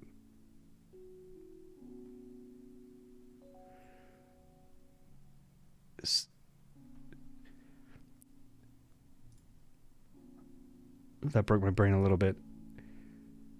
So it's the RID of the body, but the object is the tile map. I'm not sure. What are we doing today? We're learning some Godot. Body can only be a physics body 2D or tile map. So body RID is the reference of the object inside the body. That's why it's called body in both params, but kind of weird. Body RID is the reference of the object inside the body. So this references the physics body or tile map, but then this is a tile map. I can cast it to a tile map. This is the RID. This should be to the collision shape. No?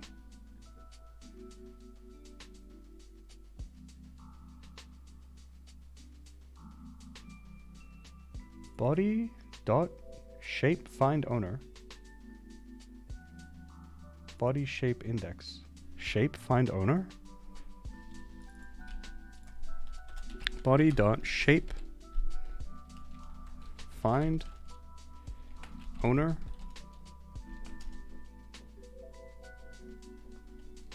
Tile dot shape.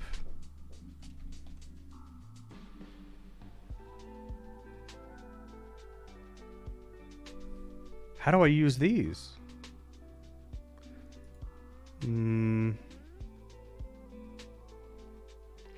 I don't understand this. And I really, really, really want to. Shape.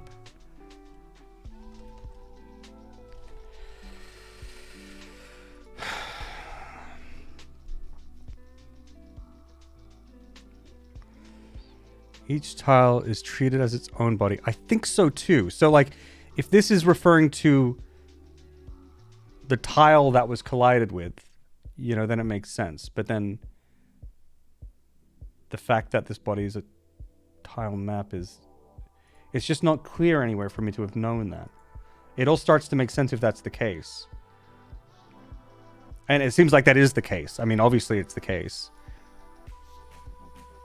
Because here we can use, like, if this refers to the tile RID, then now we can get, that thing that we collided with, which I'm actually thinking is probably just a 2D collider, right? Which belongs to a layer, which belongs to a tile, like a single tile, which belongs to a tile map. You know what I mean? Or like maybe a tile set.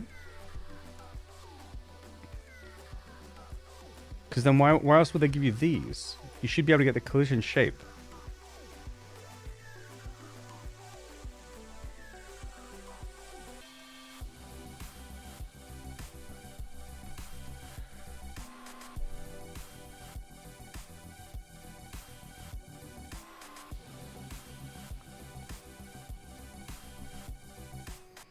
Contains indices of the interacting shapes from this area. This area should be an interacting body. So maybe what I could do is I could use the body RID, which would be the collision, or it's the body within a tile map. If I could somehow use that. My wounds, boy! Yeah, my wounds, boy. Toggle. Then there might be a way to get the collision or to get the...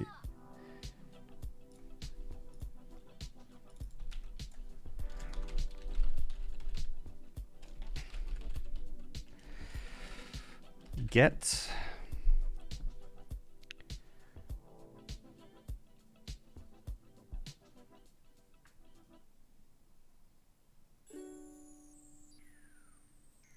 Get coordinates for body RID. Is that what I used here? Yeah. Okay. Get.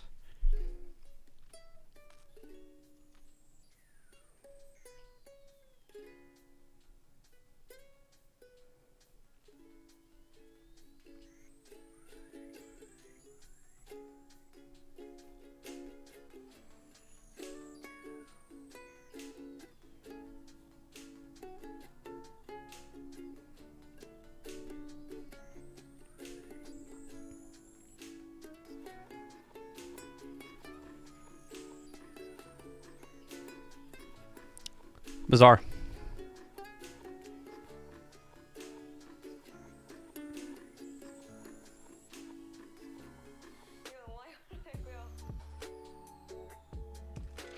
I still think RID is body.RID. How? You're just hacking around the layer, finding with the function, when you probably already can do something like tile.getLayer.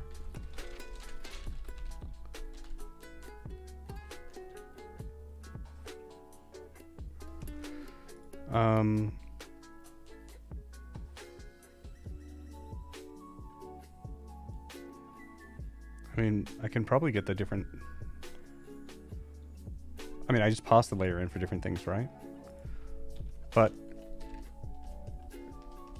how does it... The thing is, how does it know it's that tile? Right? So, because if I get coordinates for a body RID, this gives me the coordinates of the tile that I overlapped with. Not any other tile, specifically that one. And the only thing here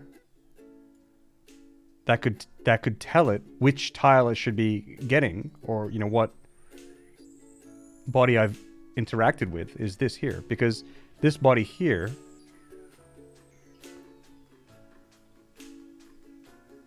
returns the coordinates of the tile for given physics body RID. Not a tile map. A tile map is not a physics body. That's a tile map.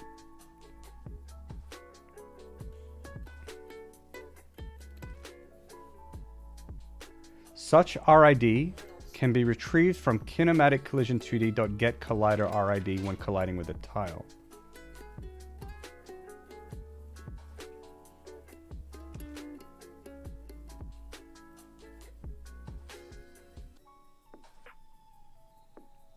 Trying to understand.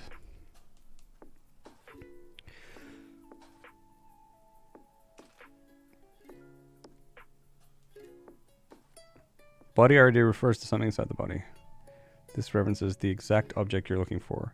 That might be related to the physics body to 2D or tile map. Yeah, this is referring to the tile, it seems.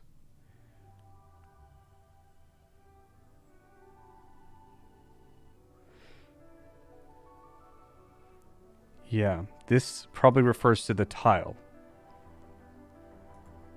Is tile a type? It's not. But it doesn't refer to the tile map. It refers to the tile. RD is a wraparound an integer. You could get the body's RD and print it. RD and see if they match. I think they won't. That's true. We could do that. We can test that out. So if we do Body dot RID. Body dot get RID. All right. We can't get the RID. Tilemap dot RID. Get RID.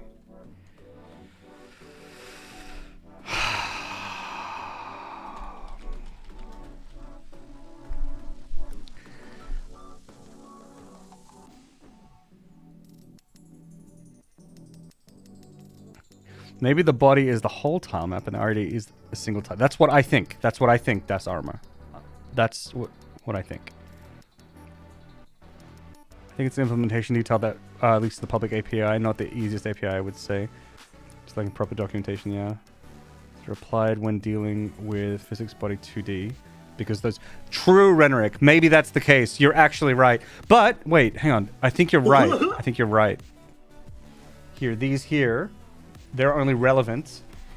They're relevant when you're receiving a physics body 2D. Jace is my Hercules. Of course. I love Jace. So you can get that collision shape right. That makes sense. So if we have like a physics, was it physics body 2D test, whatever. Okay, so test dot get collision collision.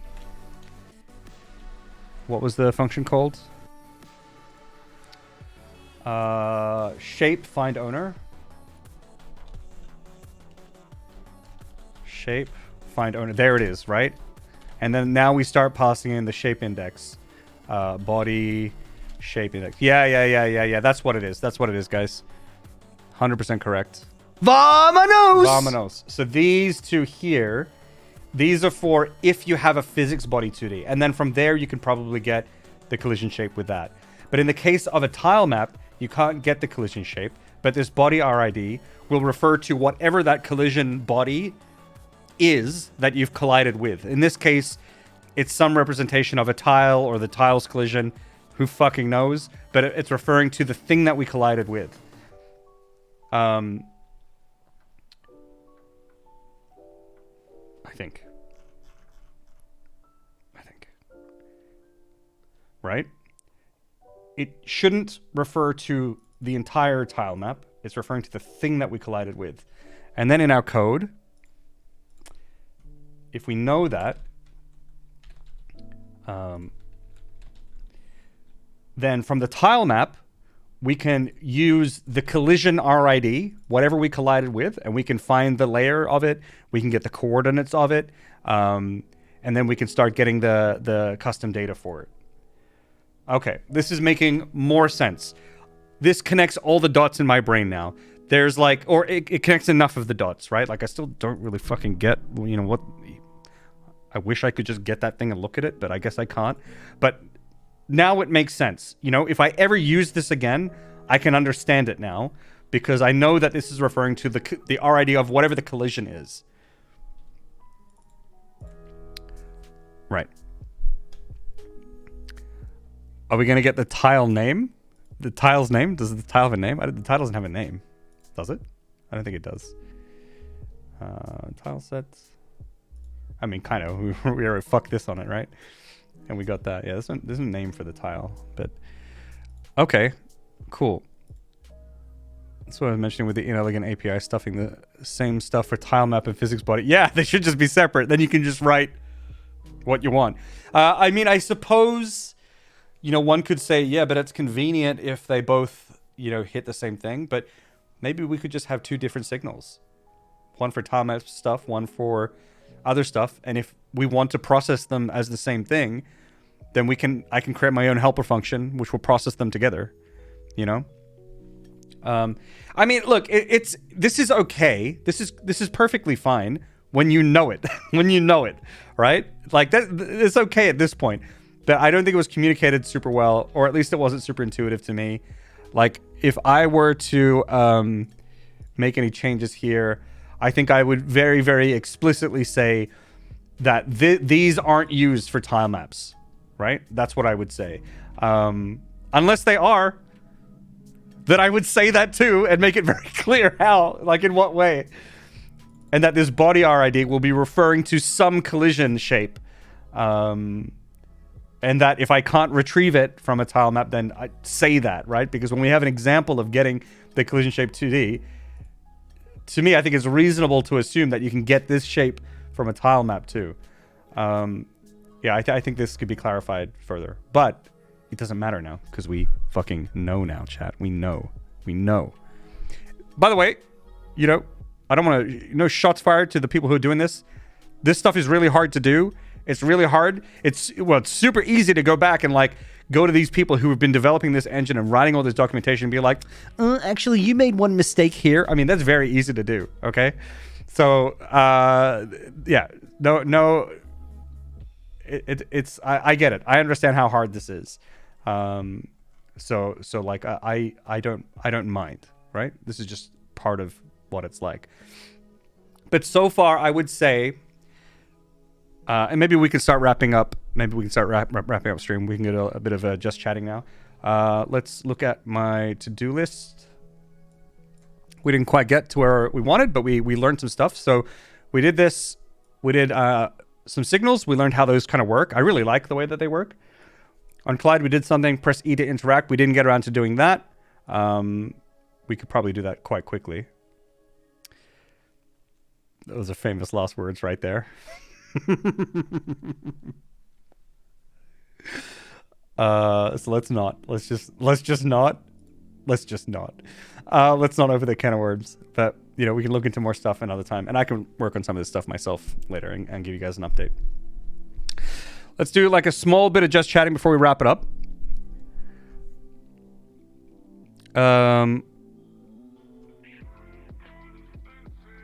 This is okay when the dock is clear. Yep. Yep. Okay, we're making top secret. It is top secret. I'll switch to just chatting just for a little bit. One moment. Just chatting. We can hang out, chat about some stuff. We knows, Sophia. Nobody likes writing documentation. That's true. That's true. So like I am entirely grateful. Thank you very much for the follow, Drumio and Jesse and Ice and Don Wolf and Andres and Reways and Sleepy. Everyone, thank you very much. Yeah, so I know it's hard. Yeah, so I do appreciate the effort that they've gone through, and it's fairly decent. At the end of the day, we do figure it out, right? It's just a little tricky here and there. But I would say right now, you know, I'm literally like 2.5 days into Godot. So far, the engine feels fine, right? It's just too soon to know, right? I'm still learning it. But I would say the one thing that I have immediately felt using this engine is that it very much, I get the feeling that information is not as reliable as it can be with other engines like Unity and Unreal. This is in part because I guess it's like an open source thing, community driven stuff. There's 2 languages that are being used. Lack some C# docs, yeah, a little bit, but largely it's kind of the same. And I think it's like C# should be feature complete. So that part is not the worst for me, at least. But the hard part is that like there has been a major update recently, you know, from 3x version 3 to version 4. And not all the information that's out there is accurate anymore. Not only that, but it's a smaller and niche, a relatively niche engine compared to Unity and Unreal. And so there's just not as much information either.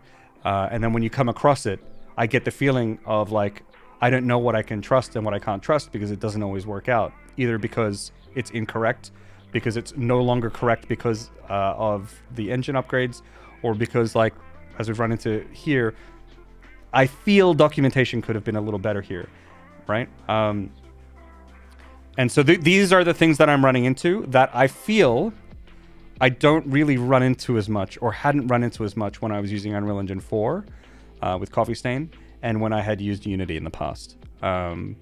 And I think it's just because those are maybe a little bit more mature. Those communities are a bit more mature, like they've been around for longer, more people, and so I think this is a natural consequence. I think it just can't be helped when it's a smaller engine and there's limited information. But I am feeling that. I absolutely am feeling that, and that is a decision, right? That I need to choose. I need to make. Like, am I okay with feeling that? Am I okay with that moving forward with an engine? Right now, I do sort of feel like it's not, like, I do feel it is okay, because I also know that there is always going to be a learning curve when learning an engine, and that learning curve is always going to be slow and tedious. That learning curve can be made easier if community resource and documentation is better or more accurate. But even if it isn't, that doesn't make the engine and that learning process insurmountable, right? So I still completely feel like I can learn the engine. And I completely feel like that if I do learn the engine, most of these issues are going to go away. And so maybe this is just like a bit more of a hurdle in the beginning. But it's a hurdle that will maybe go away in time. That's what I think. That's how I feel right now. And thank you all for the help. And it's been nice having y'all keep me company, and the little bits of advice here and there, and working through it together at the point where I feel like I needed other input. I am someone that, like, when I'm really, really focused on something, I can't just like have the answers fed to me, especially if I'm learning something. Like, I have to connect the dots myself, or I will not learn it. And so I have to be kind of stubborn and do that. But then it's been nice that, like, when I'm like, shit, I need some help, and I turn to you guys, it's nice having y'all here. So thank you very much. Hope it was fun. That's easy, Jace. Turns out it wasn't, narrator. Yeah. Yeah, maybe I need a game command, Pinoy Boy. I learned some things about Godot today, enough to know that I will probably never use it, but still fun to learn. The thing is, a lot of these things, I think once you learn the way that it works, it's going to be better. I felt similar things when I used Unreal Engine, and when I used, well, not so much Unity, because I learned Unity a very, very long time ago. And so at that time, to me, it was just, I'm making games, and it wasn't, I'm learning another engine. But I definitely felt it with Unreal, because I hadn't used Unreal Engine before I joined Coffee Stain. So I learned Unreal Engine on the job. And yeah, I was like, oh, geez, this, and like jumping into a project that's already been, I jumped into Goat Simulator, jumping in on, that was Unreal Engine 3 as well, by the way. Jumped in on that project. I had to learn the engine, learn that code base, and start making features as quickly as I could. It was really bizarre. Yeah. I assume it's a smaller engine, so documentation is tough. Yeah, and it's an open source community, so yeah. I have to write technical documentation all the time because I work on a game engine. It isn't easy, but I also would not call it hard. I think it would be hard to avoid, if you were to try to avoid these situations that I had completely. I think that's like an almost impossible challenge, right? Or it's something that just takes a long time of like constantly working at. Because it's so easy for someone who knows the engine, when you're communicating something, to like say something that was vague or potentially misleading or not adequately showing the nuance. It's easy to, you just make that mistake one time, right? And then entire documentation, and you'll catch up a bunch of people. I think it's a really hard thing to get right. Yeah, information is sparse, might be incorrect or outdated, yeah. I feel like the docs are pretty good for the size they're at. Yeah, I actually agree. The docs are there. They are there. Being an engine overall means that they're going through versions relatively fast. Yep. I really, really don't mean to criticize or suggest that they're not doing a good job. I don't feel that at all. I think it's quite good. But yeah, like as you say, when it's like this open source thing, if it's smaller, these are just the growing pains that happen. Not much you can do about it. The sooner you make the decision, the better. That way you do not get too much work done before it becomes too big of a problem. Yep, I agree. So far it's fine to LED style. I agree. I managed to learn Unreal despite it having bad documentation, so yeah, it's doable. Yeah. And the good thing is, like, if I do switch away from this, I would likely switch to Unity. And I've used Unity before, so I would have less of a... I would have to relearn it, and things have changed in it for sure. But I have a much better understanding of how that works and how it's supposed to work. So yeah. Kind of make me want to try Godot. Try it. Try it. And his knowledge is seeping in from hearing it secondhand. Well, probably. Problem Docs usually is, it shows you a basic scenario where your situation you need is more complex. Yeah, that's true. Unreal Engine is dissatisfactory. I don't want to use Unreal Engine. With Unreal at work, Unity show up normally. There are hurdles for sure, yeah. What took me a lot of time at the beginning was to learn the difference between nodes and resources. That... Okay, Andy. That sounds... I didn't know that there was a difference, but... That sort of makes sense. I guess the RID pointed to a resource, right? Not a node. And a resource can just be like some thing that's inside another node, maybe. Take something for granted. That's true, Bacon Wrath. Yeah, that's possible. Part of having documentation is having it reviewed. Otherwise, they would probably not be good. It's true. Written almost all documentation for our custom engine so far. It's like, wow, Sarah. What about Pico 8? Oh, I've been wanting to do Pico 8. I think maybe I'd do like a game jam in Pico 8 one day. That would be that could be fun. I can't make my game in Pico 8. What's your opinion on C#? I really like it as a language, but I haven't used it for a very long time, so I forget all of the like really nice little features that it has. But I know that like I think it was like maybe 12 years ago when I was working in it professionally, like for my job. Yeah, I learned like just like a lot of like neat little features of the language, and so it really is a nice language to work in. I used C# since for Unity side projects, and yeah, I think it's really nice to work with. I just need to learn all of its like little intricacies again. Every language has them.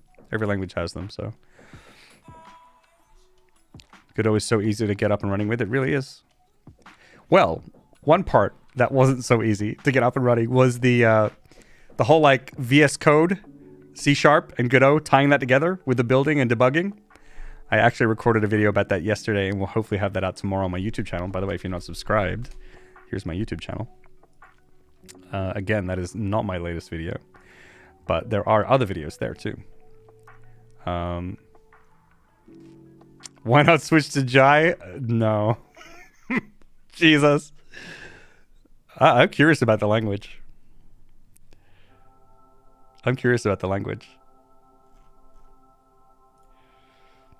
Unity has announced the new VS Code extension. Nice. Many new features in the recent years with C#. Yeah, well, I'm not aware of them, so I'll have to get better over time. For Godot, what version be best to use? I have no idea. I'm using 4 because it's the latest. One may argue that 3 might be better since like there's a lot of documentation stuff for it, but at the end of the day, they're heading in this direction, which is 4, right? And I think the sooner you learn the way things are now, the easier it'll be to adapt to whatever comes next, is what I think. Yeah, so I would say 4, yeah. Pause, check, and hydrate, thank you.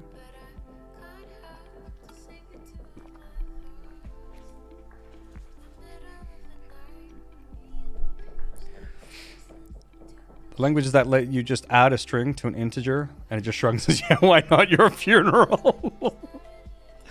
Are you talking about like JavaScript here?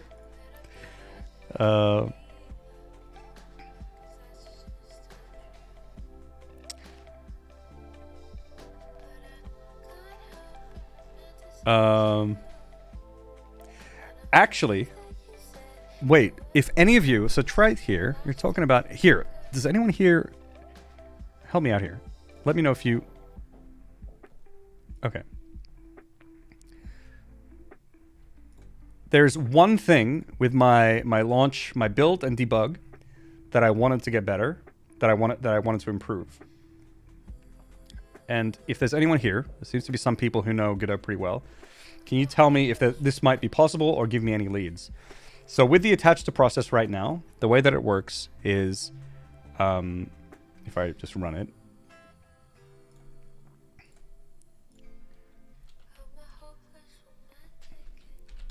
Right, I can like choose a process to attach to from the list of all the processes, right? And in this case, I only had the engine open, but if I had an instance of the game open, I could attach to that process, right? What I would like is if I could make another one of these, which becomes like an auto attach to game, so that if I have an instance of the game running, I can run this build, this attach request, and it just automatically attaches to that instance of the game that's running from, let's say, the engine. Anyone know of a way to do that? And I've seen that there's been like, you could like attach like localhost and a port to debug from that. And so maybe like in my mind, that sort of makes some sense where, so when I would start an engine version of the game, some port opens up that I can connect to, and I press attach, and then it just like magically attaches. Does anyone know if there's a way to do that?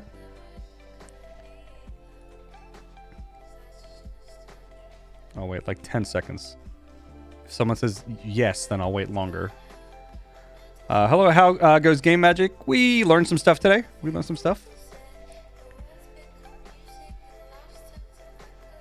Launch a script that can find the process you want to attach to and run. Yeah, that's true. That could work.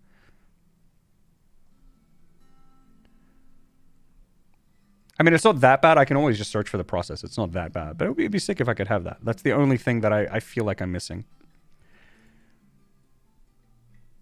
JavaScript became fun for me when TypeScript came out. I've heard about TypeScript, but I don't know what it is. Might be built-in Wait, though. Yeah. Okay.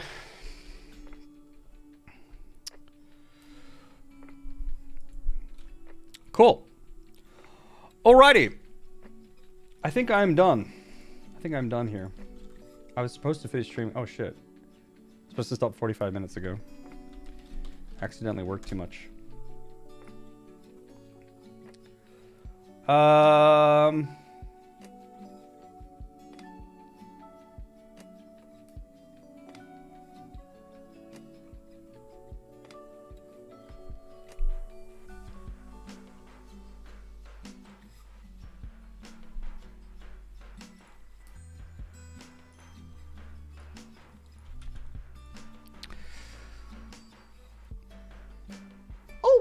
Yo! Redundant Pancake just gifted 10 subs. Holy shit!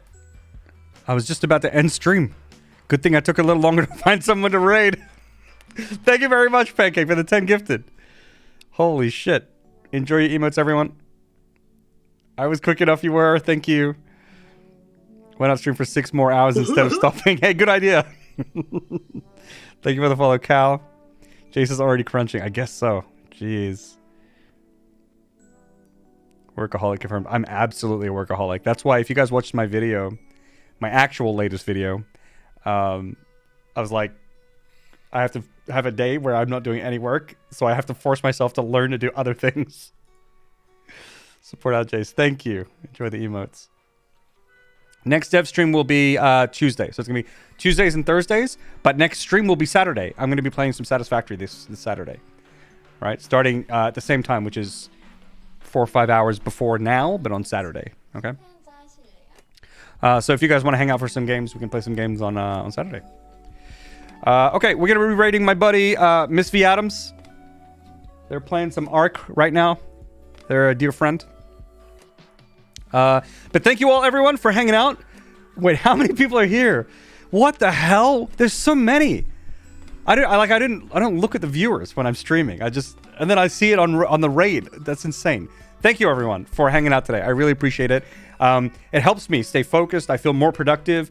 Having some people to talk to if I need any help, great. I really, really appreciate it. I don't know how to express how grateful I am that you guys hang out and that you find it interesting at all. So thank you, everyone. Really appreciate it. Hope you had a good time. And I'll catch you all next time. Yes, raid messages. Good. Raid 1. This is for sub messages. Make sure you cut out the sub message part. And if you're not subscribed, you can use the second one, okay? Take care, everyone. I'll see you Saturday. Catch you later. Bye-bye. Bye, everyone. Thanks for the follows. Bye.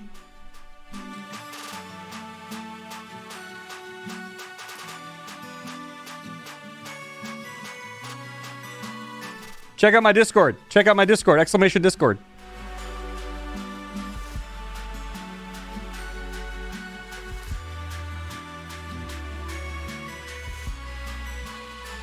Toggle, my wounds, boy. Vamonos!